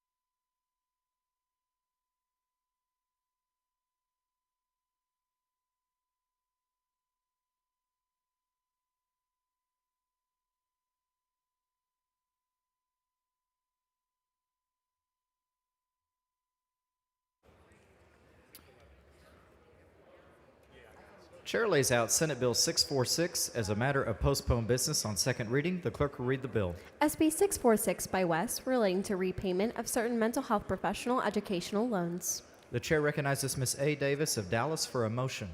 Mr. Speaker, I move to postpone further consideration of Senate Bill 646 until 5 p.m. today. Members, you've heard the motion. Is there objection to the adoption of the motion? The chair is none. The motion is adopted. The following announcement, the clerk will read the announcement. The Committee on Ways and Means will meet today upon final recess at desk 41 in a formal meeting to consider pending referred and committee business. The chair lays out on second reading Senate Bill 1283. The clerk will read the bill. SB 1283 by Parker relating to resident safety from criminal activity in senior retirement communities. Chair recognizes Ms. Garcia Hernandez. Thank you, Mr. Speaker. Members, please extend me your courtesy of giving me your time, attention, and compassion on this bill and the families that are here with us today in the gallery. In the 2010s, through lax security and exploitation of weak protocols in North Texas senior living communities, over 24 senior citizens were stalked, robbed, and murdered by serial killer Billy Tremirmir. He infiltrated these facilities to prey on his victims. Doris Gleason, the mother of Shannon Dion, a constituent of House District 115, was one of those victims. She deserved better, and her death, along with all of the victims, was avoidable. His criminal history should have precluded him from employment at these facilities. These lack of background checks and security procedures contributed to his ability to access and murder these women. Senate Bill 1283 enhances the safety and security of our residents of senior retirement communities and would ensure that such an atrocity can never happen again. The bill establishes clear guidelines for prevention and response to criminal activities by mandatory criminal background checks for employees, disclosure of whether third-party service providers conduct background checks, establishment of a resident safety and communications policy regarding criminal activity. The policy must detail reports made to law enforcement from or within the community, reports of criminal trespass, and a prohibition on restriction of residents from speaking with law enforcement, social workers, family members, or others about safety concerns without fear of retaliation from the retirement community, as well as they cannot obstruct law enforcement from conducting voluntary interviews with residents. SB 1283 empowers seniors, provides and promotes greater accountability for retirement community operators and administrators, and will ultimately protect the safety and welfare of Texans living in senior retirement communities. This bill passed the Senate unanimously, and before I move passage, I wanted to recognize Shannon and the group that arose from this tragedy. Secure Our Seniors' Safety, which comprises of family members of the victims from these murders. They're in the gallery with us today. Please stand up. We've got Cheryl Pangburn, her mother was Marilyn Bixler. Lauren Smith, her mother was Phyllis Payne. And Shannon Dion, whose mother was Doris Gleason, all taken from us.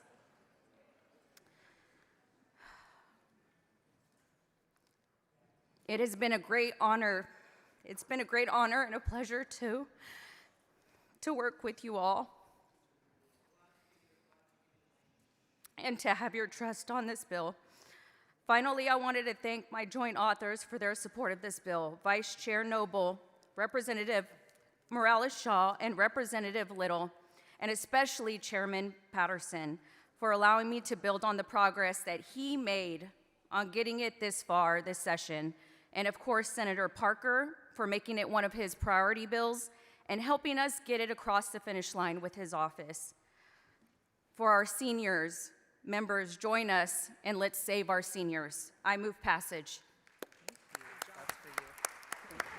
Members, the question occurs on passage to third reading of Senate Bill 1283. A record vote has been requested. The clerk will ring the bell. Show Ms. Jones of Harris voting aye. Show Mr. Patterson voting aye. Mr. De Ayala voting aye. Have all members voted? Show Ms. Gervin Hawkins voting aye.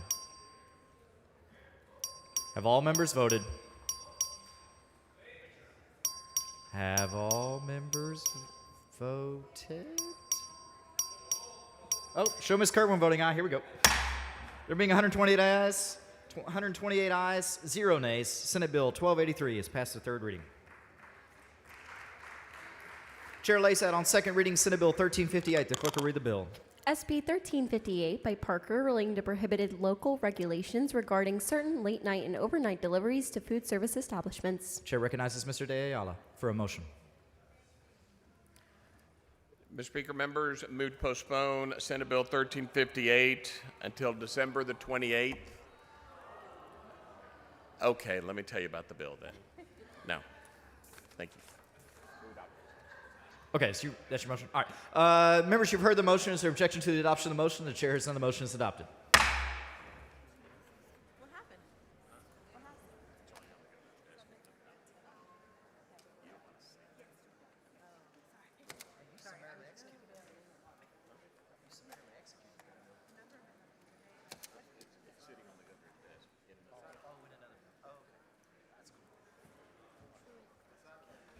Chair lays out on second reading Senate Bill 991. The clerk will read the bill. SB 991 by Betancourt relating to the inclusion of chronically absent and truant students at risk of dropping out of school and the collection and reporting of data regarding those students. Chair recognizes Ms. Gonzalez of El Paso. Thank you, Chairman, members. I've been proud to work with Senator Betancourt on truancy and chronic absenteeism. This is his bill that passed the Senate unanimously, and all it does is continue the work that we talked about, chronically absentee and truant students as at risk, and collect some data for PEMS reporting, and I move passage. Members, the question occurs on passage to third reading of Senate Bill 991. A record vote has been requested. The clerk will ring the bell.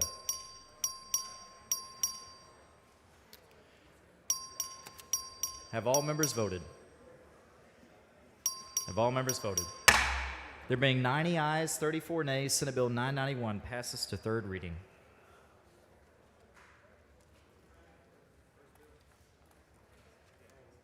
Chair lays out on second reading Senate Bill 1733. The clerk will read the bill.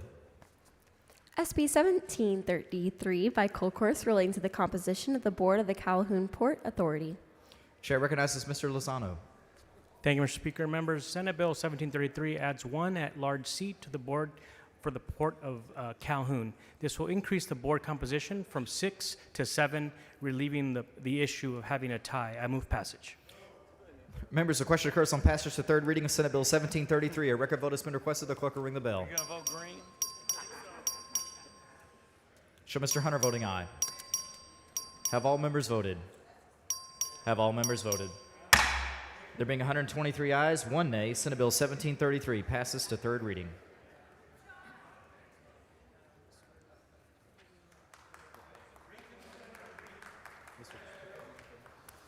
Mr. Capriglione is recognized for a motion. Thank you, Mr. Speaker. I move to suspend House Rule 8, Section 5D for Senate Bill 21 to designate the following members as joint sponsors: Tom Oliverson, Oscar Longoria, Cody Vasu, Charles Cunningham, and as co-sponsors, Will Metcalf, Angela Orr, Jared Patterson, Dave Phelan, Richard Raymond, Carissa Richardson, Denise Villalobos, Steve Toth, Salman Bojani, Dennis Paul, Brad Buckley, Ben Baumgartner, Mano de Ayala, Cody Harris, Richard Hayes, Lacey Hull, Kerry Isaacs, Stan Kitzman, Mark LaHood, Terry Leo Wilson, John Lujan, and John McQueenie. Anybody else wants on there? Now's your chance. Members, you've heard the motion. Is there objection to the adoption of the motion? The chair has done. The motion is adopted. Chair lays out on second reading Senate Bill 21. The clerk will read the bill. SB 21 by Shortner relating to the establishment and administration of the Texas Strategic Bitcoin Reserve for the purpose of investing in cryptocurrency and the investment authority of the Comptroller of Public Accounts over the reserve and certain other state funds. Chair recognizes Mr. Capriglione. Thank you, Mr. Speaker. Members, Senate Bill 21 is a forward-thinking measure that launches the Texas Strategic Bitcoin Reserve, which is a financial tool aimed at strengthening the state's fiscal resilience. This bill embraces digital innovation by allowing Texas to prudently invest in Bitcoin and other established cryptocurrencies, giving us another option in our investment strategy. SB 21 expands the comptroller's tools for managing these assets, authorizing derivatives. It allows the comptroller to work with Coinbase and other similar providers to administer and execute the program efficiently. To preserve flexibility, the bill allows for temporary liquidation of reserve assets when needed and ensures the state has liquidity when needed. And finally, to uphold transparency and accountability, the bill requires biennial public report outlining reserve holdings, estimated value, and any material changes. A Texas Strategic Bitcoin Reserve Advisory Committee is made up of cryptocurrency investment professionals. This group will provide strategic guidance on asset valuation and investment policy that the reserve operate at the highest standards. Senate Bill 21 is about recognizing digital assets, not as a trend, but as a strategic opportunity. With strong oversight, clear boundaries, and smart financial planning, Texas can take a leadership role in the evolving digital economy. For the following amendment, the clerk will read the amendment.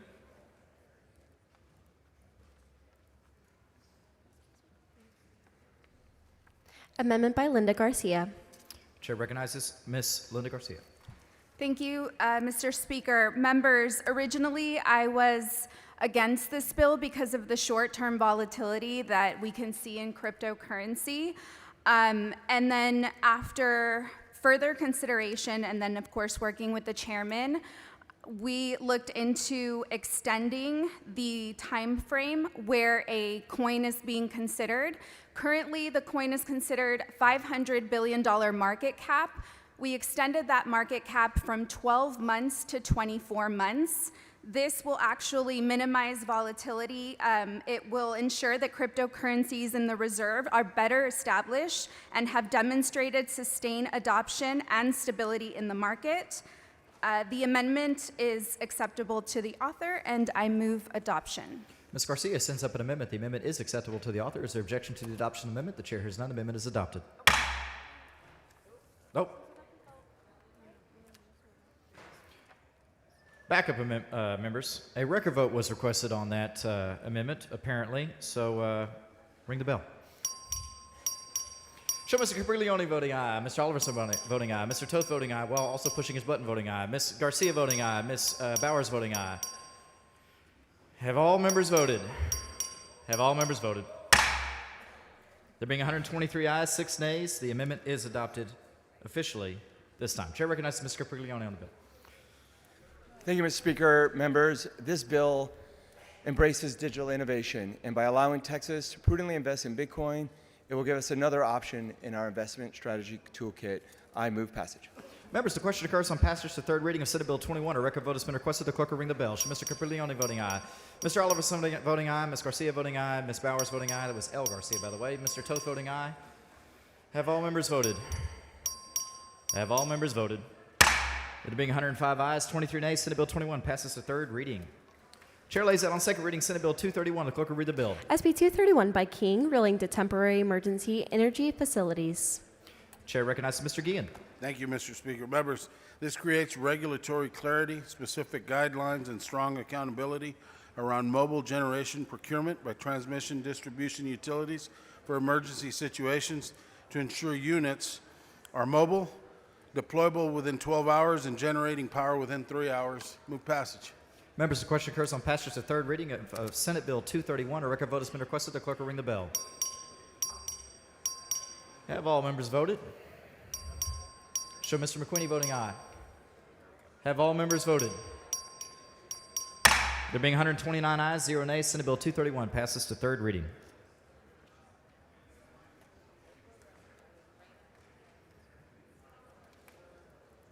Chair lays out on second reading Senate Bill 739. The clerk will read the bill. SB 739 by Colcourse, relating definition of authorized peace officers for purpose of certain laws, governing the installation and use of tracking equipment and access to certain communications. Chair recognizes Mr. Bojani. Thank you, Mr. Speaker. Members, SB 739 clarifies that an investigation authorized by TDI can directly investigate fraud and arson instead of going through another agency. Members, there are 27 peace officers within the TDI that already are investigating fraud and arson.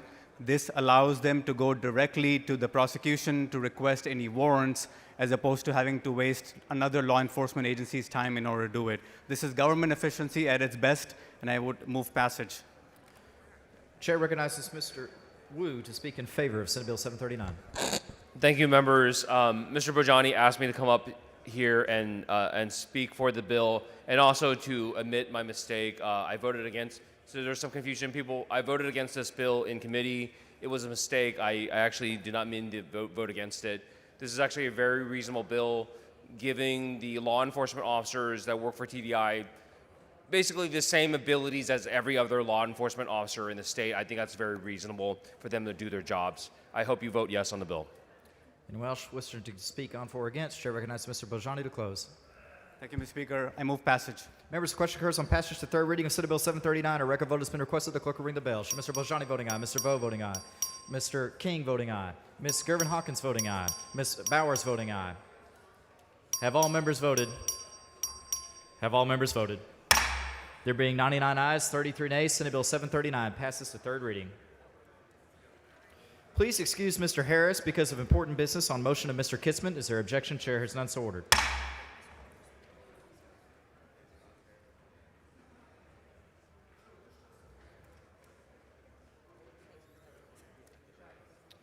Chair lays out on second reading Senate Bill 1252. The clerk will read the bill. SB 1252 by Shortner, relating to the authority of a municipality to regulate the installation or inspection of a residential energy backup system.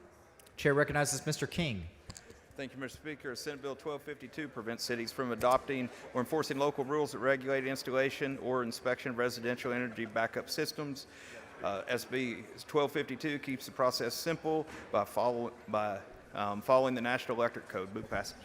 Members, he moved passage. Members, the question occurs on passage to third reading of Senate Bill 1252. Is this a record vote? Clerk will ring the bell. Show Mr. King voting aye. Have all members voted? Have all members voted? There being 123 ayes, 6 nays, Senate Bill 1252 passes to third reading. Chair lays out on second reading Senate Bill 1371. The clerk will read the bill. SB 1371 by Hinojosa, relating to the operation of certain metropolitan transit authorities. Chair recognizes Ms. Villalobos. Mr. Speaker, thank you. This is a local bill affecting the Corpus Christi RTA that expands emergency fuel access, simplifies fares and tolls adjustment, and fixes board term limits. I move passage. Members, the question occurs on passage to third reading of Senate Bill 1371. A record vote has been requested. The clerk will ring the bell. Have all members voted? Have all members voted? There being 103 ayes, 26 nays, Senate Bill 1371 passes to third reading.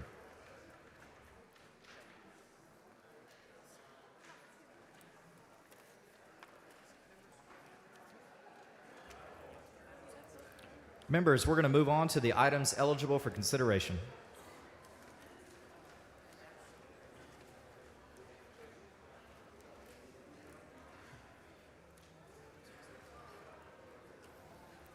If you have an item that is eligible for consideration, please come down front.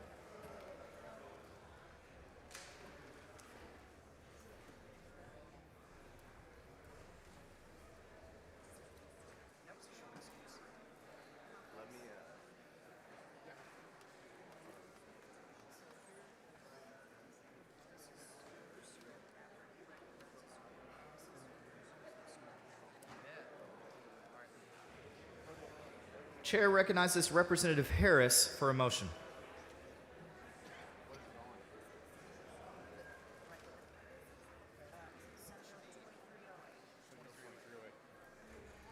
Mr. Speaker, I move to grant the request of the Senate to appoint a conference committee on Senate Bill 2308. Okay. Members, you've heard the motion. Is there any objection? The chair has none. The motion is adopted. The following conferees, the clerk will read the conferees. SB 2308, Harris, Chair, Gomez, Phelan, Tinderholt, Van Dever.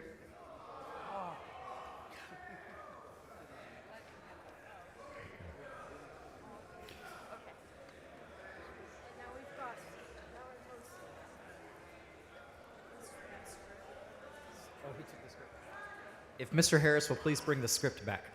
Oh, thank you.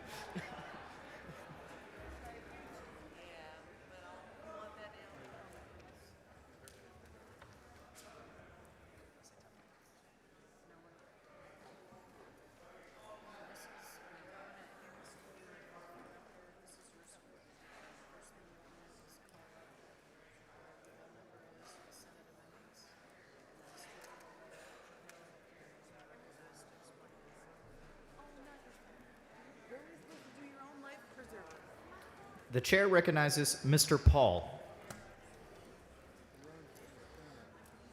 Mr. Speaker, I call up House Bill 2970 with Senate amendments and recognize, no. Mr. Speaker, I call up House Bill 2970 with Senate amendments. The chair lays out House Bill 2970 with Senate amendments and recognizes Mr. Paul to explain the Senate amendments. Members, what the amendment done, what they added here was to make sure that the governor appoints a chair of this district for the Gulf Coast Protection District, and I move to accept the Senate amendments. Mr. Paul moves that the House concur in Senate amendments to House Bill 2970. This is a record vote. The clerk will ring the bell. Mr. Wu, for what purpose? Well, it's a little late now. Have all members voted? Mr. Paul voted aye. Ms. Weiner voting aye. Mr. Reynolds voting aye. Have all members voted? There being 110 ayes, 8 nays, House Bill 2970 with Senate amendments. The House concurs with Senate amendments to House Bill 2970.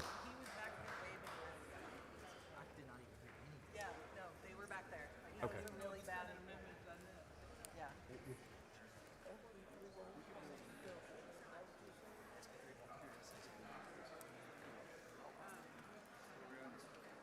I don't think it's wrong. Mr. Speaker, Mr. Wu, for what purpose? parliamentary inquiry. State your inquiry. Would it be possible for you to check the back mic before voting? Sure, absolutely. Thank you. Got it.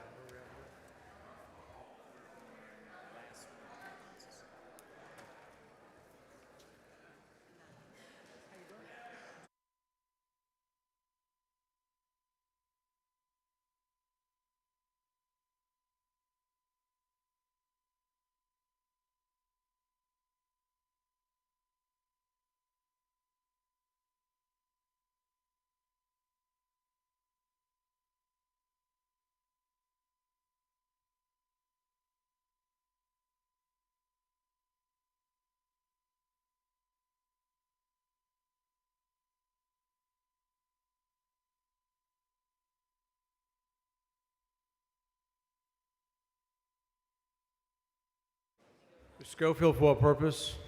Parliamentary inquiry. State your inquiry. Mr. Speaker, where can we access the Senate amendments to these bills as they're coming up?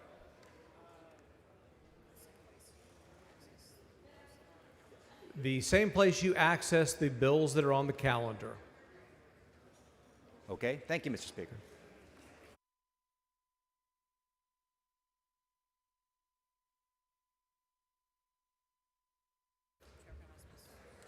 Chair recognizes Ms. Rose. Thank you, Mr. Speaker. I call up House Bill 109 with Senate amendments. The chair lays out House Bill 109 with Senate amendments and recognizes Ms. Rose to explain the Senate amendments. Thank you, Mr. Speaker. Members, the intent of House Bill 109 is to increase the availability of mental health facilities and services for youth in foster care by granting Health and Human Service Commission the authority to designate and operate residential treatment facilities. The Senate added a HHSC requested cleanup amendment authorizing already appropriated funding for the operation of inpatient health facilities, and these facilities were approved in the 8/8 legislature and are currently under construction, so I move to concur with Senate amendments. Ms. Rose moves the House concur in Senate amendments. It's a record vote. Clerk, ring the bell.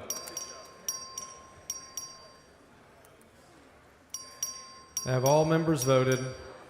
Have all members voted? Mr. Toth voting aye. 126 ayes and 1 nay. The House concurs. Please excuse Ms. Schaffner to attend a meeting on the Committee of Higher Education on motion of Mr. Verdell. Is there objection? Chair is none, so ordered. Mr. Meyer for a motion. Thank you, Mr. Speaker. I move to suspend House Rule 8, Section 5D for SB 4, SB 23, SJR 2, and SJR 85 to designate the members included on the signature list submitted by the committee chair to the chief clerk as co-sponsors. Members, you've heard the motion. Is there any objection? Chair is none, so ordered.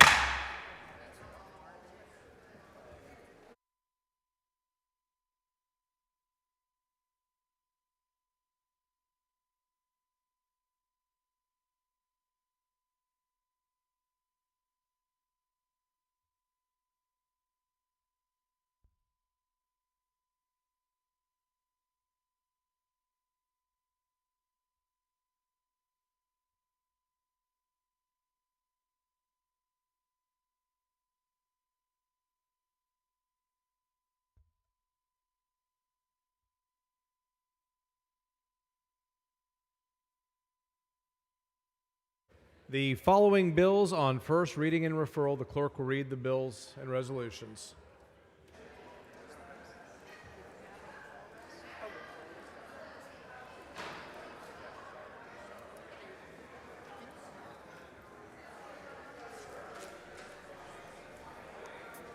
SB 635 by Paxton relating the enforceability of certain non-disclosure confidentiality provisions with respect to an act of sexual abuse referred to the Committee of Judiciary and Civil Jurisprudence.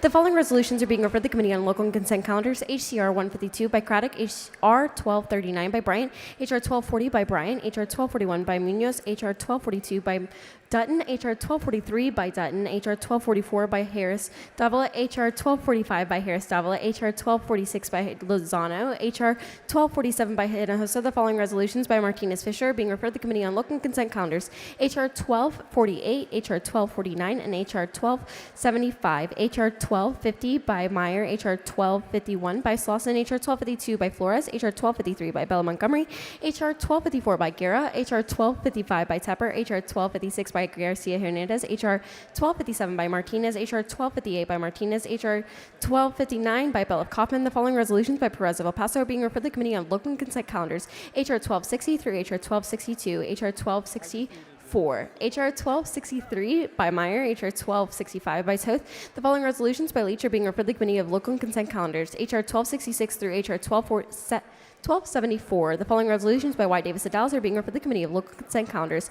HR 1276 through HR 1279.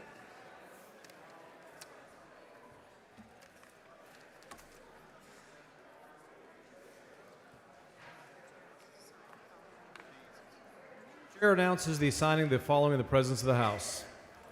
HCR 144. Following announcement, clerk will read the announcement. The Committee on Criminal Jurisprudence will meet tomorrow at 9:30 a.m. in Room 1W.14 Agriculture Museum in a formal meeting to consider pending referred and committee business.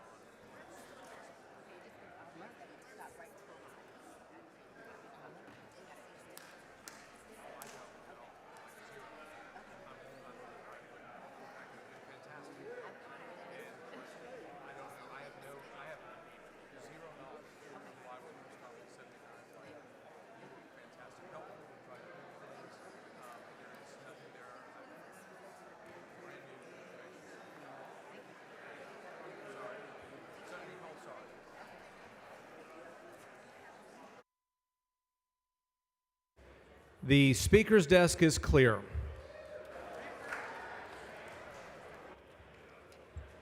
Mr. Vasut moves that the House recess until 10 a.m. Wednesday. Is there objection? Chair hears none. The House stands recessed.